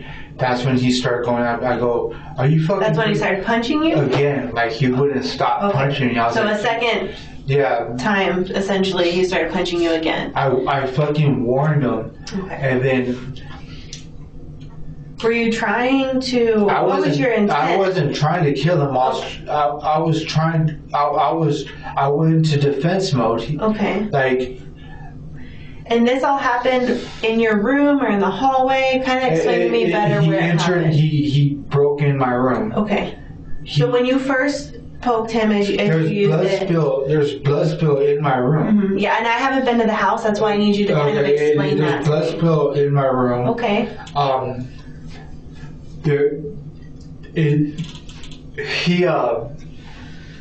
If you... I'm gonna be sick. Do you need something to throw up in? No, I can't believe that this is going on right now. Okay. Take a breath. Take your time. If you look at any of the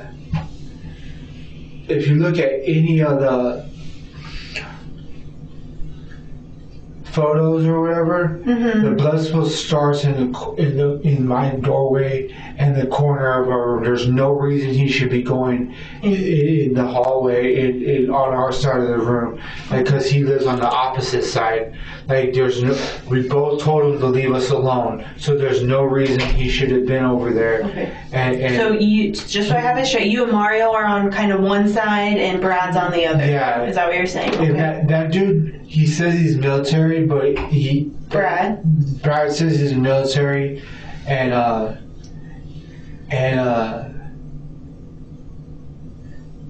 they were talking about death all night. They're talking about kill. They think I'm dull, and they think Mario has Down syndrome. Where's the knife? Where's your knife right now? I have no idea. You don't know what you did with it? I just threw it in the room. In your room? Yeah. So it should supposedly be in your room. Should be there. Okay. Did Brad end up like kind of in the living room or doorway somehow? Do you remember any of that? He finally realized he was cut. Okay. And I said, I'm gonna call the ambulance for you. And then he started freaking out, and he said, Brett, do me a favor, never smoke again. Because he said he had a moment of clarity. I said, how high are you? He goes, it's bad dope. Go get checked out. Because I don't feel good right now at all. Do you smoke? Do you do drugs of any kind? I try not to. Okay. As much as I can, but what drugs? Do you use meth? Yeah, that's my other choice. I might still have some in my system. When was the last time you smoked? 5 days ago, 4 days ago. Have you slept since then? I just want to make sure you're okay. I can't sleep when there's so much violence going on in my house. Okay. Like they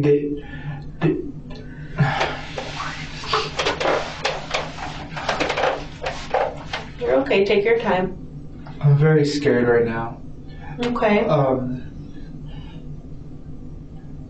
You're allowed to be scared. No one listened to my cries for help. Okay. If you please, this my number. How many times I called the police in the past week trying to get these people out of my house. Okay. Did you and Brad have an issue over like a set of headphones or something? Did he let you borrow headphones? Yeah, he was that like, an issue? He let me borrow the headphones just so he could fucking get me to open the door. That was it. He goes. When did he let you borrow them? He let me have them. Okay, well, when was that? A few nights ago, and then he's like, if you're gonna be a dick, I need those headphones back. And the monitor said, just give like they're saying we don't know what to do. Is he being charged for what is he thinking? And then I said, go away, and I'll open the door and throw them to you. Okay. And then he started kicking and pounding on my door. Like he goes, I'm gonna break in this door. And like he was for some reason trying to kill me very bad. Like I'm dead serious. It was either gonna be me or him. And did he say that? What makes you say he was trying to kill you really bad? For days he was saying, I'm going to kill you as soon as you fall asleep. Okay. Have you guys had... He's popped my bed. He's pissed on my clothes. He's fucking spit in my food. He's done everything. Has it ever gotten like physical, like violence between you guys? He's tried to swing on me. Okay. But I dodged it, or I told him, you don't want no problems with me. Keep hitting me, and then once Kelly told me that they beat down Mario every time I'm asleep, and then there's a Whitney girl that he beat the living shit out of. There's a girl named Whitney next door that he beat the living shit out of. Brad beat the shit out of? Okay. Over a microwave. Brad's not saying like. How long ago was that? This is fresh. Like how many days? I'm not sure. Weeks, days. Days. Okay. Okay, so when he was banging on your door, who else at that point do you think was in the house other than Brad? Or do you not know? They were coming in, like people in red were coming in. That's the gang color, red. And they were dressed in red? Did you see these people? Or were the monitors telling you? Brad saw them in the backyard, and they flashed a pistol. Brad did? No, Brad saw a gang member in the backyard. He flashed a pistol on me. Okay, who are you? Brett? Brett. Who is Brett? Brett, from the ag team. She visited me, and she said, by the way, they're after you. So she was there with you? In your room? No, in the living room. In the living room. Yeah. And who is she with? I'm sorry. Arizona ag team. Okay, so she was in the living. Was this right before this all happened? Or like, I'm just trying to get like a better timeline. Does that make sense? So I understand what you're telling me. Earlier today. Earlier today. So like when it was still light out? Yeah. Okay. She said, if I told you I love you, will you come with me? She's like, fuck this place. She's like, will you come with me you can live with me at my house. And she told you there were people in red outside flashing a pistol. Yeah, Did you actually see these people? Yeah, Okay. I saw them too. And then I kept seeing people in red all around.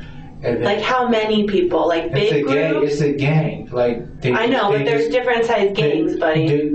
I don't know how big the gang is, but there was one of them, and there was two people, and then there was a few people. Okay. And they were like, "Who stole the dope? Where's the dope?" I said, "I don't know what you're talking about." And they're like, there's an ounce in your house. They're like, one of you owes us for the house, for the ounce. I said, "Brad, what'd you do?" You know what I mean? Okay. And that's when you first confronted Brad? He blamed it on me. He blamed it on me. He told the gang people that it was you? Yeah. Okay. And he owed them money or something, or dope? Dude, it was all over money or dope? Yeah, and the guy in handcuffs, they arrested some Mexican guy in handcuffs. He's the dope dealer. That Not Mario. Mario's innocent. Okay. He's a sweetie. Okay. There's a guy that was in handcuffs. So that was earlier today? His name's Jesus. Okay. But the gang stuff, that was earlier today, correct? Yeah. Okay. Yeah. So you were just in your room minding your own business when Brad came to the door, started banging on the door about the headphones? I was literally falling asleep. Okay. And you kind of were just in your room minding your own business, falling asleep. Yeah. And you heard Brad banging on the door as if he was going to break in the door. He was kicking it, banging on it. Yelling about his headphones. I'm like, all this over some headphones? You don't even have a phone, bro. You don't even have a CD player. Okay. It's not that serious. I said, I'm not going to answer the door until you calm down. And he was extremely high. Okay. And then that's when the monitor started kind of telling you what was going on? Either my phone, because my phone's, I'm sure it's tapped. Okay. So either it's the phone or the intercom. I don't know which one. Okay. So they started telling you about what was going on with Brad, kind of like what they could see. Yeah. Is that right? Yeah. And they also shot out my windows, but like I said, they're bulletproof. But the windows are pretty solid. Thank God, right? Yeah. Okay. I get food and he just throws it away.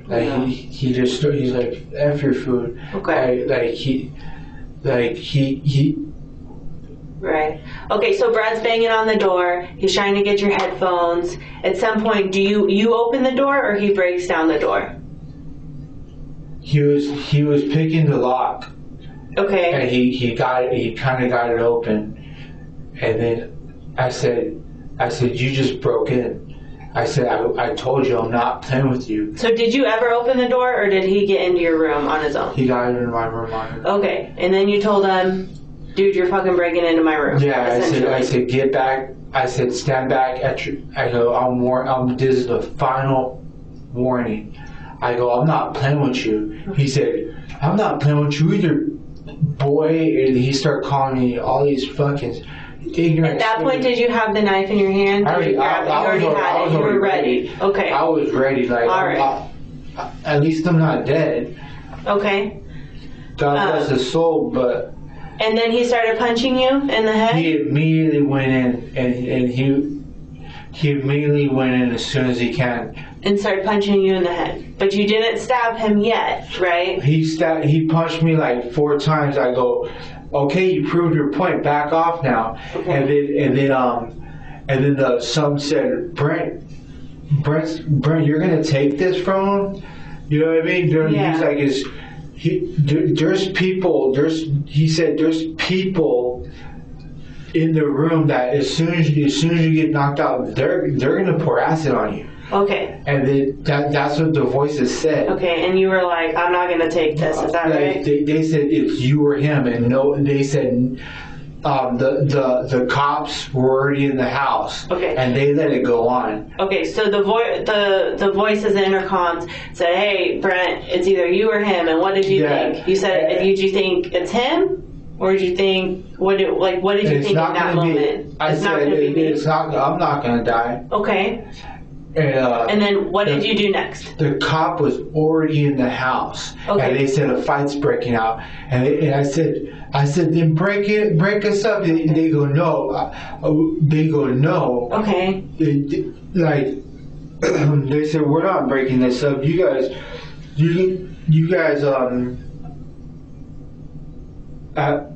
They go. I don't know. They should have broke it up. Yeah. But they didn't. So then what did you do next? What was your next action? Is that when he got his hand caught in the door? Or you're asking weird questions. I'm just gonna tell you flat out. He broke in my room. Okay. He started swinging on me, so I stabbed him. I warned him many fucking times. Okay. Like you keep trying to ask many questions. We're just trying to get the timeline right so that we understand. That's check all. The cameras. Oh, okay. Okay.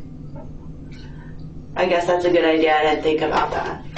I'm sorry about that. No, you're fine. You keep trying to work a time. I don't know if it was 7 a.m. or 2:30. I was tired. Okay. All right. Are you good? Do you need more water? I'm going to step out for a second. I'm not good at all. Okay, well, you'll be okay while I step out just for a second? Can I have anything to eat?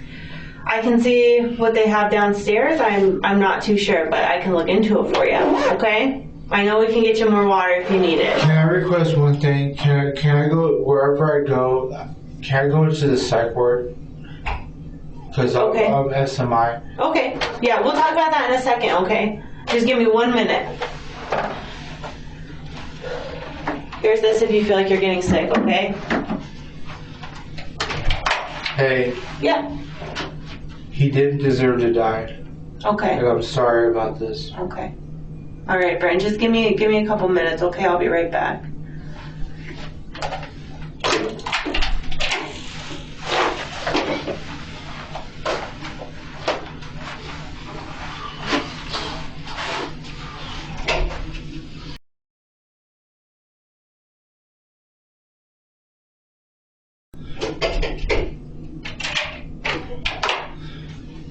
If you're comfortable like that, that's fine by me. What medications are you on? I need gabapentin and risperidol, and I need something to calm. I'm in a extreme amount of pain, like caused by stress, and I get jumped a lot. Okay, you said that you're SMI, right? Yeah. Okay, what of those prescriptions are for your SMI? Gabapentin 803 times a day. Okay, when was the last time you took that? This morning. Okay, and do you take it like morning, afternoon, night? Yeah. Did you miss a dose today? Probably. Probably. Okay. Okay. All right. So just those two are your only prescription: the risperidol and the gabapentin. Yeah. That's correct. And I usually my doctor doesn't like me at all. Okay. I keep saying I need something for extreme stress. Like Like, okay. But those are the only two that you're on right now? Yeah. Yeah, okay. All right, give me a minute.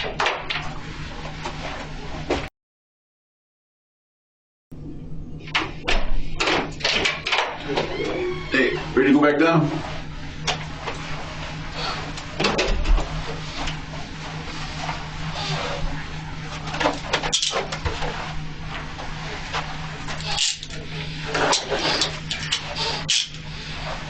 Baldwin. On September 7th, 2021, Brent Carvajal was convicted of manslaughter and sentenced to 10 years and 6 months in prison. He is currently serving his sentence at La Palma Correctional Center in Arizona. This interrogation took place on January 12, 2015 at Pensacola, Florida Police Department. It was conducted by Detective Harnett and Detective Parsons. 23-year-old Nicholas Nehring is being questioned after Joseph Ross was shot outside a corner store in Pensacola, Florida. Admittedly, detectives were not sure who committed the crime, but they were hoping Nicholas would be able to shed some light on the situation. This is how his interrogation went.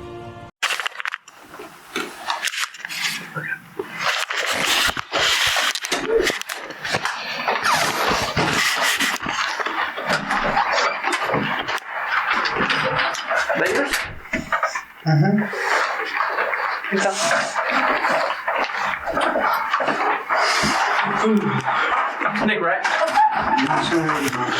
Oh, well, I'm Detective Harnett. This is Detective Parsons. Okay. We'll see. Got that. Okay. Do you have any idea what this is about? No, no, it's gunpoint, get out of the car. Yeah, but do you know what, anything that, do you have an idea what led up to that? No, okay. Are you from Pensacola? Absolutely. Where'd you go to school? Washington, all around Washington.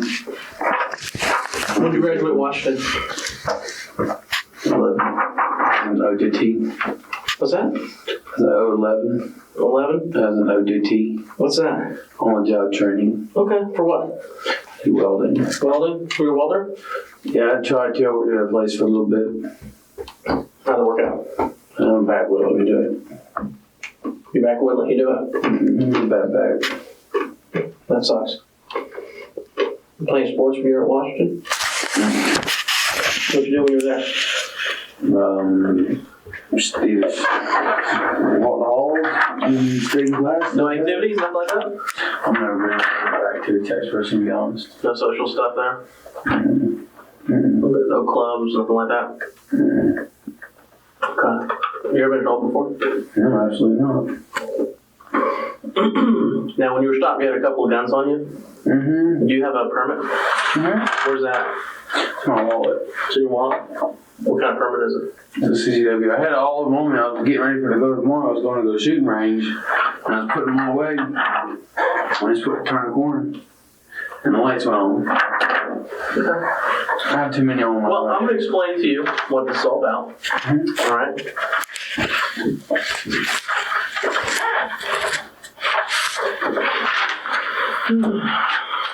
Is my buddy okay? Are you allowed to tell me that? Yeah, he's okay. Now, I am conducting a criminal investigation. Okay? So you do have... Let me go through this and I'll explain what's happening, okay? If you have any questions, feel free to ask. You do have the right to remain silent. Do you understand that? Mm-hmm. Anything you say can be against you in court. Do you understand that? Mm-hmm. You have the right to talk to a lawyer for advice before we ask you any questions. Do you understand that? Mm-hmm. You have the right to have a lawyer with you during questioning. Do you understand that? Mm-hmm. If you cannot afford a lawyer, won't be appointed for you before questioning if you wish. Do you understand that? Yes, sir. If you decide to answer questions now without a lawyer present, you have the right to stop and answer at any time. Do you understand that? Yes, sir. What did you do? This is not admission of guilt. Just says you understand those rights. Sign for me right there. How old are you? 23. So do you work anywhere now? No, I'm currently unemployed. When's the last time you worked? Hotspot barbecue about... It's been a while now. Nick, how do you spell your last name? Nehring.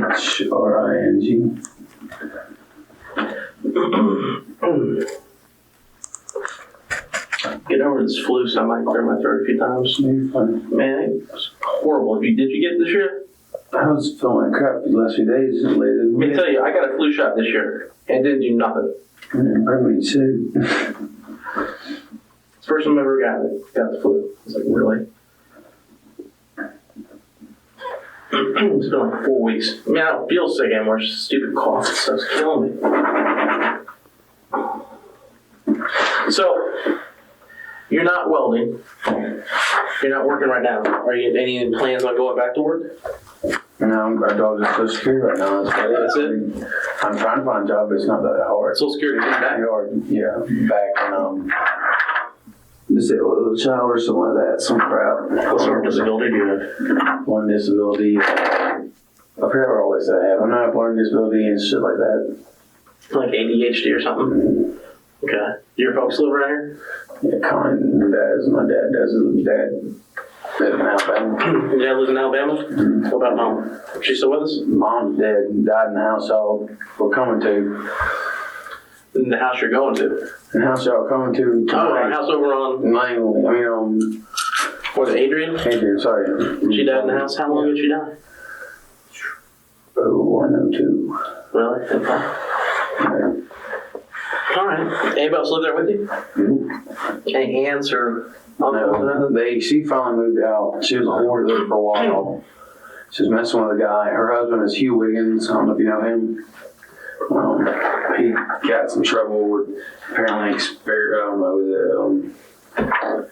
we plot something. What was it called? Surveying? You plot something like, say, we're going to go do this, that, and other people, whatever. Like conspiracy? Conspiracy. Yeah, that's the word. He did some conspiracy for villains, killings, murder, crap, and... So did you get arrested for that? No. We're still out. Okay. I mean, he should be in jail, but... How much money do you make in Social Security? 600 maybe. A month? Yeah, 638. How do you own the house outright? Yeah, I'm struggling right now. I just know. Do you have a mortgage? I don't think about it. Okay. She moved out a good about 4 or 5 months ago. She was helping me with a lot of things. Just kind of wigged out. I thought I'd get out, but her hoarding and stuff, I couldn't handle it. Okay. Well, while we're here, we're investigating something that happened earlier tonight, and we're wondering if you could tell us what happened tonight with you. That late night, I was at home for the longest time. My friend come pick me up for a while. What time did he pick you up?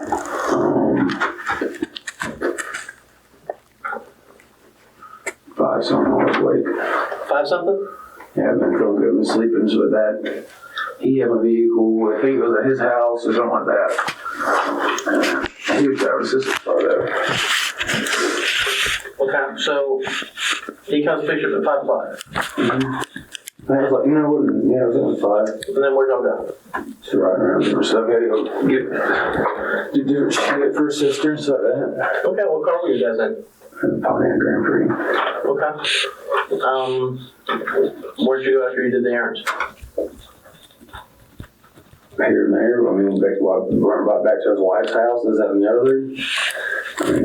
What time did you get back to his house? Let's see what time y'all get me. It was like 1 something, right? What time is it now? I'm sorry, I don't know. Like I said, I just want to sleep. I don't know. It's about 3 right now. About 3. How long before we pulled to your house did? Shortly. It wasn't that long. We just got back on the side of town. Okay, where had you been out earlier? Warrenton over there. Warrenton over there? Why over in Warrenton or somebody you guys visit? His family. So you're at his family's house? Yeah, around there. His family is all different kind of people we're going to see. Okay, well, who did y'all see? Well, nobody in particular. That's just where he goes and hangs out and stuff. So you hang out with somebody? No, we just drove around. You just drove around? Pretty much. Okay. Yeah, this is a car around. What car were you guys in? A Grand Prix. Whose Grand Prix was it? Sisters, I do believe. Okay, when did you guys get into the truck?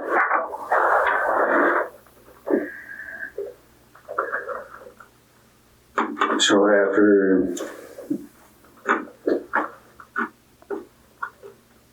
I got his wife from work. 8:30. I take it back up there sometime around there. So around 8:30 you picked up the truck? Mm-hmm. Where was the truck at? Arides. It was at Arides. How did you get to Arides? Him. He dropped the truck off. He wanted to drive his sister's car was have a problem on front end. Why would he have a car at Arides though? His sister's car. Does his sister work there? Yes. What did she do there? She's a dancer, of course. Well, she could be a bartender, a waitress. No, man. not his sister. Come on now. I've never seen his sister. I don't know. She good looking? She's good looking. She's just kind of wild woman. I mean, most two dancers are. No Latin dancers? No, just ones I've seen through like Connie and her husband and stuff like that. And they also he's kind of sleazy. Okay, so she's kind of sleazy. It's good, be. I mean, yeah. So if you're a drug dealer and you're black and you got drugs and guns, I mean, drugs and money and shit, I'm sure that's about the person she rolls with. Your boyfriend trickery does something. I don't know what he does. Okay.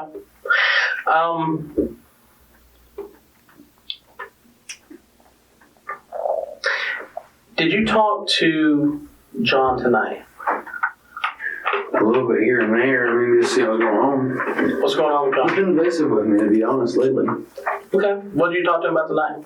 Nothing. Seeing he was up there wanting to hang out with him. He said something about some bullshit or something. You know, talking about quit fucking calling my phone or something. I was like, okay, whatever. Did you ask him anything before that? Nope. I was trying to call him and hang out with him. You ever asking him what was going on around his house? He wouldn't tell me. He told me, quit calling me that bullshit. Don't call me. You know what's going on. Okay. But you asked him what was going on around the house. What would prompt you to do that? And I asked him what was going on around the house. I said, what was happening around the house? Okay. He said, nothing. But what would you ask him that?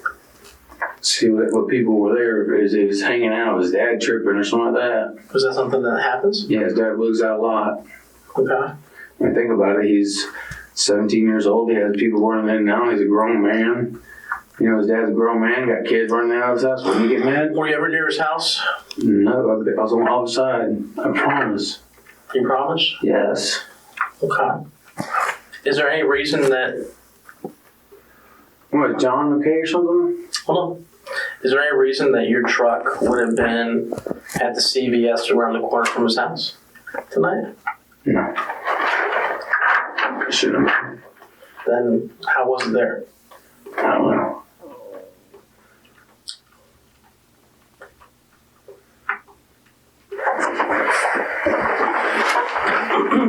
The reason that it was there is because something happened there. Okay? The reason something happened there is because of an altercation, I guess, of sorts. And you're kind of tap dancing around it. But ultimately, let's just say, for the sake of argument, that we know the result of what happened. Now, how that came about, I don't know. And who can answer that? Well, one of the people that can answer that would be yourself. Now, you can choose to be deceptive all you want, okay? I have never given myself down. Let me point something out to you. This thing is that you were there because A, your truck's on video being there. People wrote down the tag number of your truck there. Okay? Which, can you explain that? No, the truck shouldn't have been there. Wasn't my possession. It was there. Wasn't my possession of. But you were there. I wasn't there. Yeah, you were. How do you know that? Video cameras. You can see me in my vehicle. You're kind of distinct. Now, with that being said, yes, sir. Something happened there. Okay? Something happened there that you have an opportunity to try and explain. Sometimes things just go sideways. But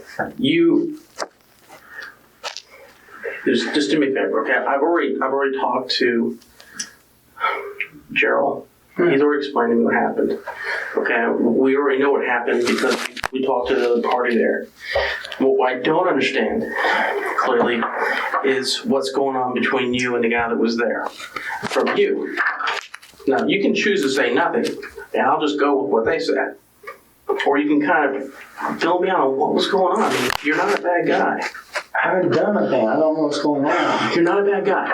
You don't have like an extensive criminal history. I'm sure you may do some stupid stuff. Maybe you haven't made the best decisions in the world, but you're not somebody that we will classify as, well, public enemy number one type guy. No, I mean, I stay at home and talk shit. Come on, man. So, and I understand that. You have some issues, right? Okay.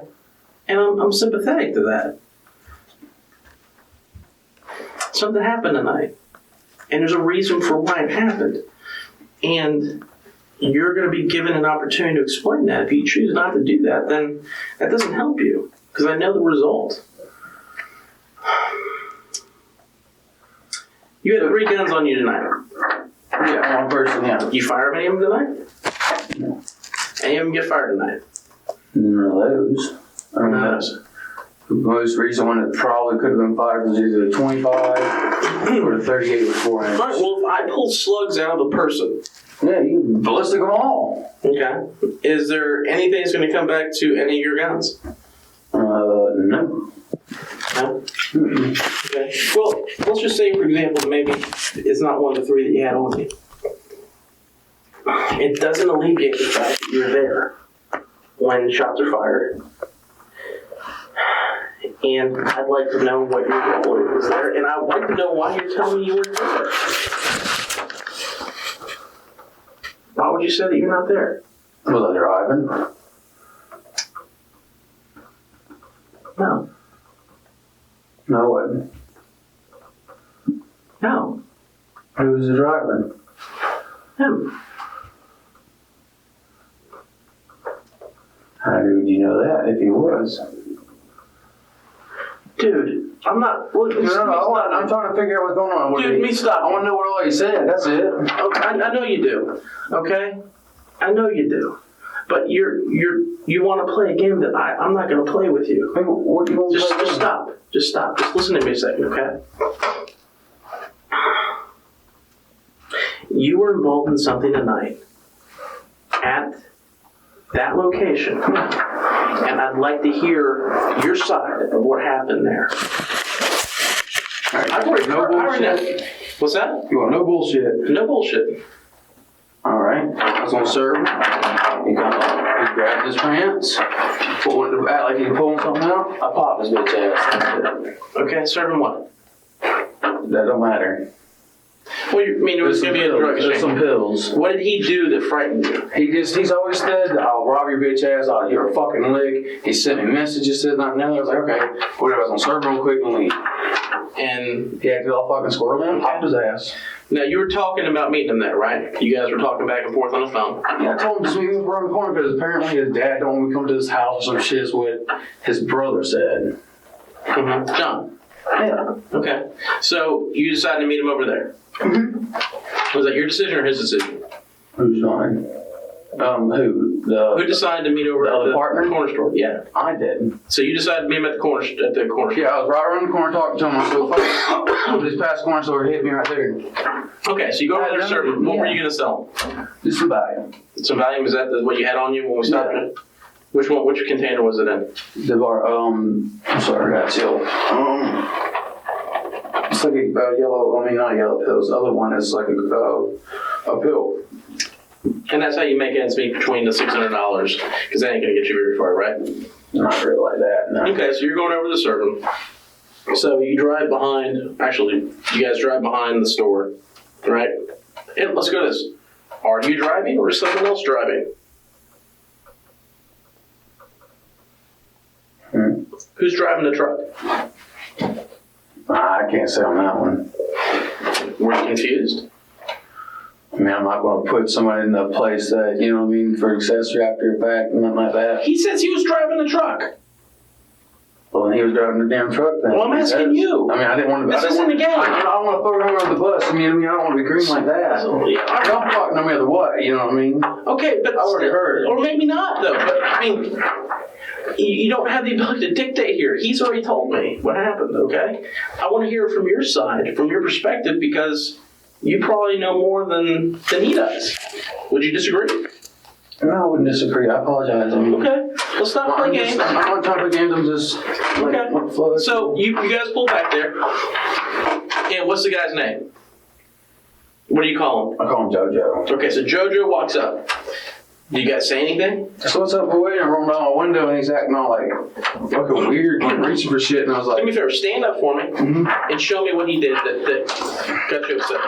He's all like, what was he wearing? Like pants and a shirt. What kind of shirt? And plaid, button up, and I'm not sure. What kind of pants was he wearing? Jeans, brown. Okay. Did you see anything he was reaching for? No, but his dad had guns, and I for a fact his dad leaves a 45 laying around all the time. Okay. Did he pull money out? No, but he told me he's gonna rob me and fucking do all that shit. Why would you go meet him there? I'm not worried about that shit. Okay, so you're gonna meet him there. He's gonna buy Valium from you, right? Mm-hmm. Okay. So he reaches in his pants. Was it in his pocket or down like the front of his pants? Down the front of his pants. Okay. Not pull like anything out. He put himself on. He was going like he was reaching when I did it. And so what'd you do? I was like, oh shit! Boom, boom, boom, and he fell down like boom. So you shot him again when he's on the ground? Well, we hit again. Okay. What gun did you shoot him with? 38. The 38? What you had in your pocket? Yeah. Where were you keeping it at before you shot him? I mean, where was right here in this pocket. Okay. Did you shoot him through the pocket or did you pull it out? I had it out real quick, grabbed real quick, and reaching and stuff. Okay. Did he have money? No, he's a baser. He's a druggie. Did you ever get out of the truck? No. Okay, what happened after you shot him? He took off. Okay. Did you say anything to I was like, my bad. Because he didn't know shit. He thought I was fixing to hit a lick. Okay.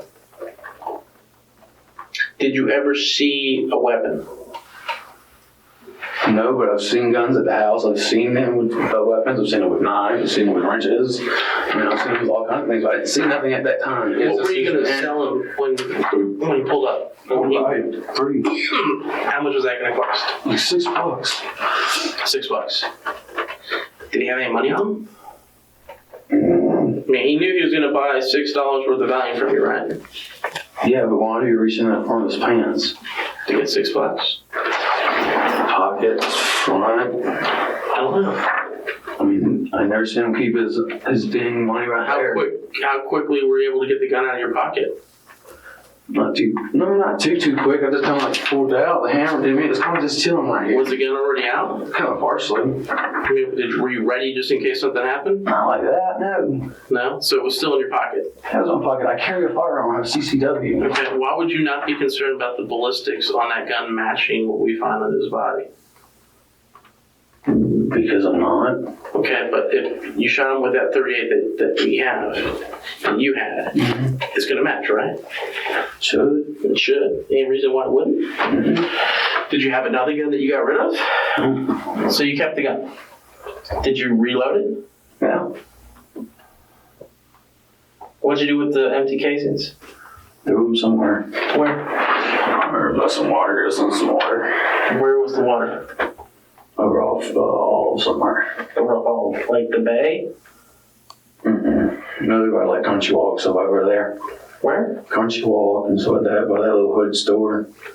Did you throw out the window of the truck? Yeah. Or did you get out and go walk? There's some water. I threw in the water. Did you get out of the truck to do it?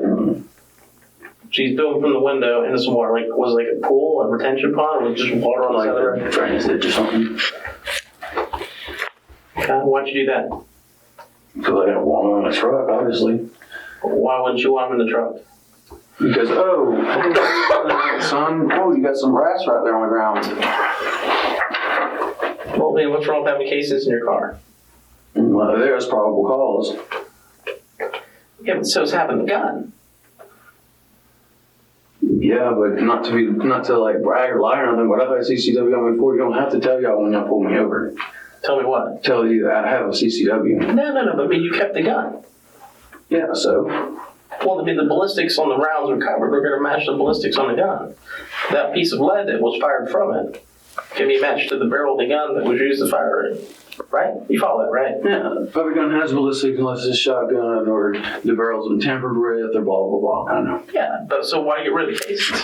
I don't know. It's just fucking something to do, throw away. Okay. But you didn't switch out guns or get rid of the other gun? Mm-mm. So that gun that was on your pocket was the same gun you used to shoot him with? Okay. When he threatened you, how long ago was that? What do you mean? You said that he's often said he was going to I don't know, but I figured he used this one on his, like, on a crystal or something, acting all crazy. How long ago was that? How long ago was that?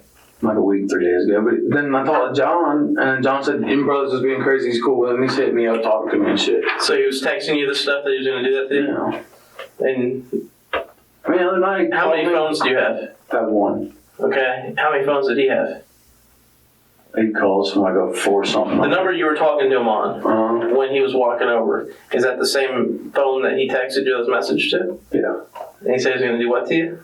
Do something. I really don't know. Read too good, to be honest, sir. Just talking different bullshit. He's read some of them, but one night he called me and he was like, I just need to really borrow a gun so I can hit a lick. I told him, dude, I'm fucking sick. I've been sick, man. So he has to borrow your gun so you can go rob somebody? Yeah, I was like, I'm talking about when he's threatening you. Yeah, he's talking about hitting a lick on somebody. Him and his brother are going to go hit a lick on somebody. That's not you, though. He's asking for your help in that. He asking for my help on that, yeah. Okay, but what did he say when he threatened you? Nothing, I got pissed. And I was like, dude, I'm fucking sick. I'm sleeping. Leave me the fuck alone. I hung up. We called back in. I picked it up. I was like, hey, what's going on? He's like, man, I'll beat your fucking ass. Blah, blah, blah, blah, blah, blah. If you look, I'll turn you into the fucking lick and this, that, and the other. Turn you into the lick? Yeah. I mean, he called me up one night and said I was talking trash to him. He's going to walk to my house and beat my ass. I was like, come and do it. But he sent you text messages saying that he was going to rob you. No. What did he send you a text message? Just some piece of shit. He's going to beat my ass, stuff like that. I can't, they're old. I don't have my phone no more. So you deleted them? Yeah. Okay, so what all did he say to you, though? I mean, I don't remember. I don't read that well. The reason I asked you this, okay, is that you're telling me that the reason you shot him was because you felt threatened, because he's threatened you in the past through messaging. Mm-hmm. That's what you said. Messaging and verbal. Okay, so what messages did he send you that made you think that he was going to rob you? Something shooting, something last one I heard. Like I said, I don't know. I don't read.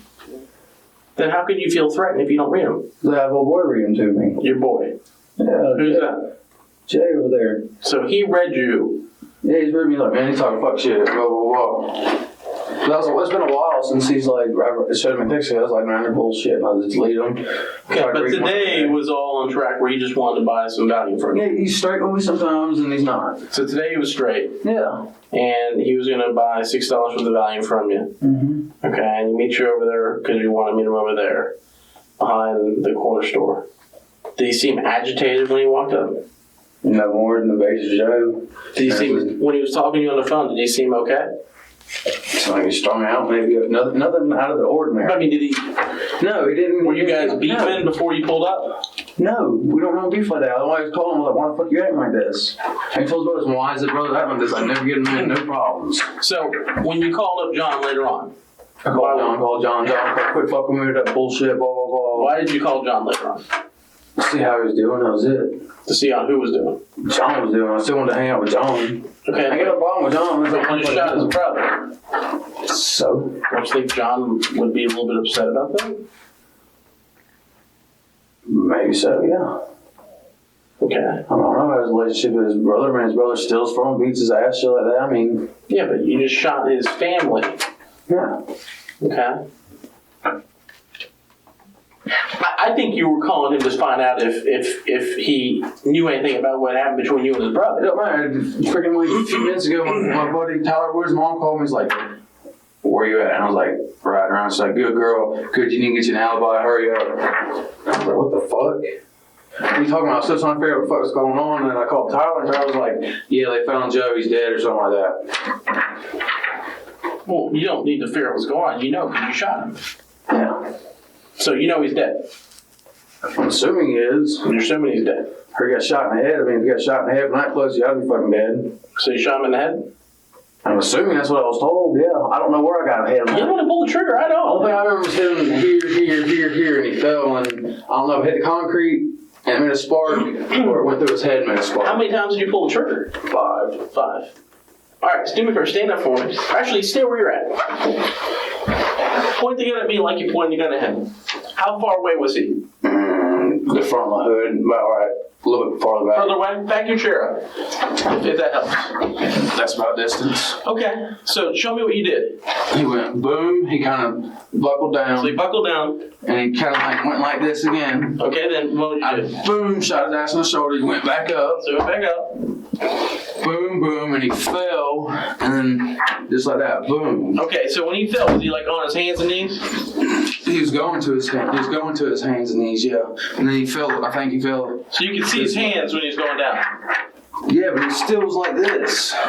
So I mean, he goes down to his hands and knees. Was his his hands were going like this towards his area. Okay. Did he ever pull his hands out? No. I never saw his hands. Okay. That's why I was asking him nervous. He walked up with his hands in his pocket. Okay. One in his pocket, pants, whatever, you know what I mean? Saw this one, but this one. How many times did you shoot him? 4 or 5. How many times did you pull the trigger? 4 to 5. Did you empty the gun? I don't think so. Should have one left in it. One left in it? Okay. Did you think you killed him? I was hoping I didn't. I mean, I don't want to kill nobody.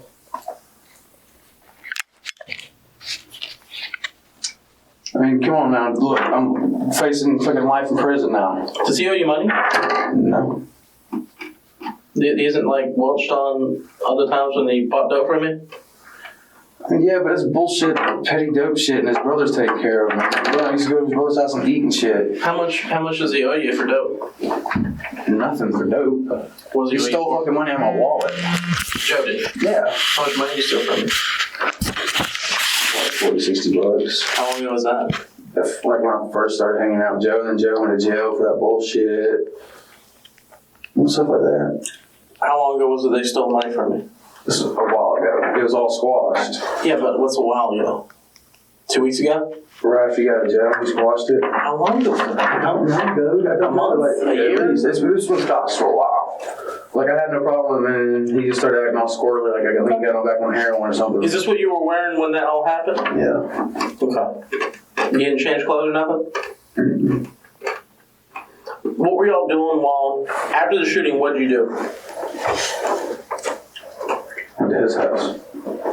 Went to Gerald's house? Mm-hmm. And what happened there? Nothing. I sat at the table, so that. So, did you ever leave? I think his wife. Okay. Did you ever leave him and his wife there alone? No. Okay. Why'd you go back to your house? Get some stuff. I was going to go hunting. I'm going to go out and shoot tomorrow. You're going to go hunting? Not hunting, shooting. You said hunting. I messed up. Just to go hunting, shooting. Hunting and fishing camp. That's not where I was going. You're going to go out there? Well, that was either one of that place. I was going to go to, like, was it Vortec or whatever. Do you have any rifles that you brought with you? Uh-huh. Do you have any rifles in the truck? Yeah, there's a suitcase in the back. So I told the officer. What's in the suitcase? M14, AR-15, 12 gauge. Are any guns still in your house? No. Did you pack some clothing too? There's some wet clothes because my driver was fucking up. I was going to drive to his house. That was it. Okay. Who's going to go with you out shooting? Him or somebody. I'll find somebody to go with me. If not, I go by my damn self. Okay. Where's the shooting camp at? Vortex Spring, off 98. You have a membership there? No, it's a hunting and fishing camp. It's just like a place where we go. It's in the far country. So it's someplace you go out in the woods and shoot?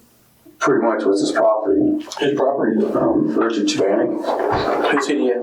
I've known him since 04. My dad, did my roof. He met him. Hung out. We hunt. We fish. How much ammo was in the truck?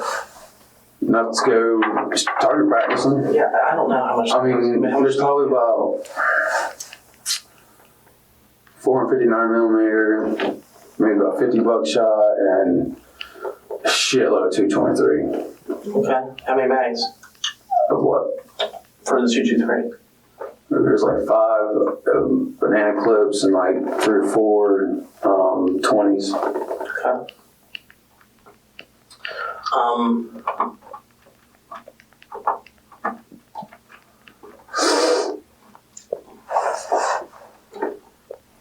It seems more like you were just kind of going to try and get out of town because of what happened to me. Where would I go to? Yeah, we're out there. I don't know. I'm not about to duck out of nowhere. I mean, well, why not? Because I don't have nowhere to go. I don't have no income. Okay, but the thing is, this is that you didn't come in here and go, hey, I got involved in some serious shit. Here's what happened. Right? Mm-hmm. You were going to get out of town and go to a shooting place and hang out there for how long? Right after. A couple days. Right after you killed somebody. Until when? Until I come back. Okay, I'm just saying. I mean, the thing is, this is that clearly. Here's my point. I see your thing. Here's my point. My point is this: is that you came in here with the understanding that you weren't going to tell us that you shot and killed Joseph. I get that. And that your reason for having all the guns was because you were going to go to a shooting camp. We're past that. I wasn't going to shooting. Okay, but you were leaving town. I wasn't leaving. I was leaving because of the fact that you got involved in a shooting. That's not why I was leaving town, though. I was leaving town to go shoot some firearms. You did it in town. Why do you need to leave town to do that? Because if I shoot off over 223 rounds, SWAT team will be on me. You can get that for firing off 538 rounds, too. I wasn't SWAT team. I didn't see. It could have been. I'm not trying to be a smart ass officer. I apologize. All those that swarmed me. Man, you don't need to fire off 223 to get that sort of reaction. 3 will do just fine. I'm not trying to be a smart ass either. I mean, to be honest, I like to practice my guns. I haven't done it in a while. I like to practice. I mean, I was an NRA member, you know what I mean? Mm-hmm. Whatever. Did you make any mistakes tonight? Make any bad decisions? Like as what? In regards to what happened between you and Joe? I mean, probably the best thing I shot him, what I did, but what shot me? His dad's got guns. Okay. And I would have been like, I'm looking for Joseph so-and-so, and you'd be like, well, I know who he is. Where is he at? He had a bomb rush somewhere. But he didn't shoot you. He could have. Did you see a gun? No, but he was reaching. It's a drug deal. He's supposed to give you something. I've never seen a junkie or nobody like that keep money in their pants right here. Okay, well, he had no gun. I didn't know that. I do. He's got no gun.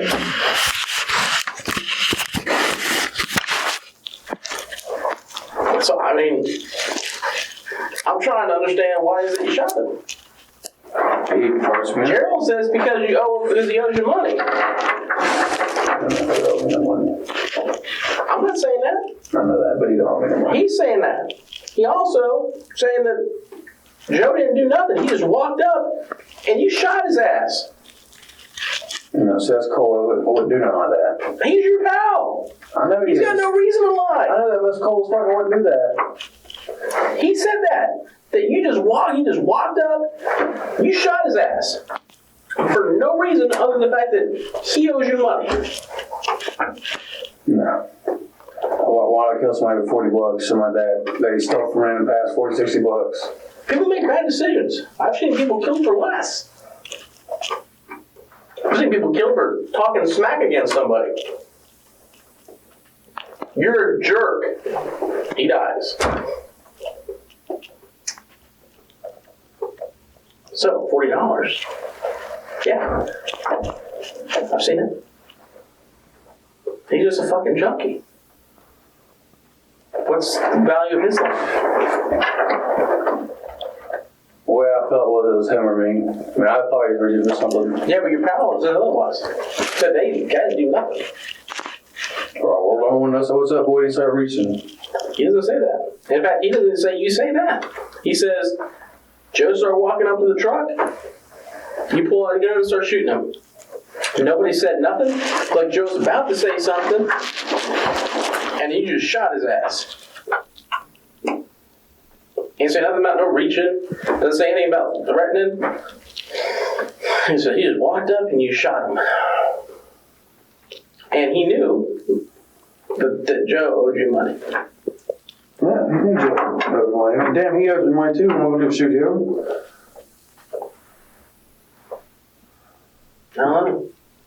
Maybe. Maybe you don't like Joe. Joe's threatened you before, though, right? Joe's a bitch. It wasn't nothing like that. I felt threatened. I did it. Simple as that. It's not as simple as that because he says otherwise. Well, I felt threatened. I understand. I'm not going to sit there and tell you a lie and be like, yeah, he walked up and I You did tell me a lie, though, when you first walked in the room. You said that. Yeah, I'll admit that. You lied. So why should I choose to believe anything that you said? You don't have to. Exactly. And you're not very convincing. I want to understand what happened, okay? And when I hear the truth, I'll know it. I tend to believe Daryl, and it's not condemning you. It doesn't really change the outcome, okay? You shot a guy that was coming over to do a drug transaction with you. You're not a cop responding to something and feels threatened because of a bad guy. You're the bad guy in this scenario. You're the drug dealer with a gun, with 3 guns.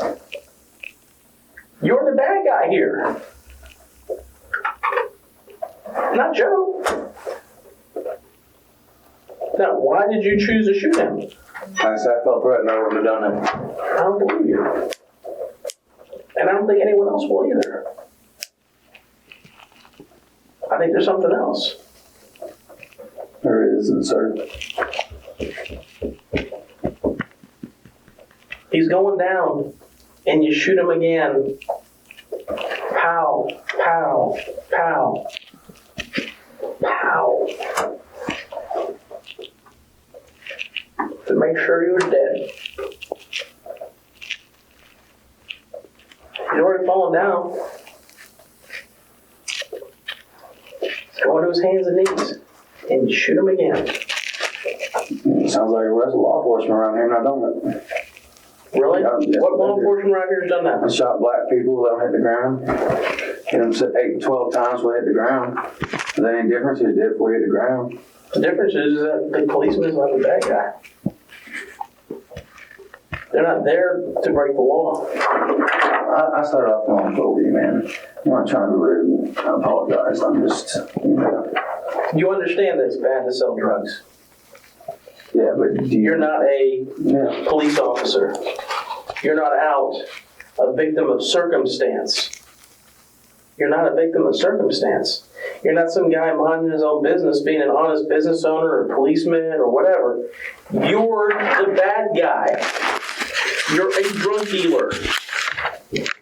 You're an armed drug dealer. You ain't sound like all I'll do is sit there and flip my script. Yes, I take them, but I needed an extra little bit of money. Okay, you're a drug dealer. What do you call it? It's the same thing, but I just don't like the way it sounds, you know what I mean? I don't have the word defined it. Am I? Sir? How would you define it? How would you classify yourself? A pharmaceutical entrepreneur? That's just fancy word. I mean, you're correct right there, but man, I live off $600.50, $6 something a month. Okay, they give me they give me $54 for fucking food stamps. What the fuck is that going to feed somebody? It's not. But I guarantee that if somebody owes me $40, I'm going to get that $40 from them because it makes a difference to you. I tried to get it from him. And he wouldn't give it to you. I squashed it. I was like, whatever. I'm going to just sit over there and beat a dead dog, don't have no money. But yet you go to meet him to let him buy more drugs from you for the money that he doesn't have, that he already owes you? Tax the hell out of his ass. Yeah, I'll get your money back. $6. Yeah, do you know what the script cost? No, how much? Oh, like $2. Okay. But he owes you 40. Mm-hmm. And he's going to give you 6. And you're going to give him more product. Yeah, I paid like pennies on the pill for that thing. Yeah. How much would you usually charge him for it? Same price too. So it's not like you're taxing him. Well, tax anybody who don't have a prescription, to be honest, unless they got a prescription, they're cheap. Okay. Ultimately, what I'm just trying to explain to you is that I think that I hear what you're saying, your story doesn't hold water as far as feeling threatened by this guy. You're mean in there. You're already mad at him. Okay? I wasn't mad at him. I was talking to what's his name about him. He was mad at you. He was screaming at you on the phone. There's people there that were listening to him. Today? Yeah. Bitches about bullshit like where the fuck you at or something. Well, he was yelling at you on the phone. Everybody looked and turned around and looked. And this guy's walking through the parking lot screaming. All of a sudden, your pickup truck pulls in. And then y'all shoot him. They're watching the guy. Okay, I got you, but we weren't arguing then. We didn't argue. No, it was on the phone that you guys were. I didn't argue today with him. Well, what's saying is this: is that they're saying that he's yelling. Where you at? He's yelling at you on the phone. I'm not saying what you're doing on the other end of that phone. I know what you eventually did.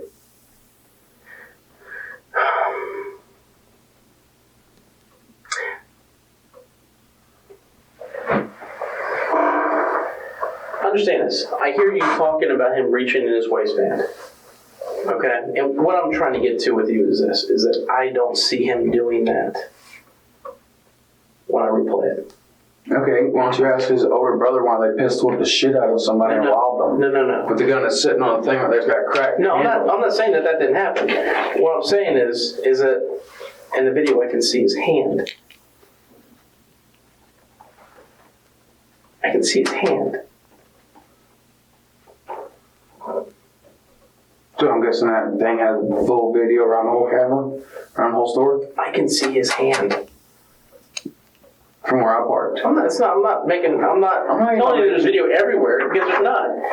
I can see his hand. He put his phone in his pocket and he went like this. That's all I remember. It happened quick, okay? I hear you. I can see his hand. The entire time I can see his hand. I don't see it going into his waistband. The phone didn't go into his pocket. Made my facts off. That's all I remember, okay? It just happened quick. It's not okay. I know it's not okay. Obviously, it's not his man died. But still, I mean, I watched him. I mean, the thing is, do you expect me to lie for you and say that? Don't look at that. He says this, but don't look at that. You understand what I'm saying? I can't hide that. It just makes you look like you're lying again, and I think that you should stop. Because it all rings poorly for you. It doesn't matter because as soon as I get in front of them 12 people, they're going to go, all right, life in prison. Maybe. All right. Or temporary manslaughter. Or oh, is there, he fell, so you shot him in the back, you shot him in the fucking head, so yeah. Or is there something else in the truth that explains why this happened? Because reaching into his waistband, that didn't happen. I'm sorry, it didn't happen. And nothing I can tell you that can make the situation any better that makes it that... Do you think a lie does? Does a lie make this better? Does a lie make this... A lie don't make nothing better because all you do is cover up a lie with a lie. Yeah, so I mean, and that's what you're doing. And I understand that. You're not the first person to be in this situation. Oh, no, I'm not. But the thing is that we both know that that's not true. I can see it, and you know it because you were there. Okay? So what was going through your head when you decided to shoot him? No, I was going to serve his ass. That was it. So why did you shoot him? He fucking acted sketchy. That was it. What was he doing that it was sketchy? He looked around and he was like, and he reached. That was it. Okay. Where did he reach? He went down for his pants. I can see his hand. It doesn't go down his pants. Was it the right or left hand? I don't freaking know. I don't remember. Everything happened really, really quick. Yeah, but if I don't see his hands going into his pants...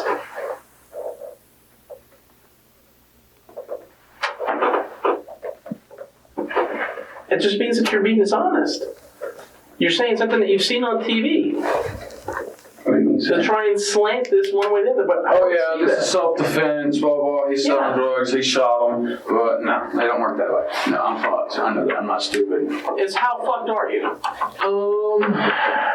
Probably big bubbles and ditch or somewhere. Does lying help you? Lying don't do me shit. Then stop it. Why did you do what you did? I mean, honestly, you said you weren't going to bullshit. Don't bullshit. What, the truth? Yes. Motherfucker's a bitch, okay? That's straight up honesty. Motherfucker's a bitch. He Okay? He fucking deserved it. If I wouldn't have done it, somebody else would have fucking did it. Why did he deserve it? He's a robbing motherfucker. He likes to break people's jobs. He wants to rob the motherfucking plug. He wants to come threaten my ass, tell me he's gonna fuck me over, kick down my door, fuck me up when I'm sleeping. Nigga, you got shit fucked up. This is real fuckers in this street. You gonna fucking play? You don't come threatening my ass with a fucking knife from your goddamn house. I'll pull a gun out you, shoot me, motherfucker, shoot me. Fuck you. Don't play with me. When did that happen? A while back. That's fucking. It wasn't no fucking premeditated or nothing. It's fucking sporadic. So today, I called him. I said, "You need something?" He said, "All right, yeah." Went around the corner. I said, "All right." I burned his fucking ass. This is dead honestly. I burned his fucking ass. He reached for shit, nothing. I shot the motherfucker, saw his face. He made a noise. I shot the bitch in the fucking head. Cause I'm a real motherfucker. That's why. Okay. Yeah. You don't fuck with me, you don't fuck with mine, that's it. He had no reason to treat me the way he did. How long ago was that he did that to you? A while back. He's been calling me, threatening me to come to my house, beat my shit up. Fuck it, I'm fucked anyway, so what does it matter? What did Gerald know? Gerald didn't know shit. Gerald thought I was hitting a fucking lick and I blasted the bitch and he fucking ran off. He looked at me and was like, I can't believe you fucking did that. I said, real motherfuckers don't play around here. He's like, a white boy just did that. I said, I'm the realest white boy you gonna fucking know. Did you and Joe ever like exchange dope? Like he had something, you had something, you guys would switch up? Fuck no. Was that kind of the arrangement you guys had? I didn't fuck with Joe like that. He was just a base that would buy dope from me?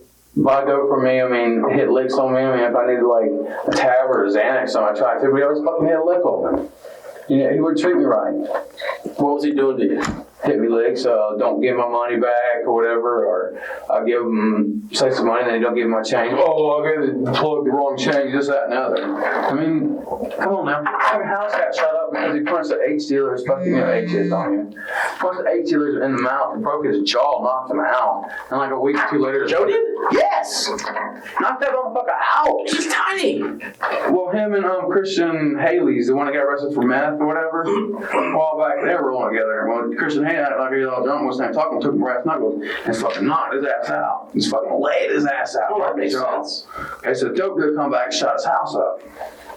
Have you had problems with anyone else besides him? No. He's the only problem that you had? Yeah, he keeps on calling me and threatening me. Why? He's a fucking baser. I mean, is there anyone else he's beefing with or buys? Yes, a lot. He fucking broke the dope dude's jaw. A few people, I mean, damn, he had a fucking, for the longest time, there was a red Mustang parked out in front of his house. Mm-hmm. Until I walked up to him and was like, what's up? And they fucking skirted off because all them fucking pussies wouldn't do nothing about it. Like, there was a car right there that had been parked right there, the lights on for about 4 hours now. Did you tell anybody that you were going to take care of it? Yeah, I told Joe I was going to take care of it. I told John I was going to take care of it. He's like, I got it. So he stuck his shotgun out the window and cocked it. I know what kind of gun. I was like, what the fuck, you going to do something? Get out. John? Yeah, John. John's my friend. You know, but did you tell anybody that you were going to do this to Joe? No, fuck no. Nobody knew about that shit. Okay. I mean, you had to see this was eventually going to happen, though, right? Yeah, but I told you, he's a fucking little bitch, and he deserved it. I go to hell for doing it. There's one last fucking little junkie motherfucker on the streets. So, I mean, you cross that line, you're like, fuck, damn consequences be damned, you need to do this. Yeah, you damn right. I make sure that's fucking dead because no dead man tells no fucking tale. I fucked up because I used my truck and a motherfucking camera. Man, you brought somebody with you. Yeah, fuck that was my real nigga. Me and him did our own shit, but that's between me and him. And motherfucker shouldn't have talked. And yeah, I had the streets take care of that shit too. You can believe that one. You mean like you're mad at him? If he gonna snitch on me, he gonna get the fucking word to get around. Well, shit didn't get in trouble with him and he rode with him? What the fuck? Come on now, people he rode with? Fucking warrants and trade up. But he had no idea you were gonna do this. Don't matter. He still snitched on me. The street don't play that way. See, I don't know what you're talking about. That boy, does he sling too? No, he has like shit. So he's not like a gangster, is he? Be surprised who he fucks with, but I mean, he's just friendly with y'all. Yeah, he's friendly with some high up motherfuckers around here. Okay, did he do anything wrong? No, he's fine. He didn't do shit. He was a driver, but he didn't know what the fuck I was doing. Okay. So until you did, he didn't know? No, he didn't know shit. Not accomplice, not nothing. He was driving. All right. Let me go talk to him real quick. I'll be right back with you.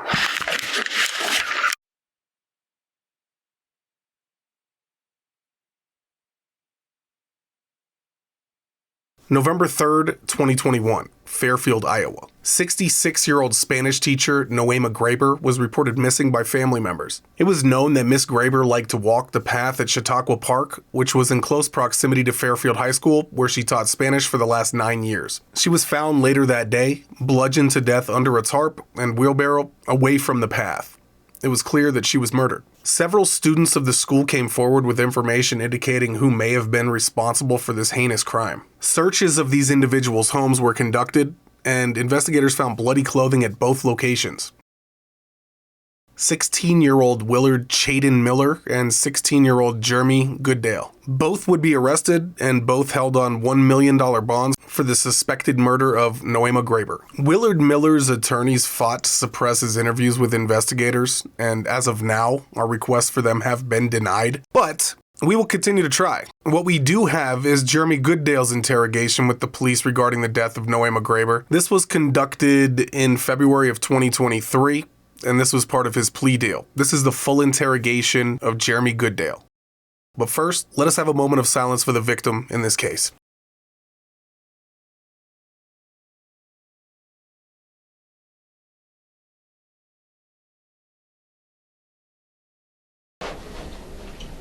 That's what your teacher hooked you up with.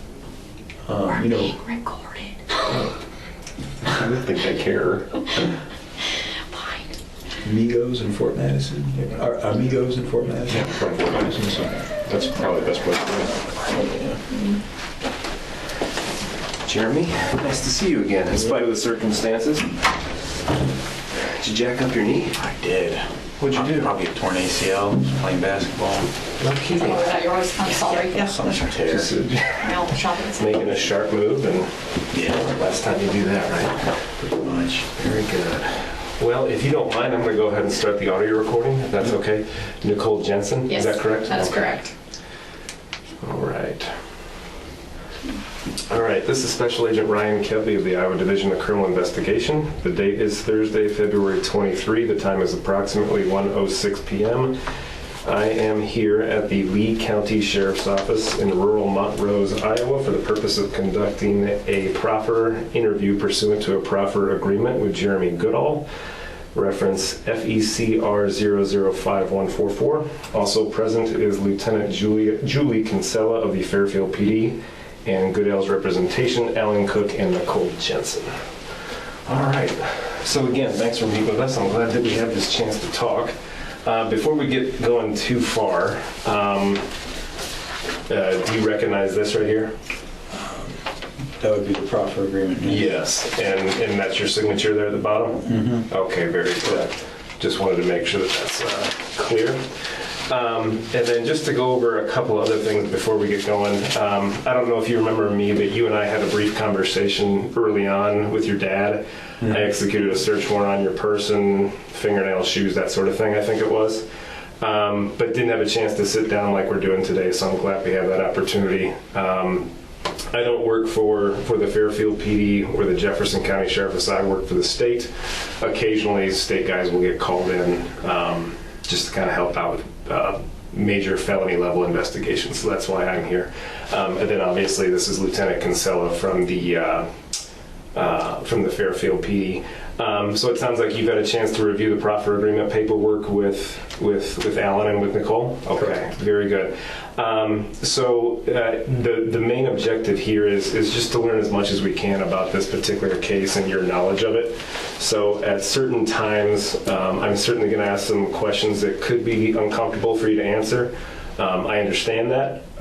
We're also going to have some things that we don't ask that we're gonna somewhat depend on you to fill in those blanks for us, because since neither Lieutenant Kinsella or myself were there, it's kind of on you to identify certain things that we may not know of that you may just need to offer up. So that's to say that I've got a lot of questions here. Lieutenant has a lot of questions, but there's going to be some questions we just don't know to ask. Is that fair? Okay, very good. Just to kind of start off with, where is so you're at the Juvenile Detention Center here in Lee County? Correct. Okay. And has that been primarily where you've been since you've been taken into custody? Correct. Okay. All right. right. And then do you have a cell there yourself, or how's that work? I have my own cell. Yeah. Okay. Do you have much interaction with other cellmates or other inmates? Yeah. Yeah. How, like daily? Every day. I've got a table of people that I sit with, eat with, conversate with, play cards with. Okay. And then I interact with everyone there during school hours because we have a school system there with teachers. Gotcha. Okay. And how's school going? It's going pretty good. Good. Any top topics that you specifically like or dislike? I wish I had another science class, but... Yeah. Like science? Yes. Okay. And as of late, have you felt like you've been able to get enough sleep at night? Well, last night in particular, no, but in general, yes. Would you say it's because you're anxious about today, or? Okay. Correct. Okay. But in general, you're able to get some decent sleep? Generally, yes. Okay. Did you have breakfast before you came in? I did. Okay. Actually, I didn't eat breakfast today. I just couldn't. I had a glass of orange juice instead. Okay. Do you have lunch? Yeah. Okay. If you wind up getting hungry, since you kind of skipped breakfast, some of the people that we work with have offered up if you want to bring a pizza in or a pop or something like that. Just let us know. Like, it's very kind. Yeah. Don't be shy. If you want something, let us know. Okay. All right. Okay. And then, are you currently on any medications at all? No. Okay. No sleep aids, no vitamins, nothing? Oh, I'm on, I take vitamin D and melatonin, but... Okay.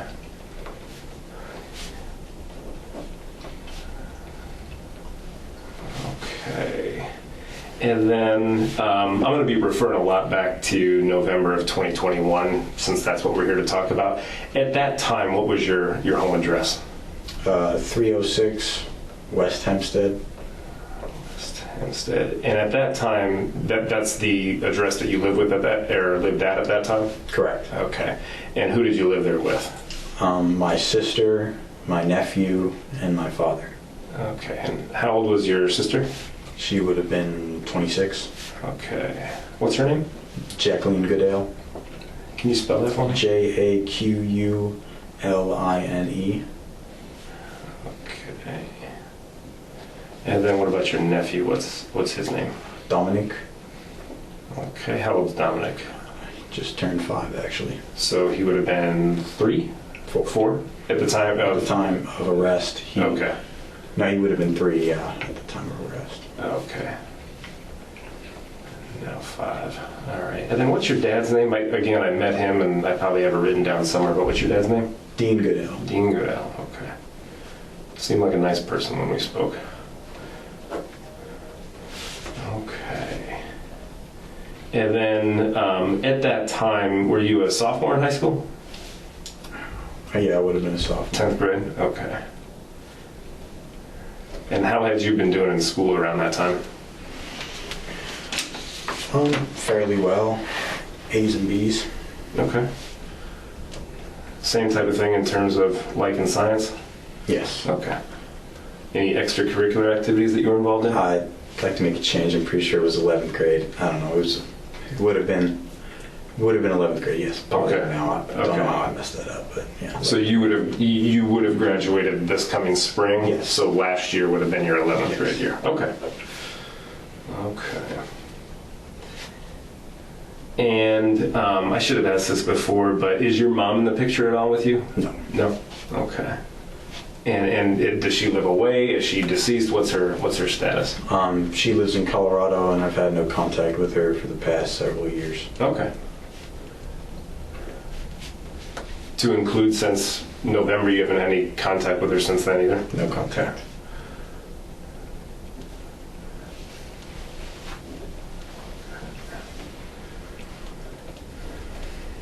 All right. Outside of school, you said that you weren't involved in any extracurricular activities. Into skateboarding, what are you into? Yes, I skateboard. I played tennis for Fairfield High School. Okay.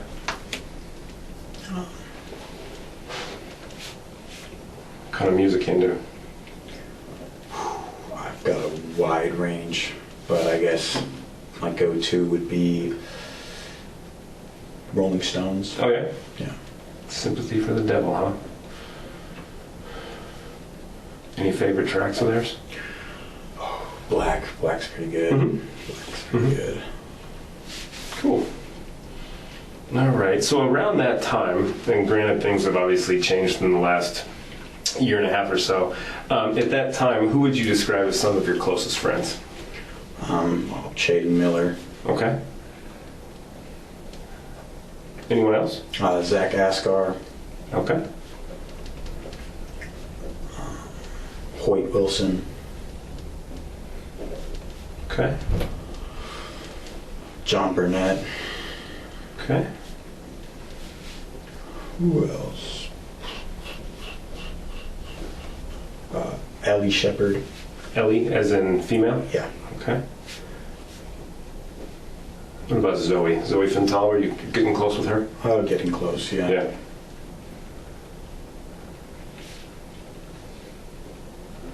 Okay. And around that time, we were all teenagers. Once, were you using any substances, smoking weed occasionally? Smoking ecstasy? weed, drinking a little. I was occasionally psychedelics was the extent of my experimentation with drugs. Okay. And what kind of psychedelics were you trying? Mushrooms and LSD.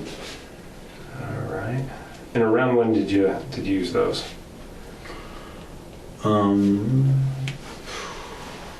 Like junior high, freshman year? The beginning of my junior year. Oh, beginning of your junior year? Okay.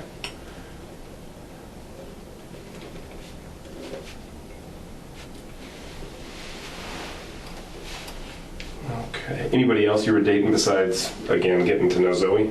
No. Okay.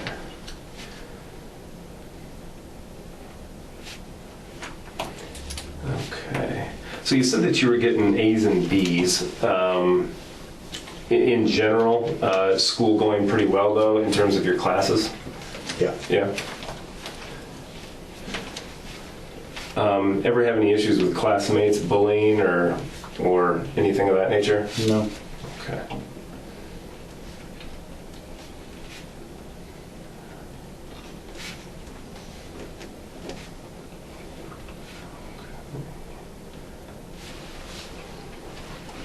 Okay. And then did you have any, did you take any Spanish classes in high school? I did. Okay. And what years did you take Spanish? Well, I took Spanish 1 at Maharishi School. Okay. And then I would have taken Spanish 2 with Miss Graver. Okay. And what year did you take Spanish 2? Sophomore year. Sophomore year. So last school year, your 11th grade year, you were not in a Spanish class. Okay. No. How did you do in that class? I passed. I think I passed with a C or a D. I didn't do very well. Okay. Why didn't you do very well? Did you think that it was just because Spanish isn't your thing, or teaching style, or? I just didn't know where to look to find the homework. Okay. Yeah. Didn't do any of the homework.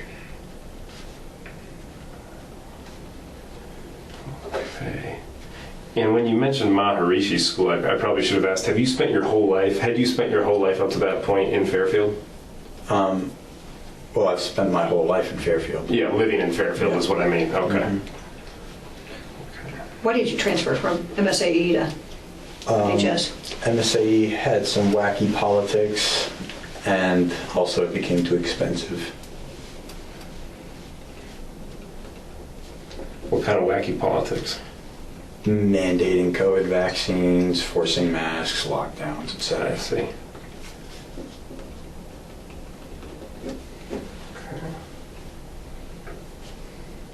And so, having had, and did you have Spanish 2 for a full school year, 2 semesters? So having had her for a full school year, what was your take on her? Like, were you indifferent? Did you not prefer her as a teacher? Prefer her as a teacher? What was your takeaway? I mean, I liked my last Spanish teacher a little better. Mostly indifferent. Mm-hmm.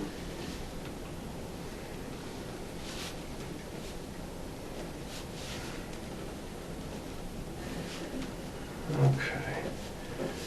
And you talked about Chaden Miller being one of your close friends. I'll just refer to him as Chaden from here on out, if that's okay with you. When did you first, have you known Shaden your whole life? Was he always a classmate and then became closer friends? How would you describe your history with Shaden? Well, he went to the Maharishi school with me. We transferred the same year. We didn't always get along. I think we became closer friends around my 8th grade, 7th grade year. Okay. And what was it about Shaden that and yourself that made you two close friends? He's a pretty smart guy. He shares a similar sense of humor, I guess. Mm-hmm.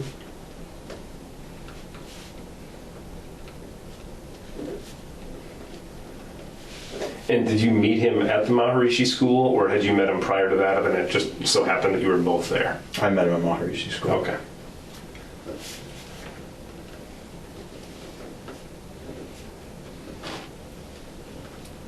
Okay. Beyond Shaden, in terms of Zach and Hoyt, John, Ellie, Zoe, among those, was there one or two people that you were closer with than the others, or were they all just kind of general part of your friend group? Or I would have been closest with Zach. Okay. And was Shaden also close with Zach? Not particularly. They were more as acquaintances. Okay.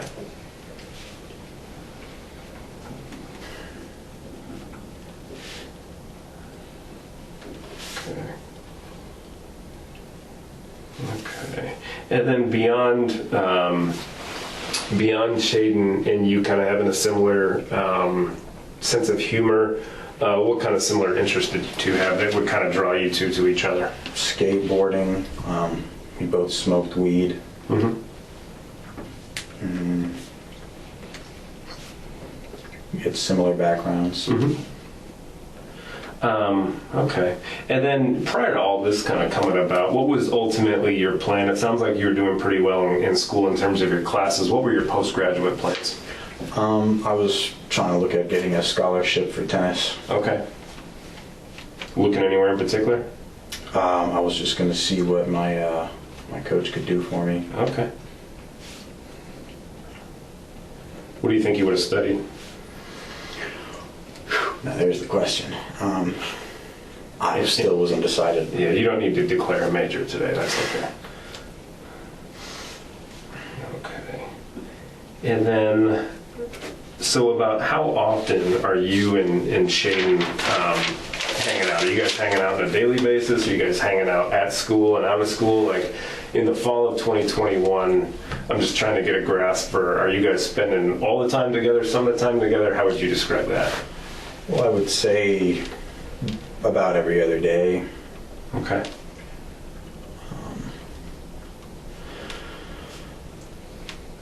Yeah, hanging out in and out of school. Okay. Did you guys have any classes together?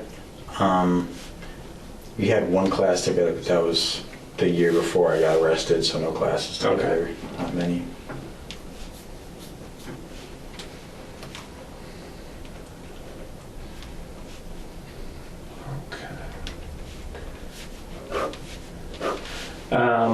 And so when do you recall, so I think that this happened November 2 of 2021. Do you recall when the first time, and it may have been a week, may have been a month, may have been a year, but do you recall the first time ever having a conversation with Shaden about Miss Graber? And not necessarily about what happened, but just a conversation with him about, you know, some frustrations or a general awareness of her? Probably would have been about a month and a half before November 2nd. He would have brought up some frustrations to me, talking about how he was having a hard time and he didn't feel like she was being very adequate or understanding. Okay. So probably early in the school year? Okay. So a month and a half before November 2nd would put us in like September of 2021. Is that around or about that time? Yeah. Okay. And you said that he had disclosed to you some frustrations about her teaching style or grading, or what were some of the specific issues that he was having? He just felt like she was very old school. Mm-hmm. He said he felt like he didn't care and that she had it out for him, basically.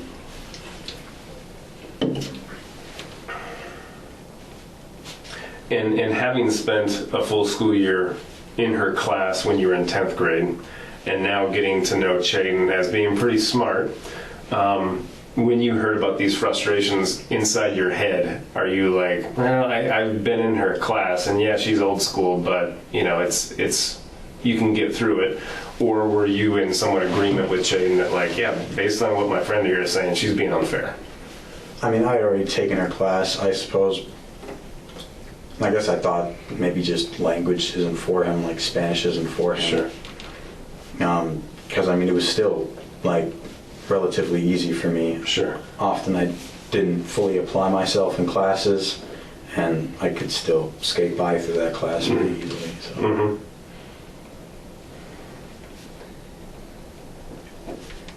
And about how often was he bringing this up to you? From, like you said, it kind of started maybe mid-September, early in the school year.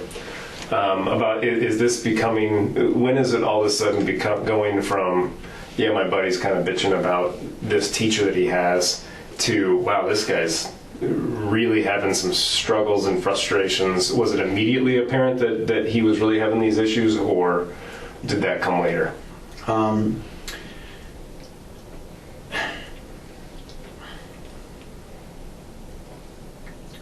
Please repeat your question. Yeah, sure. So, for example, I have coworkers, and occasionally we'll complain about our boss, for example. Now, sometimes it's just kind of like off-the-cuff frustrations, but occasionally there might be a frustration that gets told to me that, like, oh, that's not your run-of-the-mill concern. Like, this guy's really got a beef with my boss. Was it apparent right away when he first started talking to you about these issues in mid-September? Was it apparent right away that, like, wow, he's really, really upset, like, this guy's really got an issue with Miss Graber, or did that come later? No, it was not immediately apparent. Okay. And it didn't really become apparent until, a couple weeks before this happened. It kind of came up suddenly. Oh, okay. Was he talking about it frequently leading up to that, or was it just occasionally? It was more like every other week thing. He might talk about, oh man, okay, I had a tough time in Spanish. Okay. And you said that maybe a couple weeks before November 2nd, all of a sudden it took a turn? Okay, tell me about that, if you will. Well, it was just like any other day. I was eating lunch in the cafeteria with John and Chayden and a few other people that we sit with. And when I got up to bust my lunch trays, he kind of pulled me aside and said, would you help me if I killed Miss Graber? Mm-hmm. And are you guys still in the lunchroom when he makes this comment to you? Yeah. Okay. But away from people, or are you still part of a group of people? Is he whispering? Tell me about that. We were standing up together, so we weren't sitting or near directly adjacent to anyone. And he kind of leaned in at me and whispered it to me. Would you help me if I killed Miss Graber? Those were his words? Okay. And what was your response? I paused for a moment and looked at him, and then I said, sure, pretty much. I said yes. Okay.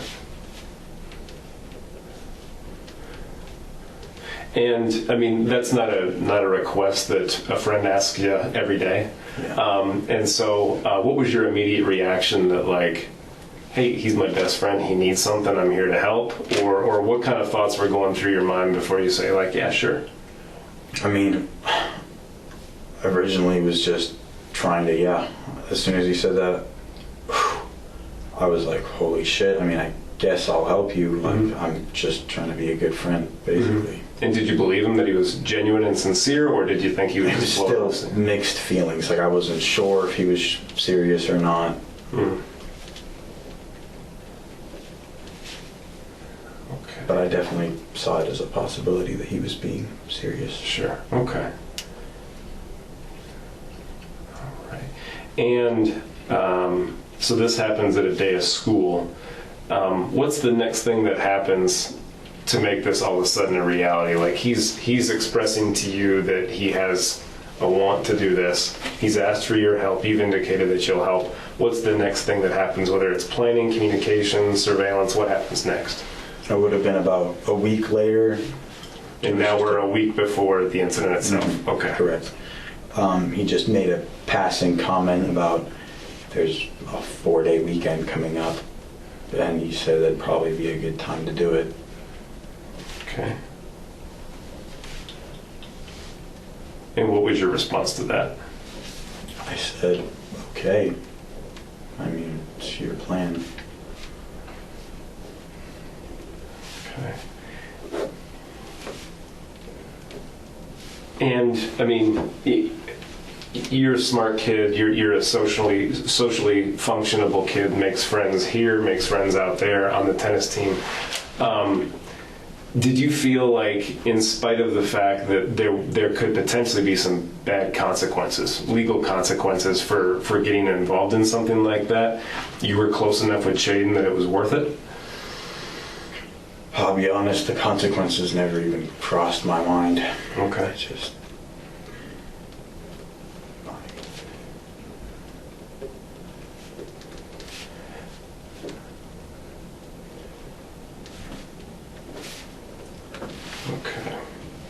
Okay. And then beyond, I'm sure that I would imagine that when he expresses this desire to you and you say, sure, and then a week later he says, hey, 4-day weekend's coming up, that'd be a good time to do it. You say, okay. I'm sure at some point you probably ask the question of, like, is this because of the grade? Is this because of her teaching style, or what's this because of? I can't imagine that you just have that quick interaction that's echoed with an okay or a sure and not have a few follow-up questions. Honestly, we had maybe a few discussions here or around. I can't remember exactly when. It would have been in between 2 weeks before it happened, of him talking about not liking her teaching style, being unsure of whether he'll be able to pass, and worried that it would affect him moving forward. Okay. In terms of affect him moving forward, are we talking about having to do summer school, or not getting into the college that he wants to, or having to repeat a class, or what are the effects of him not doing well in Spanish? He had expressed a desire to me to go to a boarding school in Spain, possibly for his, to add to a college resume to make him look like a more appealing candidate. And he was fairly sure that it wouldn't be possible if he had failed a class like Spanish. Okay. Did he say the name of this boarding school? No, he didn't give details as to what the boarding school was. Okay. Did he talk about it a lot, or just once in passing, or? A couple conversations about I'd probably move from Fairfield and go to Iowa City. Mm-hmm. Maybe attend the college at Des Moines. Mm-hmm. But Spain, just in passing, you think? I'm pretty sure he only brought it up the one time. Yeah. Okay. Had he ever brought up this type of request with anybody else, whether it's a kid at school that he doesn't like, or anyone else? I believe he asked Dill Hurlin before he asked me if Dill Hurlin would assist him in killing Miss Graber. Okay. And how do you know that? He told me, I think, shortly after he asked me, he said something along the lines of, well, I already asked Dill, but I'm pretty sure he thought I was joking. Okay.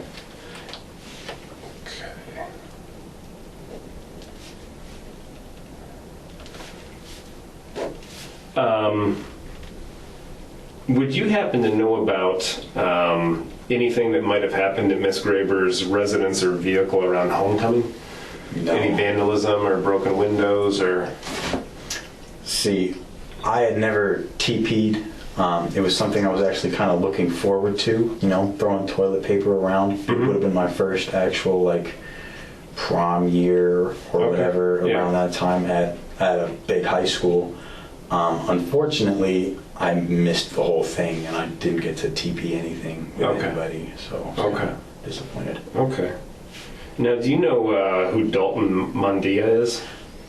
Okay. And what do you know about Dalton? I know he passed away. Mm-hmm. Would have been October 7th, I believe. He took his own life. Okay. And do you know why? I don't know that anyone except his family knows the actual reason why, but I mean, rumors go around. Some people said it was because of football. I mean, I don't necessarily believe that, but I just think he was having a hard time. Obviously, working at life. Yeah. Beyond taking these steps to kill Miss Graber, had Shaden expressed any other options other than killing, whether it's vandalism or only that? Yeah, that was the only thing he expressed to me. Okay. And I suppose I misphrased this before, but had he ever come to you and asked you for help with any other thing of an illegal nature, whether it's, hey, I'm going to go slash somebody's tires or commit vandalism, or I'd really want to kill this other person? Was this the first and only time he's ever asked you for a favor of this nature? Correct. Okay. I would imagine that he's like hit you up to like go get weed or something like that, though, right? Yeah. Just to be clear, I mean, you guys smoke weed together. I imagine those things happen, right? Yeah. Right. Were you aware of him having beef with anybody else besides Miss Graber?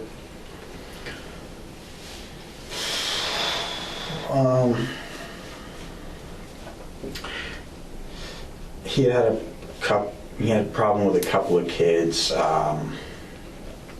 Aaron, can't remember his name. It would have been Keegan.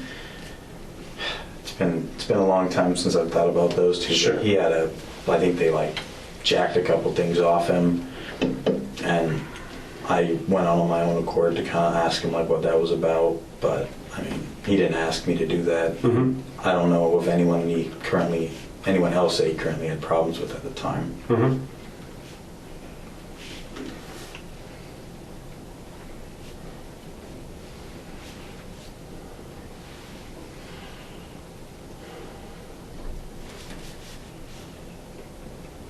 Okay. So as you're starting to have those conversations, 2 weeks and then 1 week in advance, I know sometimes we don't really get into our feelings, but how did that make you feel? Were you excited about the possibility of putting this plan into motion? Did you feel empowered, nervous, anxious? How did you feel?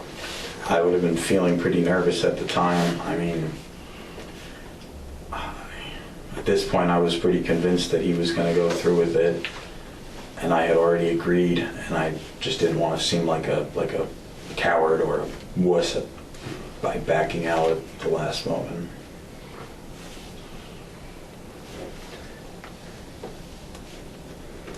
Okay.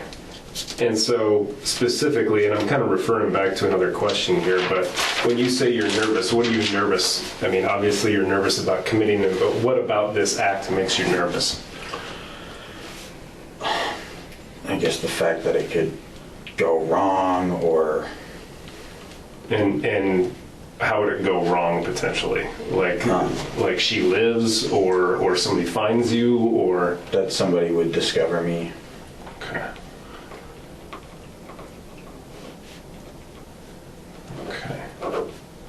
And again, I'm referencing back to another question here, but you had talked about how consequences really didn't enter your mind at that time, but it sounds like you were aware that, like, hey, if I get discovered after helping commit murder, there's going to be some consequences here. Yeah, but I didn't spend too much time dwelling on what the consequences would be. I mean, prison seemed like a foreign concept to me, and I wasn't even sure what the consequences for murder were.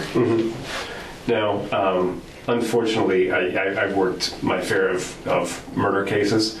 I've had plenty of instances where, even though they're a little bit remorseful, suspects are a little bit remorseful about, their time in jail. They're really not regretful of in the moment having to make that decision and carry it out. Did you feel like this is something that, although you're nervous about, you felt, I used the word before, empowered, but was it something that like, hey, let's go through with this, let's do it? Were you excited about it? Did you feel empowered? How did you feel? I wouldn't use the word excited. I mean, I guess afterwards, realizing that I had taken someone's life, sort of, I felt different. I don't know if empowered is the word I would use, but I didn't feel exactly like the same person anymore. Right. And I'm certainly not here to cast judgment on what you've been through in your life and what led you to that point, but there was a Snapchat video reviewed of you just before where you're kind of talking to the camera about this is the last face that the teacher's going to see. Do you recall this video? It was a video? I think it was just a snap picture. Yeah, a snap picture a snap picture with the caption. Excuse me, yes. And but after, that wasn't taken before. Okay, but what I'm getting at is that to me shows somebody that's not ashamed of what he's doing, is what I'm getting at. And so there had to be some pride, I would think, that was between the two of you that you're working together on this and executing the way that you wanted to. Is that fair? There would have been some bravado. You trying to project myself as some cold-hearted killer. Right. Okay. Okay. Now, when was let's talk about in terms of the planning, you agree to help him out, you agree that, hey, there's a 4-day weekend coming up. What are your different options here? Explain what you mean, my options. What are the different options for a plan? Like, we could shoot her, we could use baseball bats, we could stab her, we could do all these different things. What's being discussed between you two? I really just left the planning up to him. As far as the method of actually executing the murder, I left that up to him. I was only involved in the surveilling beforehand and then the actual act itself. Okay.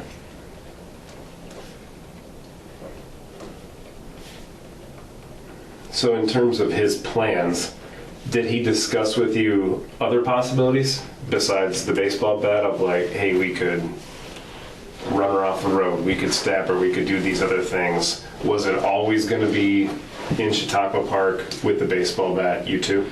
It was always going to be in the park. Okay. That was something we discussed. But as far as the baseball bat, that was something he kind of just brought up offhand. I mean, I guess we'd agreed that we could use a baseball bat, yeah. Mm-hmm. So that's what he brought. Mm-hmm.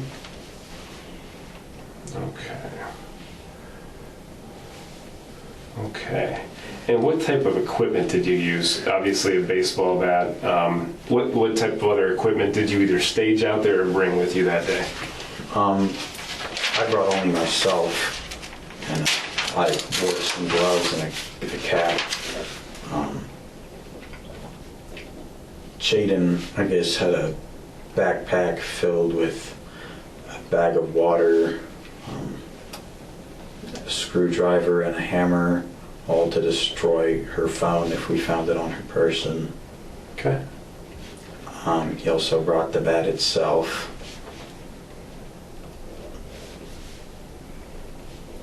What's the water for? To destroy the phone. Okay. Water, screwdriver, and hammer to destroy her phone. Yeah. He also brought a pocket knife, and he said, well, just in case we need to use it. Presumably to stab her? To stab her. Okay. Okay. And then was this always discussed between you two, or text message between you two, Snapchatted, emailed? How are you guys communicating? Through Snapchat or Instagram, I believe, when we could. Okay. Okay. Thank you.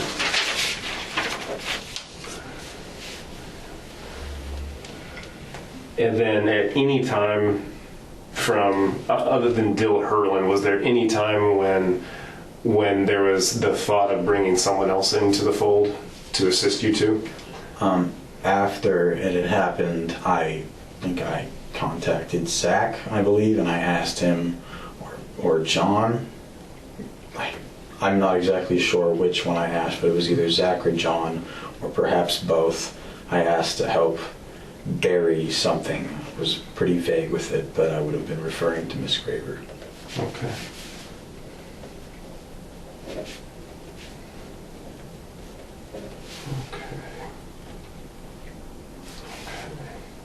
But that was the only time involving someone else came up. Right. And I didn't bring that up with Jay. Yeah, go ahead with your question if while I catch up on my notes. At any time during this, do you guys, like, when you're planning this, do you ever see or make a list of items that you'll need, like a to-do list or I was kind of an not itinerary? involved in making a list of any kind of like what to do, what to bring. I just assumed that he would do all of that. And he never showed you a list? No. Okay. Thank you. So what type of, you had talked about the items that he showed up with. What about the wheelbarrow? Well, we're kind of jumping ahead, but the wheelbarrow would have, I grabbed it from his house. He left it there for me to retrieve, and I would have just gone to his house at around 12 and then grabbed it. We were supposed to meet outside of his house at that point and then go bury Miss Graver. Oh, so the wheelbarrow came after? Yeah. Mm-hmm. Okay. Yeah. Just okay. And I'm just trying to get all the equipment identified. Right. Okay, so we can get to that later. But in terms of, you got your water screwdriver, hammer, all in a backpack?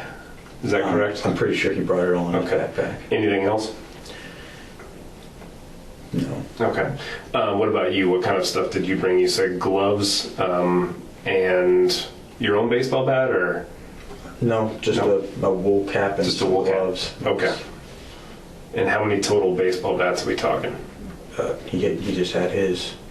But was there any else out there that we may have missed? Nothing, just the one? Just the one. Okay. Do you remember what color that one was? It would have been gray with orange writing or designs. Possibly like flames. I can't exactly remember. It was dark gray or black with orange designs or writing. But none of the bats that were at your house were that bad? No. Okay. Okay. And let's talk about in the lead up surveillance. What kind of surveillance are you guys doing? So it would have been on Monday, November 1st. I would have been hanging out with John and Braden, I believe his name was. I was more of an acquaintance with Braden, introduced through John, but I would have been hanging out with John and Braden at the skate park.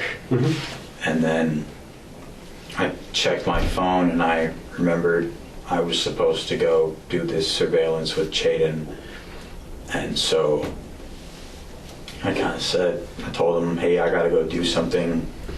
Braden, can I borrow your bike so I can get there faster? And he said, sure. And this would have been in the afternoon? It would have been around somewhere between 2 and 3. Okay. In the afternoon. Braden's bike? Braden's bike. Okay. And I left him my skateboard as assurance. And so I biked from Obie Nelson Park to Fairfield High School. That's where you met him? Chaden was already inside meeting with Miss Graver over, I guess, his grades or excess schoolwork he needed to get caught up on. This is Monday? This is Monday. Okay.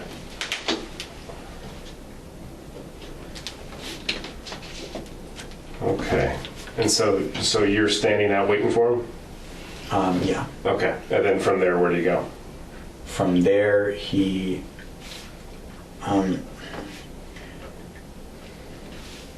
came out and I guess he said she had some other stuff she had to finish before she would leave. And so he went over to the bike rack, which was farther away from where her van was. At the time, I didn't know what car she drove. And he goes and he leaves and he gets on his bike, and I'm still standing near the football field, actually, like, coincidentally a few feet away from her van. And I begin to walk my bike up over to see what's going on with Chaden, and then that's when I see her come out of the school and get into the van, and then I followed it to Chautauqua on bike. Okay. Did you acknowledge her when she came out? Did you guys see each other, say hi Miss Graber, hi Jeremy, nothing like that? No, okay. I don't think she saw me. Okay. And then Chaden caught up with me when we were at the park. And how does he catch up with you? He had his bike. Okay. He already knew that she went to Chautauqua Park, and so he biked there when he saw that I was gone. And then I think we watched her walk the trail once around, and then we just left. Okay. And where are you watching her from? On the trail itself. You're on the trail? Are you 50 yards behind her? About. Are you walking our bikes along the trail? Okay. A good distance behind. Does she ever look back and do like that, anything of that nature? No. So as far as you could tell, you guys never make eye contact. She's not aware that you're back there? I can't remember if it was the day of or if it had been on Monday, but we did end up bumping into her and saying hi. I'm not exactly sure whether that was that day or the day of, but yeah. Okay. Just hi? It would have been like, hi, how are you? Wave, and then keep walking. Okay. You both did? Yeah.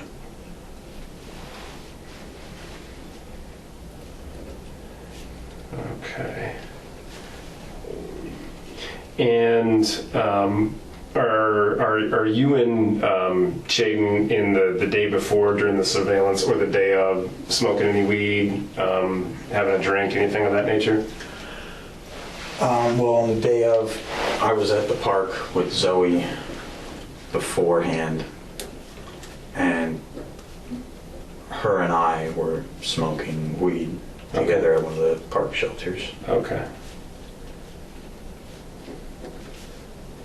Anybody else besides you two just smoking weed? No, just two of us. Okay. But beyond that, you weren't doing any psychedelics or heavy drinking, anything of that nature? No. Okay. All right. And did Chaden ever indicate to you of why is a 4-day weekend good as opposed to a school night? I always just assumed because we wouldn't have to be at school, so he could have the time to make the preparations. Okay. And we knew she would be at school, or I guess he knew. And so we went off of that knowledge that we would have time to prepare beforehand, and we would know where she was at. Okay.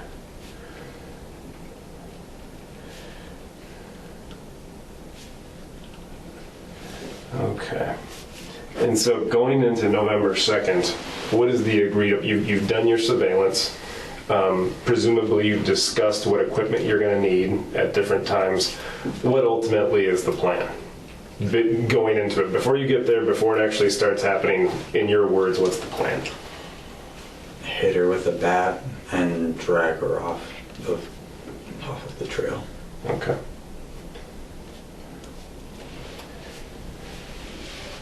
Do you have an area picked out? He had that already picked out, and I found out when he dragged me off after I said goodbye to Zoe, and then I followed him to where he had already had all his equipment laid out.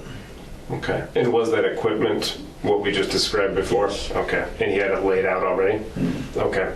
What kind of things is he saying? Is he saying, like, I'm gonna fucking kill that bitch? Is he not saying anything? Is he describing to you what you two are going to do? I mean, it's pretty easy and straightforward to say, we're going to hit her, we're going to drag her off, but I imagine that there was a little bit more color in the conversation.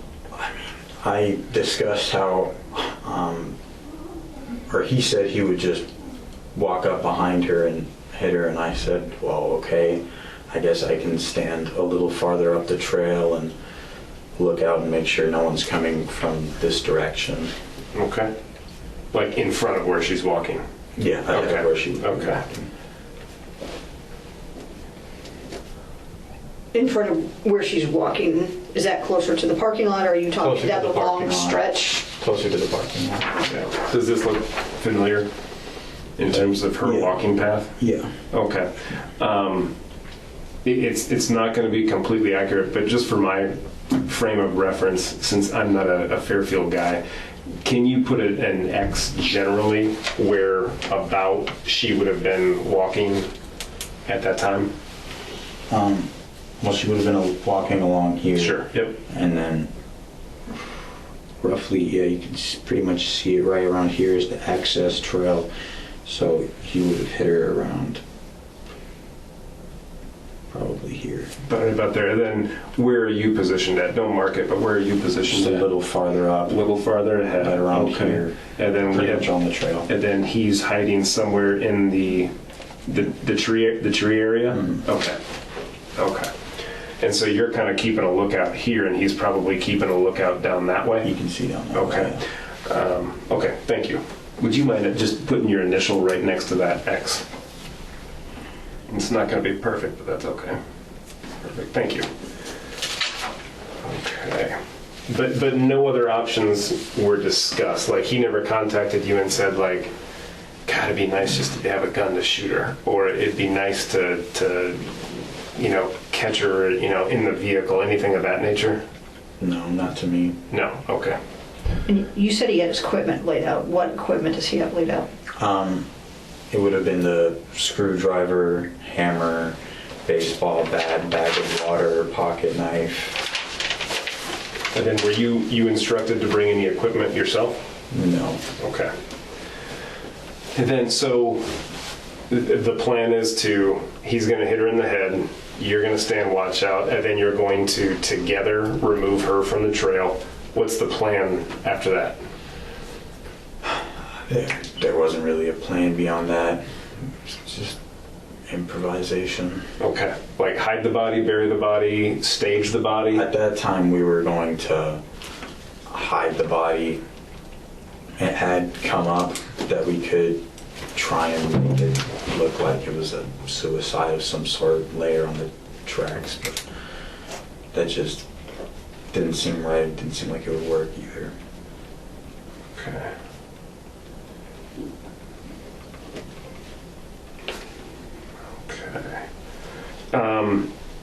Once if the plan is to maybe hide the body, or maybe it's discussed to have it staged so it looks like it was hit by a train, is there any further discussion about, like, sooner or later her body's going to get found and people are going to start asking questions?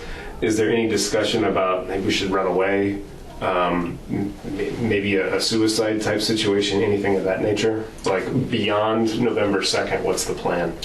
I guess in our arrogance, we kind of assumed that nobody would ever find her in the spot that we left her.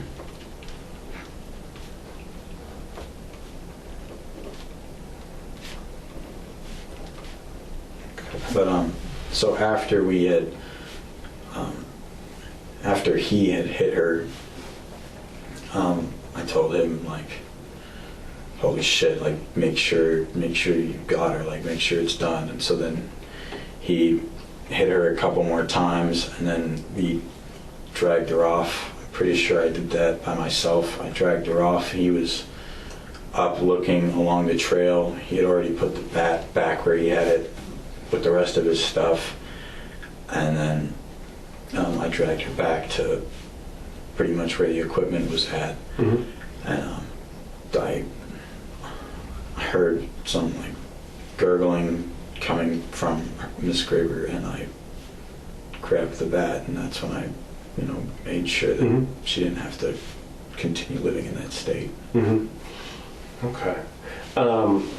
Backing up just a bit, was that the one and only day that you were a part of surveillance on that Monday? Or had you been out there before with Jaden or by yourself to kind of keep an eye on things? No, that was Monday was the only day. Was the only day. I did surveillance. Did he indicate that he had been out there other than that? I believe he did. I'm not 100% sure, but he did know for a fact that she goes to Chautauqua Park after she works. Okay. All right. And then So tell me about like the day of. You guys don't have school, right? No school. And you had been out there. Was it just a coincidence that you had met up with Zoe at the same time, same general place that you're going to meet up with Shaden? Well, I wanted to see Zoe, and that was the only time we could work it in. And I also had to be at Chautauqua Park, and so she lived very close, so that's just where we met. Okay.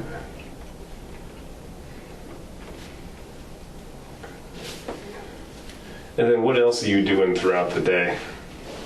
I mean, this doesn't happen until the later afternoon. You meet up with her right before you smoke a little weed, but leading up to that, what kind of stuff are you doing throughout the day? Oh man, it's hard to remember that far. I might have been asking if there was someone I could hang out with. I'm pretty sure John said he was busy. He was grounded or something or other. I probably would have just been at home on my phone or maybe doing homework. I'm not exactly sure, but I was probably most likely at home. Was there ever any discussions between you and Shaden about, I mean, it seems obvious, but any discussions between you two where it's discussed, this cannot be talked about, bragged about, discussed with anyone ever? Or was that just kind of assumed between you two? I guess you would say it was assumed. It didn't come up, and certainly didn't come up in conversation. Okay. He did say something along the lines of, well, if they catch one of us, the other one won't tell on them. That's basically what he said. The other one will not tell? Will not tell. Okay. Yeah. So it was kind of, it seemed apparent, certainly on his side, that there was a code of silence between the two of you. Is that accurate? Okay.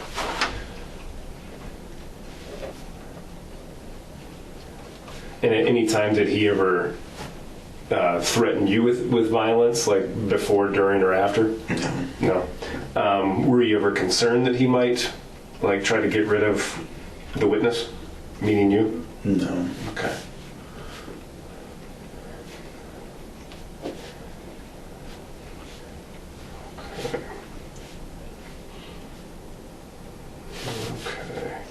And so at this point, if you don't mind, one of the things I sometimes like to do is just kind of open it up for an open narrative. And by that I mean I'm going to try to shut up long enough for you just to explain your recollection of things, how they went down. I'm sure I'll probably have some follow-up questions when you're through, but sometimes just kind of like putting it all on the table, and it gives us some perspective on what we're looking at. So if you wouldn't mind, just beginning, you're with Zoe, you're smoking weed, and at some point I assume Shaden shows up. If you wouldn't mind taking it from there. Sure. So I had just knocked Zoe's pipe off the table and broke it, and her vape had died. She was getting ready to go home, and I said, yeah, that's great. And then that's when Shaden came to the park, and I said, hold up, there goes Shaden. I think I had told her, and I was going to be meeting him afterwards. And so I take off running because he completely missed where I told him I was going to be at, and so he ran past down the trail, and so I got up and I chased after him. Eventually I caught up to him, and then we walked back over towards where that access trail is, and then Shaden would have kept walking towards the access trail, and I think I went over to Zoe and I said like something along the lines of, hey, you should probably go. It was nice seeing you. Bye. And then she left, and then I went down to the access trail where Shaden was at. That's when I saw all the things he brought. And we discussed a general plan of like I'll stand up here and be lookout,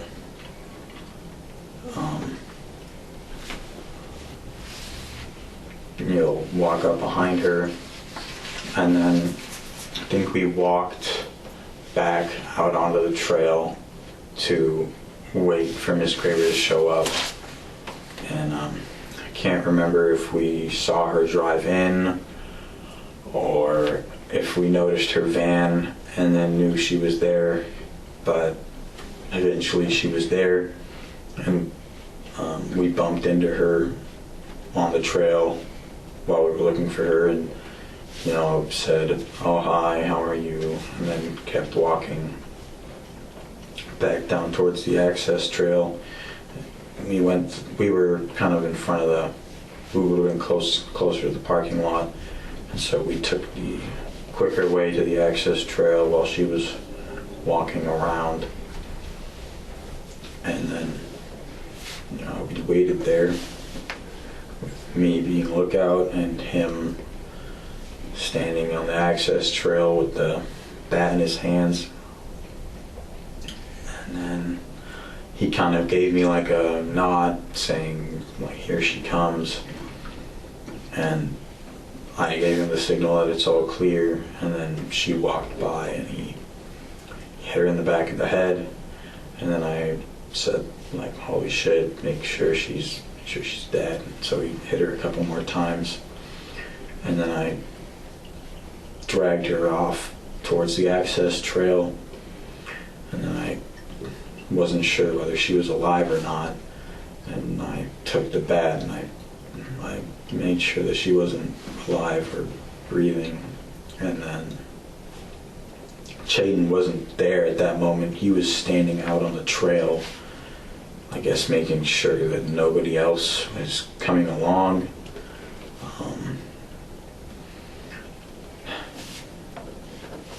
And then eventually he did come back there, and I think he said, like, "What was that? What was that noise? Did you hit her again?" I was like,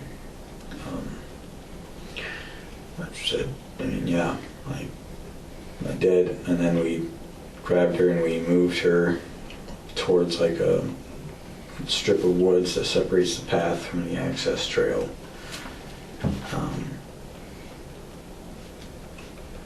And then that's where we left her. I found her car keys. I handed them to Chaden. We didn't find her phone. And so the bag of water was like leaking, and I didn't want to bring it into the car. And so I took the bag of water and I walked to the end of the parking lot and I threw it down a storm drain.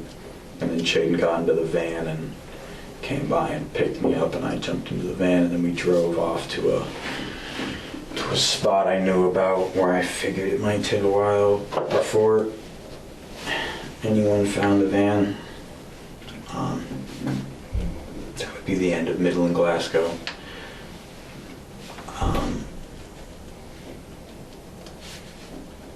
And then he drove the van behind the trees where it was found.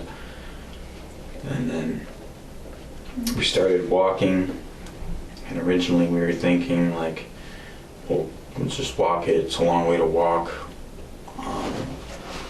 Then I was like, I could probably call Habib, and so that's when I pulled out my phone, used the last couple of percent battery that it was on to call Habib. I think I called him twice before he picked up. Told him where we were at, and I asked him if he could come pick me up. I told him somebody had ditched me and Chaden there after we smoked, and then so he came by and picked us up. And he was already late for soccer. He told us that, and so he said that he could just drop us off at Chautauqua Park. Pretty sure Chaden had left his bike there, and so he had to go get his bike. And then Habib dropped us off there, and then I went home. Pretty sure. Let me take a minute to remember exactly what happened after that. Yeah. I believe I would have went home after that. And I think I went home and took a shower and then ate something and took a nap. After that, I was pretty exhausted.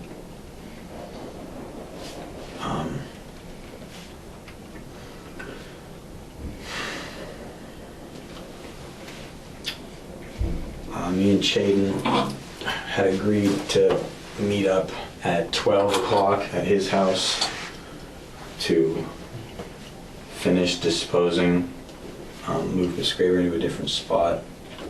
Midnight? At midnight. Okay.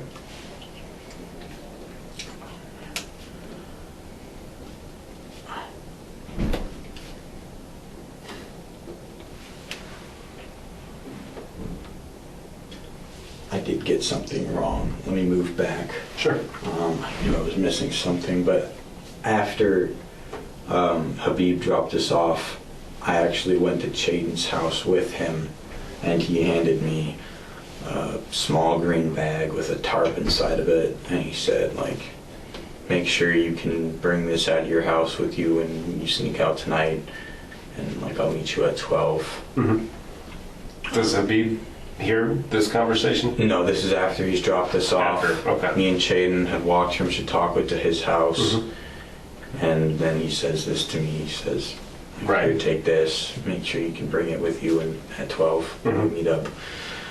And then at 12 I snuck out of my house. He had left his wheelbarrow in his driveway for me to come and grab and move for him. And I just grabbed the wheelbarrow. I think I had a shovel with me. I put that in there, threw the tarp in there, and then I pushed the wheelbarrow down in front of the high school to Chautauqua Park.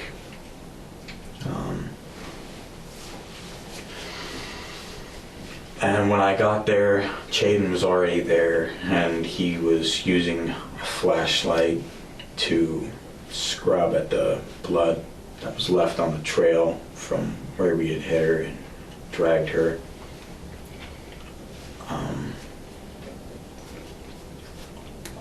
And we kind of just worked from where he originally hit her down to the access trail, just using lights to kind of wash away and wipe away any blood that we found and pick up any bloody leaves, try and disguise any trail we would have left. And then we found Miss Graver's body.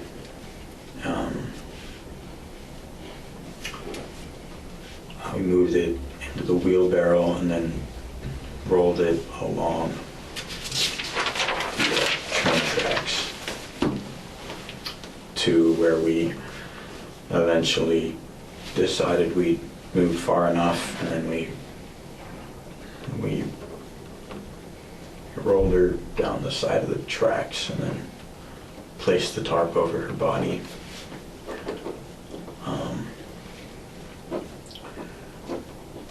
The wheelbarrow was kind of falling apart and it had blood on it, so we kind of tried to kick the wheel off of it so it would look like a piece of trash, and we left that on top of the tarp.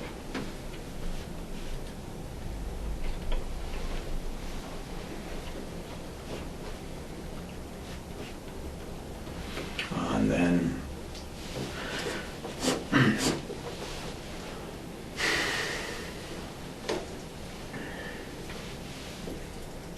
I went home. Actually, I walked to Chaden's house with him, and he grabbed a pack of Alka-Seltzer out of his,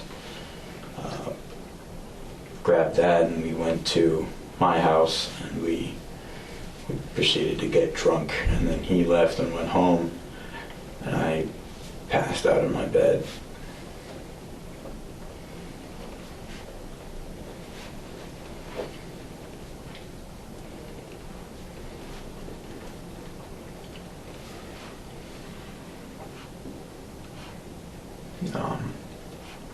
Yeah, that would have been. Oh man.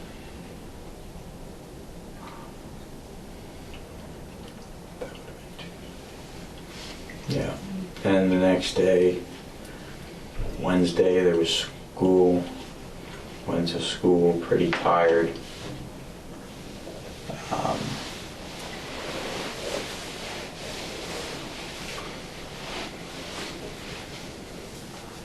After school, hung out with John and Zoe and Kaylee McGuire, John's girlfriend.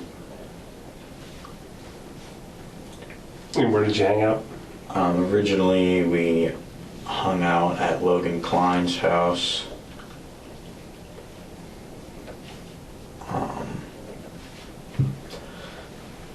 And then we moved locations over to John's house, where we had a small fire. And then I think it was starting to get dark at that point. My dad came and picked Zoe and myself up, and we dropped Zoe off at her place, and then my dad drove us home.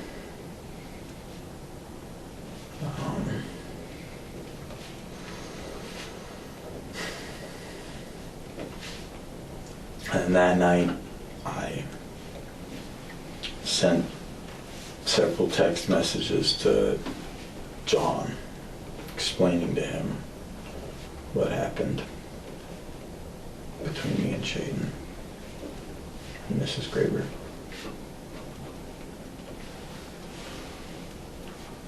And at like 4 a.m, I was arrested. Got it. Okay. Thank you.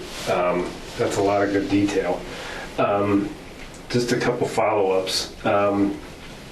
Once she walks down that path and you and Shaden give each other the head nod of here she comes, and you're giving him the head nod of basically all clear, did she need to be distracted in any way, or did he just run up, pop her without her ever knowing anybody was behind her ever, or did he have to give chase to her, or how would you describe that?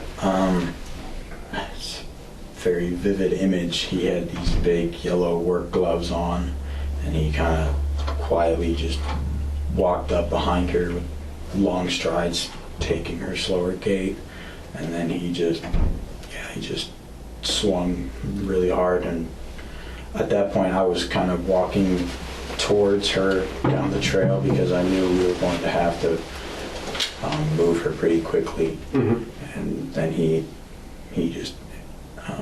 was just snuck up behind her with the bat and hit her in the head. And at any time does it appear, if you're watching, I mean, because I walk on wooded trails or jog on them, typically I can feel if somebody's coming up behind me. Was there ever like this in the moment before, or did she get hit square in the back because it assumed she never saw it coming? Yeah. Okay. I mean, she saw me, and I was standing on the trail and walking towards her, and I had a face mask up, and I pulled it down, and I guess she was just looking at me while he walked up behind her. I would assume for her being out there by herself to see an individual with a mask in front, that would be startling. Did she stop? No, and that's kind of why I pulled the mask down, because I didn't want to startle her. Oh, okay. So that's the whole reason I took the mask off. Okay, got it. Okay, you had mentioned before about how once you and Shaden make your way from where Zoe was, or once you meet up, you see all the equipment light up. At one point, you actually cross paths with Miss Graber, and you exchange pleasantries. About how long was that interaction in time? Are we talking A few seconds. a few seconds? Where's that at, Jeremy? That would have been on the trail in front of the parking lot. Right where the arms come down? Where they have it blocked? Remember at November 1st, they put the arms down so you can't drive around. And then you kind of have to walk around those arms, and then you make the right to start on the trail. Yeah, it would have been between those arms. Yeah. And where the trail turns off to the right to get on it. Like if you were to go from the parking lot and just walk straight to the trail, that was a roundabout where it was at. Okay. Okay. Once she struck, and would you say it was square in the back of the head, base of the skull, top of the head? Just square in the back. Square in the back. And is this Shaden coming up with one hand on the back and striking, or was it two hands as if he's playing softball or baseball? Yeah. Okay. Like that. Okay. And shortly after that first strike, that's when you guys go into concealment mode. Is that fair? Right after that, I told him, "Holy shit! Like make sure it's done." Okay. And that's when he hit her 2 more times, and then on the trail. On the trail. Before you guys move her. Before we move her. He hits her once. She goes down. You come over. Make sure she's done. 2 more. Yeah. Is she lying on her face? She would have been on her face. On her face. 2 more shots to the back of the head? Back kind of side area. Yeah. Back side area of the head. Okay. And then that's when you two, at the conclusion of those 2 shots, that's when just you start to move her and he is lookout? I think he originally started helping me, and then I was on my own dragging her, and then I wasn't even sure where he was at. I just knew I had to move her from where she was. Okay. Is she, you'd be surprised with individuals who suffer head trauma, how long they can try to communicate even after suffering that head trauma. You talked about the gurgling. Is she trying to utter any words? Stop, help, why, anything? No. When I was dragging her, I saw her hand just opening and closing. That was the only thing I saw. And then there was kind of just like a breath coming out. Mm-hmm. And when you say her hands are opening and closing, are you dragging her by holding her wrists or her ankles, or? I've got one arm in both of my hands. One arm. Her. Okay. Is it that hand that's opening up? No, it's the other one. It's the other one. Around. Okay. Okay. All right.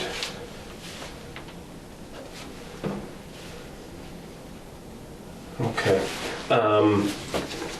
Again, for the purposes of full disclosure, and also for the record, it appears my dictaphone has died, but fortunately we have audio video up there. Again, this is hindsight being 2020, and for the sake of full disclosure, this is a pretty, I would characterize as a pretty passionate murder, as opposed to a distant one where it's not like you climbed up into a tree with a sniper rifle after, then ran away kind of coldly.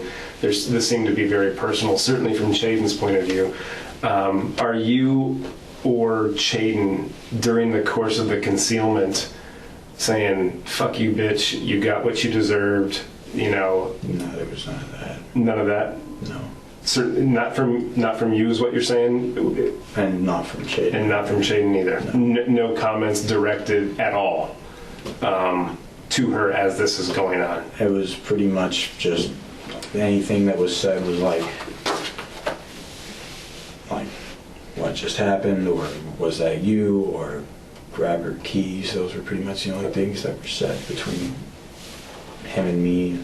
Okay. Yeah.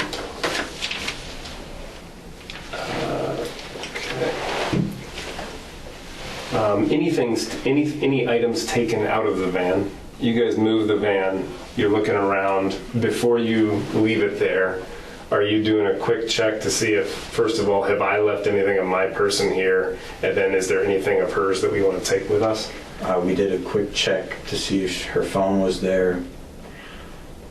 There was no phone. I ended up going through a wallet looking for the phone. I found some cash, and we took that and tossed the wallet out into the woods somewhere around the van. Do you remember how much it was? It was $75, I'm pretty sure. Okay. And it was divided 35 and 40, is that correct? And how was it decided that one of you would get 35 and one would get 40? He gave me 40 because I guess I'm pretty sure he said he dragged me into it, so he gave me 40. And then there was that. Yeah. Okay. I'm a stickler for wording, but you said, I guess he figured? I'm not exactly sure. Did what he say said, that? But he was along the lines of, it was like my plan, or you had to do more than I did. Or something to that extent. Something along those Okay. lines. All right. Okay. What was Chaden wearing? I believe it was black sweatpants and a gray hoodie.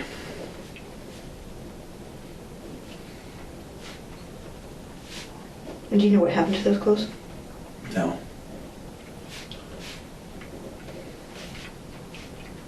Do you remember what color his bike was?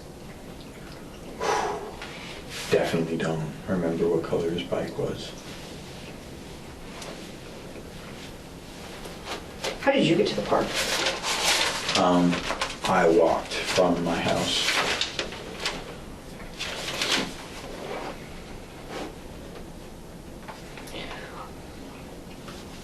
Are you 100% sure it was Monday that Chaden had his conference with his teacher?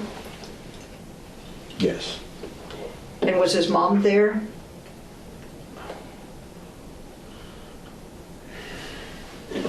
Okay, well now I redact my statement. I'm no longer 100% sure if it was Monday, because I do remember his mom was there during one of their meetings. I'm not sure if he had more than one meeting.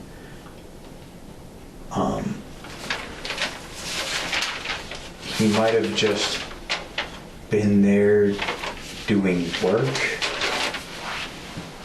but it could have been On Monday? on Monday. But I know he was in the building with Miss Graver. Okay. But when you're doing the surveillance and he's in the building or whatever he's doing, what part of the schools, because we got your SNAP map, where are you at around the school? Or a little bit everywhere? I would have been leaning on the bike pretty much in front of the bell next to the football field, right along that fence separating the football field from the street. And this is Monday. Are you ever around the track? And I got the track field? Track? Yeah. No. And then what about like in front, like in those houses across the street from where Miss Graber? Yeah, that's where I would have been standing. Like, I guess I would have been... The bell tower's on the sidewalk, right in front of the track and the football field. Yeah. But those houses across the street, did you ever go across the street so you could see, basically look at the front of the school? I don't think so. But I do remember walking over towards the school itself because I was unsure where Chaden was. And then I did see Miss Graver leave, and that's when I got on the bike. And she walked one lap that Monday around. We're not sure. We watched her walk a lap, and then we just left. We're not sure how many laps she walked. Okay. Okay. About how long, once she's hit, about how long are you guys out there before you're out of there? Are we talking all this was done in 15 minutes, an hour, half an hour? What are we thinking? Well, I'd say, yeah, about 10 to 15 minutes, and then we got in her van and drove off. Okay.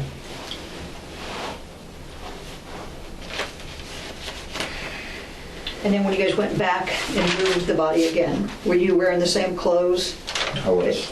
And what about Chaden? Was he wearing the same clothes that he wore when you guys did the murder itself? I don't think he was wearing the same clothes, no. Do you remember what he was wearing when you guys were moving? I don't recall it.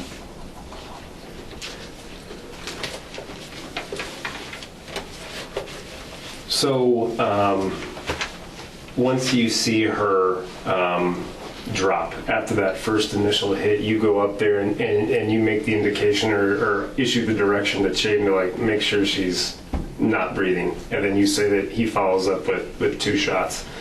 As you're moving her, she's opening, closing her hands. You say that, you know, by now we're committed, we're in this, and you feel the need to finish the job. About how, and again, I'm not going to hold you to the exact number, but about how many times do you strike her to finish things off? 5, more or less. Approximately 5.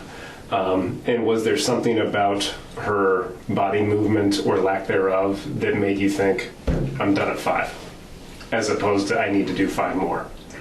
Well, after 5, it kind of just felt like it's almost too much. Just like I didn't want to have to touch the bat to begin with, and then she was still alive, and I was waiting for a moment because after I heard that breath, I waited for a moment to see where Shaden was at, if he was going to come around, and then he didn't.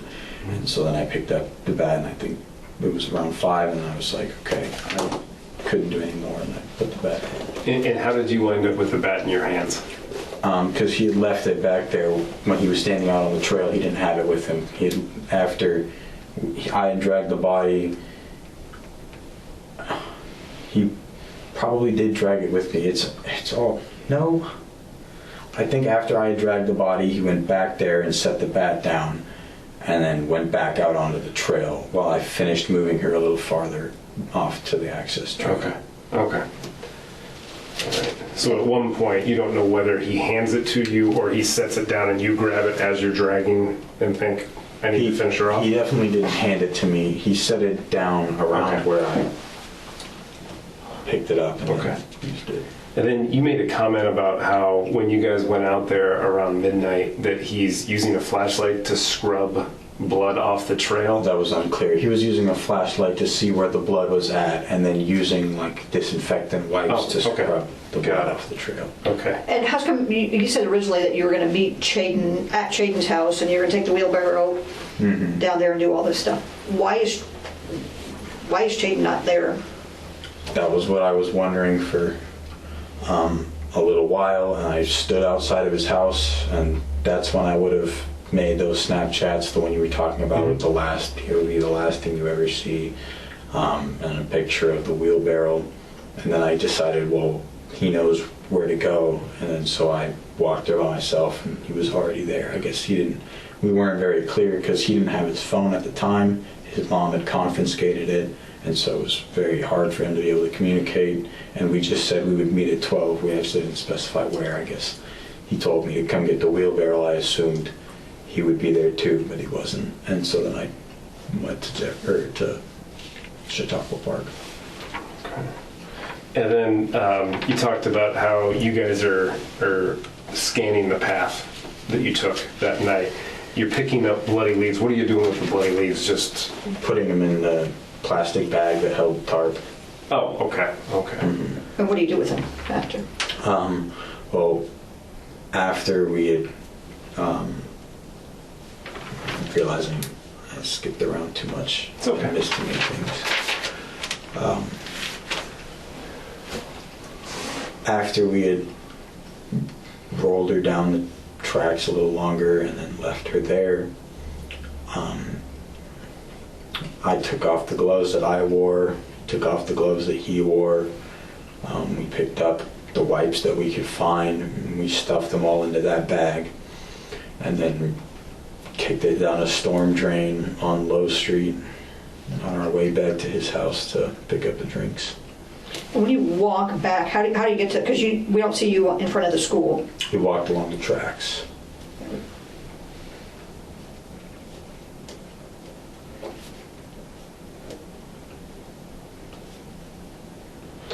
Okay.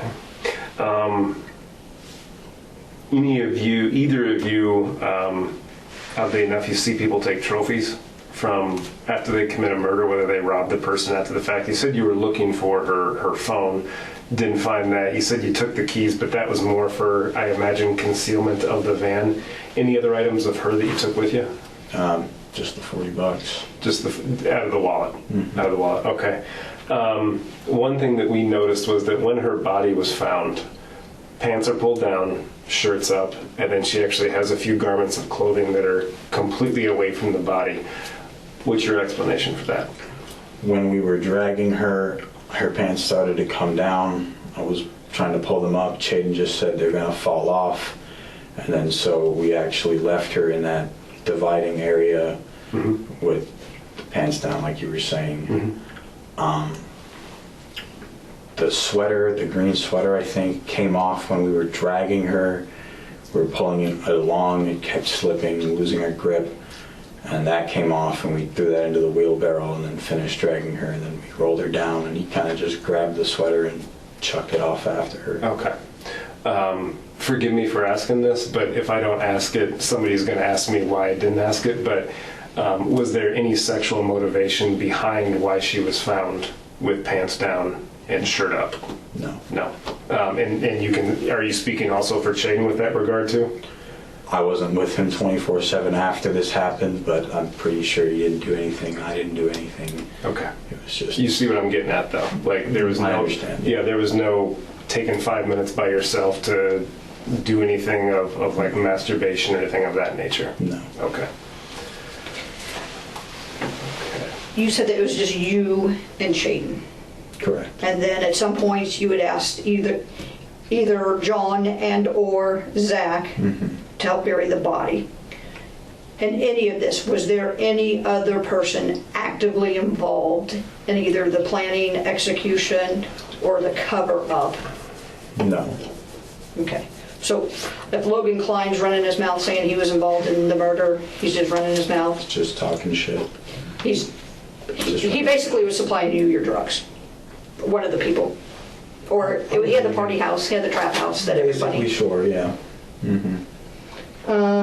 Why did you send the Snapchats to John? I'm pretty sure I even said it in the snaps, but I just couldn't hold it in. I had to tell somebody. I mean, yeah, I had to tell somebody. Basically, in the snaps, it sounded like you didn't get it off your chest. Yeah, there was also, I guess, a want to sound, I don't know, cool or cold or badass, just not sound like a pussy, I guess, essentially. I guess I just wanted to seem cool. At some point, do you ask somebody if you can get rid of items at their house? So at John's house, when we were there on Wednesday, I think I asked him, I think I said, like, man, I really hate these shoes. You think I could probably just burn them at your place? And then he said no, and I do believe later during the text messages, I asked if I could burn the clothes at his house, because he said, you got to get rid of those. And I was like, you're probably right. I asked him if I could burn the clothes at his house. Okay. Other than John and then asking Zach to help move, which he doesn't show up and help do, is there anybody else that you admit that you killed Mrs. Graber to? No one else that I admitted it to, no. What about your gaming buddies? Oh, Jesus, right.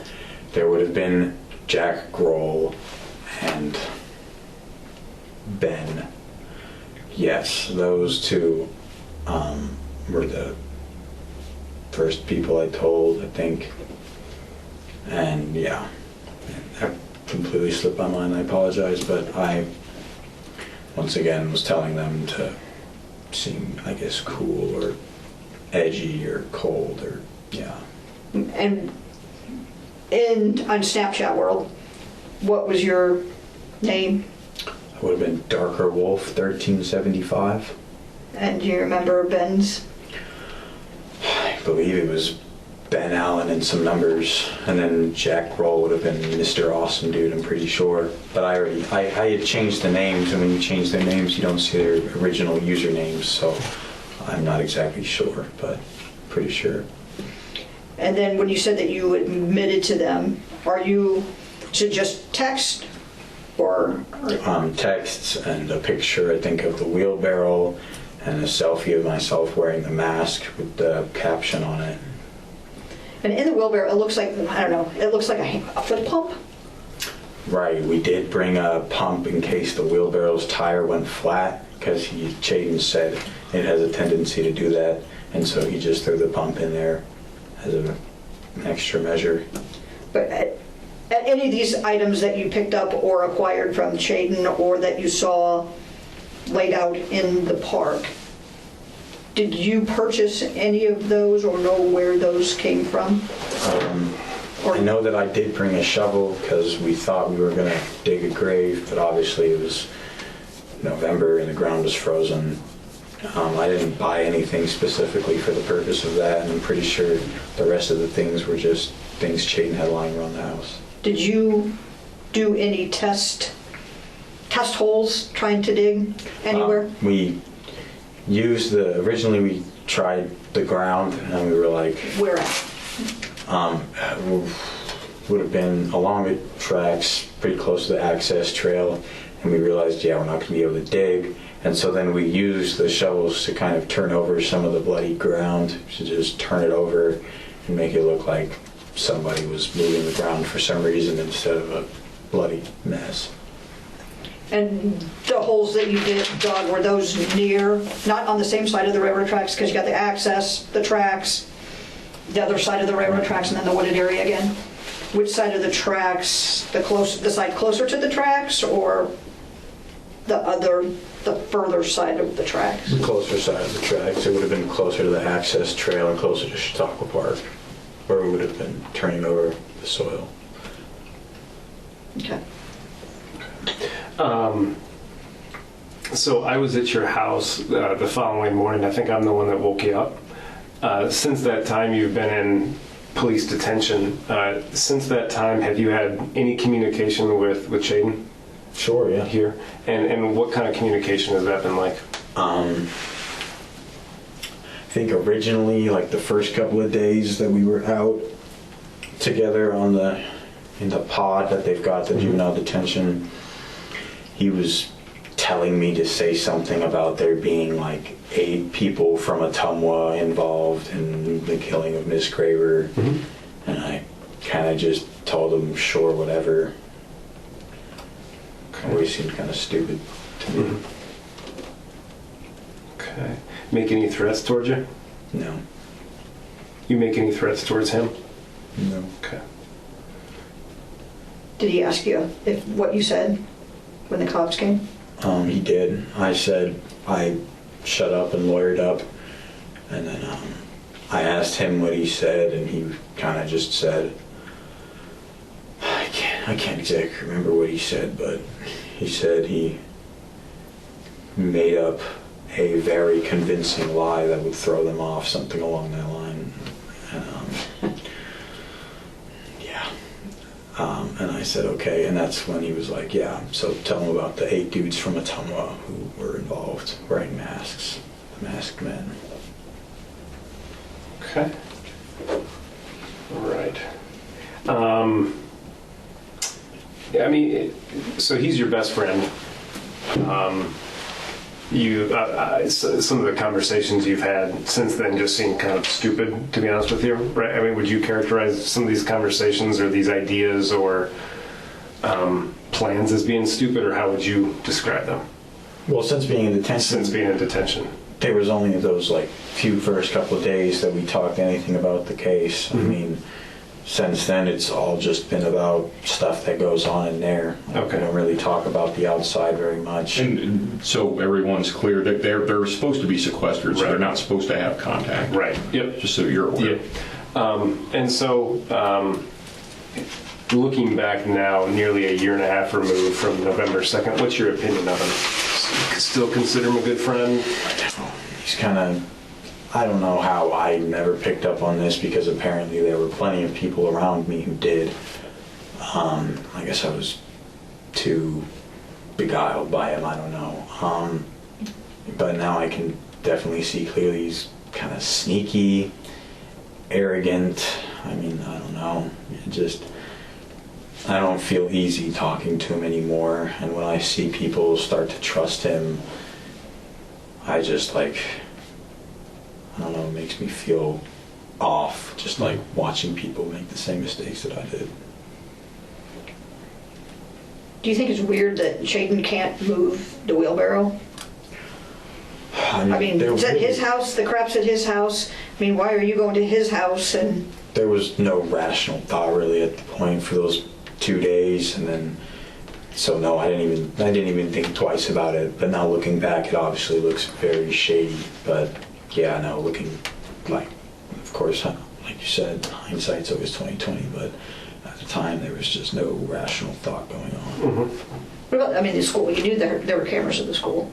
Yeah, that was something else that I thought of. Like, there's cameras. I guess. I mean, it's dark. They'll probably see me, but whatever. I mean, it's not a normal thing, somebody walking at 12:10 and down the street with a wheelbarrow. And I brought that up to him, and he said, "Oh, well, you can just tell people you're moving some tools for a friend." At midnight on a school night. At midnight on a school night. Okay. Which storm drain? Okay, I can give you the general area. I know it was on Low Street. Pretty sure it was Low and C. It would have been on the, let's see.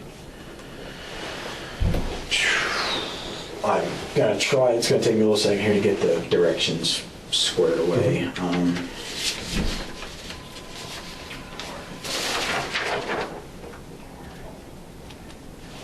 It wouldn't be on here, would it? Oh, actually. Yeah, it would. No, it's not far enough. Not quite far enough? Not far enough. Okay. You can look, but yeah. Oh yeah, the tracks go right there, yeah, no. Yeah. So you come out the tracks. And then we swing a right onto, I'm not sure. D Street? D Street, there we go. Pretty sure that would have been the one. And then we're walking down D Street till we hit Low, and then we take a left, and we're going down Low, and then I'm pretty sure on C Street, I was just like, hey, we can just kick this down the storm drain. And that's what we did. Do you remember what corner? That's what I was trying to remember. Would have been on the north side of Low Street. And I think it was the northeast corner on Low and C. But I know for a fact it was on the north side of Low Street. At one point when we were talking about like beefs with kids and stuff like that and issues with kids, there's an altercation with Sergio Sharp. Oh yeah.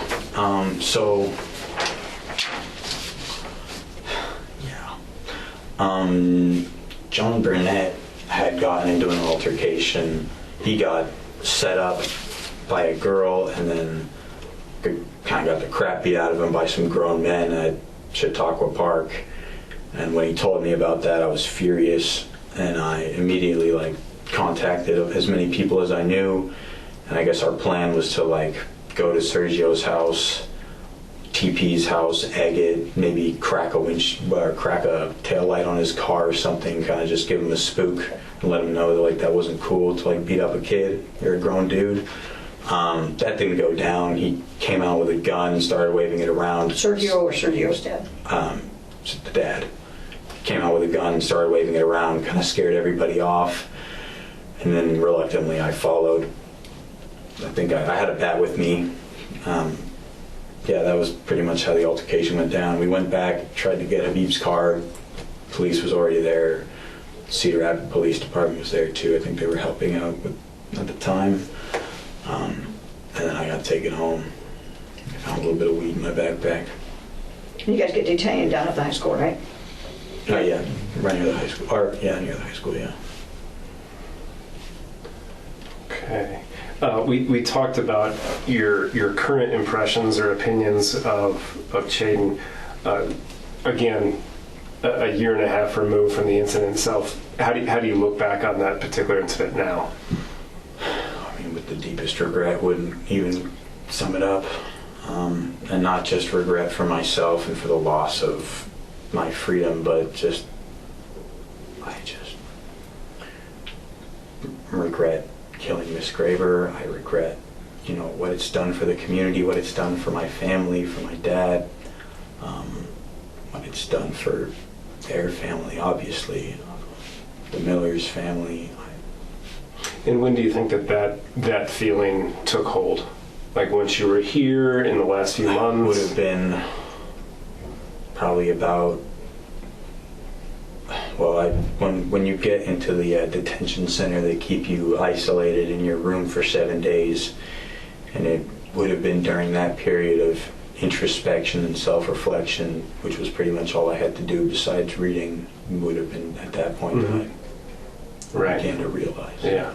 And the reason I ask is because if you read the text messages to John and you look at that selfie, forgive me, but that doesn't look like a person that has a whole lot of regret. And you say that, you could be trying to act with bravado or a coolness or a coldness, but that's tough to look around and say that, like, oh, this person's remorseful. So do you think that those messages and that picture was indicative of how you felt in the moment? In the moment I probably would have been, I guess, high off of, whatever happens, like, I guess, high off adrenaline and all that, and maybe even, like you were saying, possibly feeling empowered or whatever by the situation, and then wanting to seem like Billy Badass, I guess, making all those remarks. Sure. Okay. We've been in here almost 2 hours. Before we do, I wasn't going to close up, but go ahead. Yeah. So I just want to just be clear, and typically I have you guys leave the room and talk to my client. I don't want to give anyone the impression, obviously this is being recorded, like I'm telling my client what he needs to say. But he's gone over a lot of things. There's some things that we spoke about specifically that I want to make sure that are expressed to the state. That way, again, everything's out there, and you can't be accused of leaving anything out. Because again, these are things that we've discussed.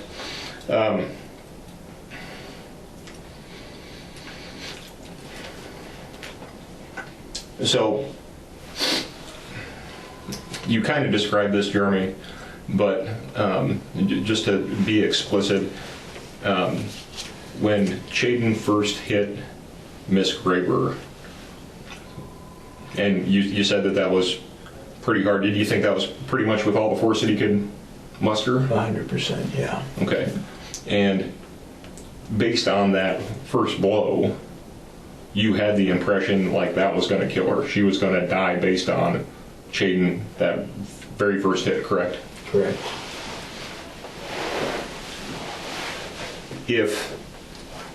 Now, and you talked about how there was a plan and you felt that Chayden was serious, but at the same time, you're kind of hoping he wouldn't go through with it, right? And so kind of talk about that. Again, I don't want to put words in your mouth, but I know these are things that we've discussed. So, and the things that we've discussed were, kind of that oh shit moment that he actually did it. And then you're sort of thinking about, I helped plan this. I was the lookout. Sort of the gravity of everything is coming down on you. And I'm realizing it's all pointing to me just as much as him, and there's really no way out of it. And so, I could have, probably should have, definitely should have just walked away at that point, but I said rational thinking was going through the window, and I was realizing like how implicated I was in what had just happened. And so that there's absolutely no doubt in your mind, had Chayden not made that first hit, this would not have happened. No, there was no way I was going to do the first hit, throw the first blow. And your initial intention was to help Chayden, not to help participate in what had happened. That's just how it kind of went. Correct. I even said it to him. I said, Jesus, I could have never done that first hit. I could have never done that. And then he turned to me and he said, well, I was going to do it with or without you. And you had mentioned, I think, the first time that you were describing you hitting Miss Graber, and I think you described it, and again, we've talked about this before, but just to make it clear to the state, and we've talked about, the legal implications really don't change anything, but at that moment you felt she was going to die, and you even expressed to your dad you felt like it was kind of a mercy killing, that you were putting her out of her misery at that point? Correct. Okay. We have talked about how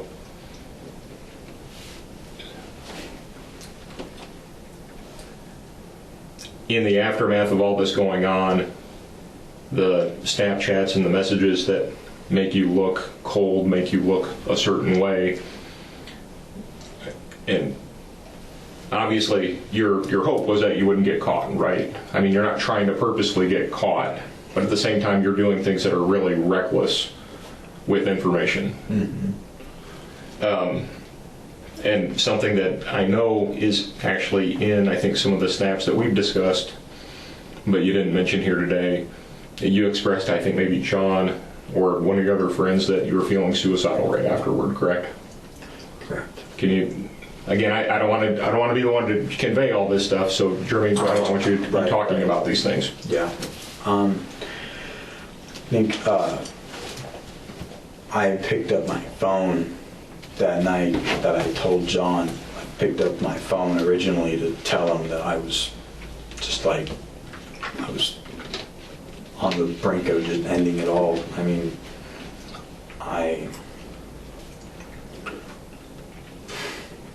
there was some serious shit that had just gone down, and I wasn't even sure what to do.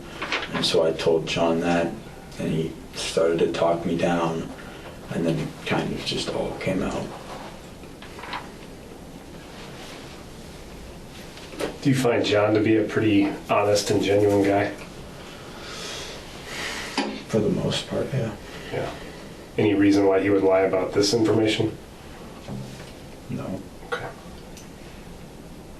Go ahead. Those were the only things. I think otherwise he's been pretty comprehensive and consistent. A couple things. So when you got the trial information, obviously you know John and Kaylee came in, Dill Hurlin came in. I mean, no secret. Everybody came in and said, these two. Did you ever brag to anybody other? You told your two gaming buddies, told John, you kind of beat around the bush, and then eventually told Zach.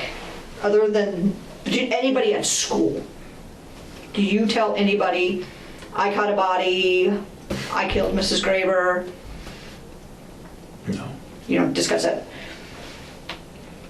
Well, there would have been, I mean, Elka Jaquez, pretty sure is how her name's spelled. I think I made some offhand suggestive comments to her, but nothing as direct as I caught a body with a bat. No. Okay. And we've got those comments. Yeah. Was there ever a time when, okay, here's the handle of a baseball bat. Was there ever a time when it was held at the meat end and hit with the handle portion? No. No? Okay. When you guys get the trial information and you figure out who's talked and said what and stuff like that, when you guys are down here at Montrose, do you ever have a conversation with Jaden about trying to get back at the people who talked? There's never been any vindictiveness?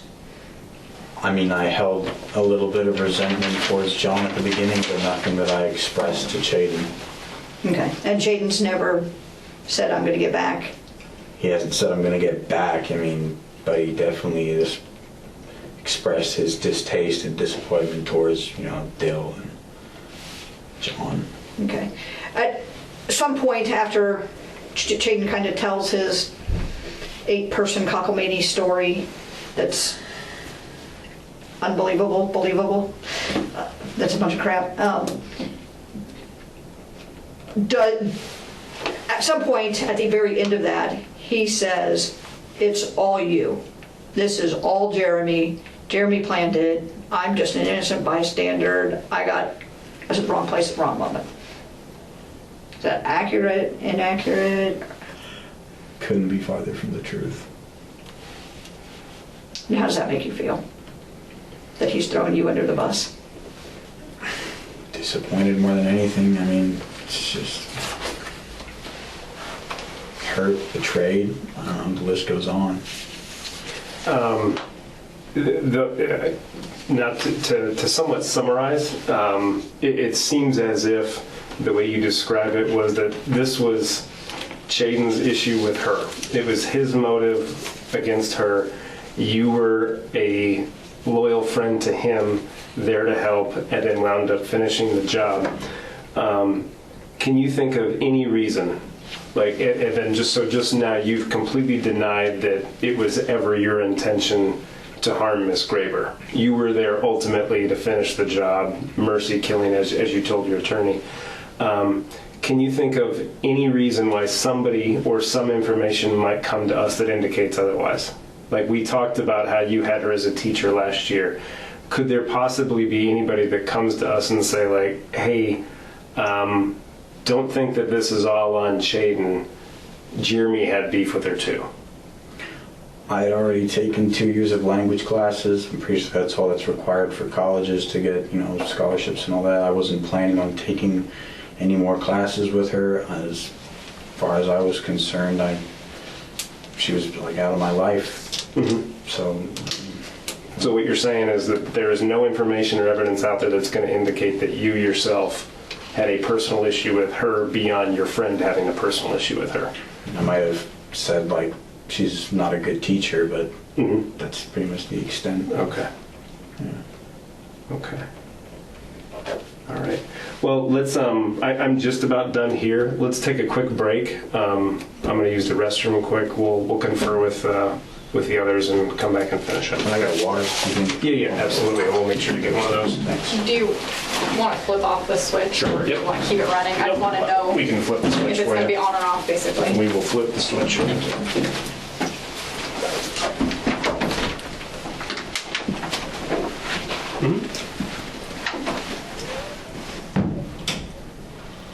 You guys good? Yeah. They're bringing me water for him, though. Yeah, they're Okay. bringing, he's trying to get it. Thank you. I'm gonna turn this back on. Did you flip that switch? I did. I just flipped it on the way back in. Okay, so we're going. A couple questions. So one of the things that we know that's missing is from Mrs. Graber's bag from the van is when she had meetings with students, she kept a journal, and it was like a multicolored notebook. Mm-hmm. And it had, I met with such and such on such and such date, we discussed this, met with their parents, we discussed this, met with the principal. Come on in. Thank you, sir. Appreciate it. Thank you. Must have thought you were thirsty. So, that's missing.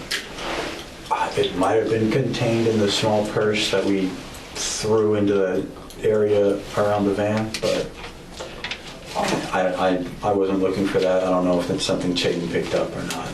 Okay. Did Chaden ever talk about being aware of such a journal, of like that's where she keeps her? Never came up. Okay.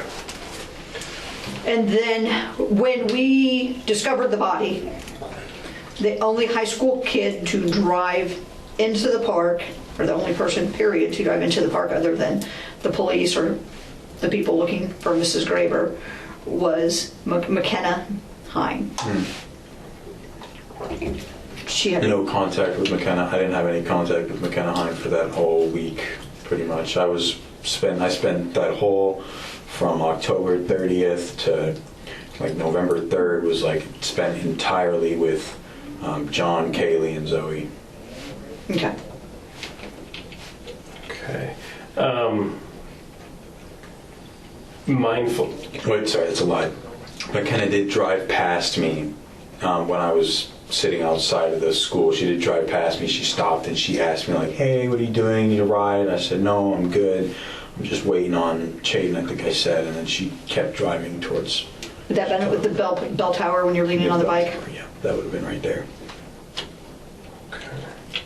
And then you see Mr. Hawks about the same time? Yeah. Mm-hmm.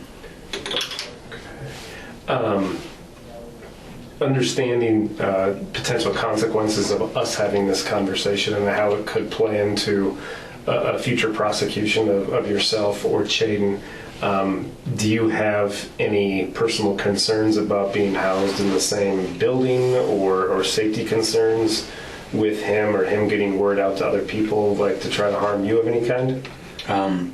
Well, I don't think he really has those kind of connections. Okay. As far as I'm worried about him harming me, that's not really something I'm worried about. Okay. Although I kind of already told everyone there that I'm probably leaving, so I don't know if I blew cover on that one, but... Right. Because you're close to 18. We had that discussion with you, so. Yeah. Okay. All right. So I mentioned this in the beginning, but any questions that we didn't ask that we should be asking, or people that we should be talking to, or anything of that nature to help make it make sense?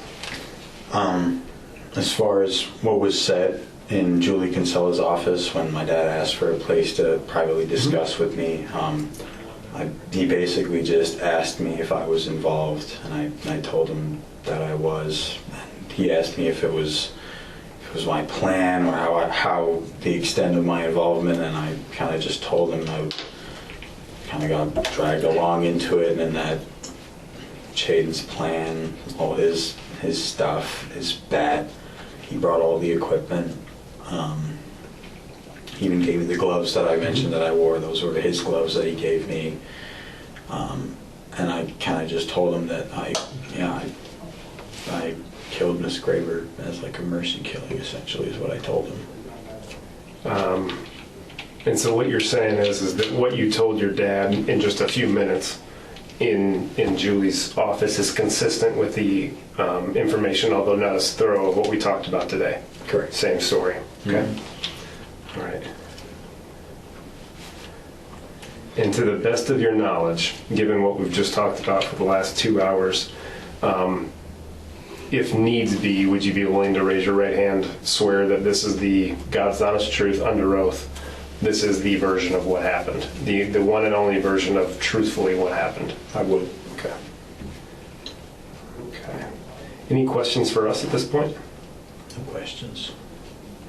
Okay. Well, I think I'm done. Did you want to add that? I can address the one thing.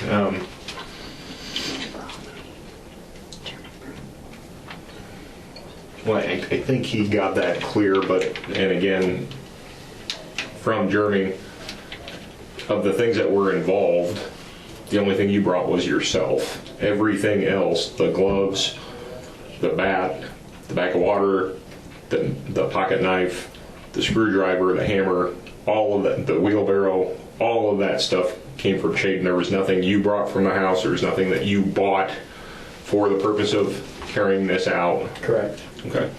Except for, actually, well, I think I did mention it, should be on the record, but I put a shovel from home into the wheelbarrow and moved it, Yeah, and I'll be honest with it, you seem like an articulate, thoughtful kid. Like, at any point did you, I mean, granted, maybe you didn't think until he swung that bat that he was for real, but at any point did you think, like, fuck this, dude? Like, don't do this?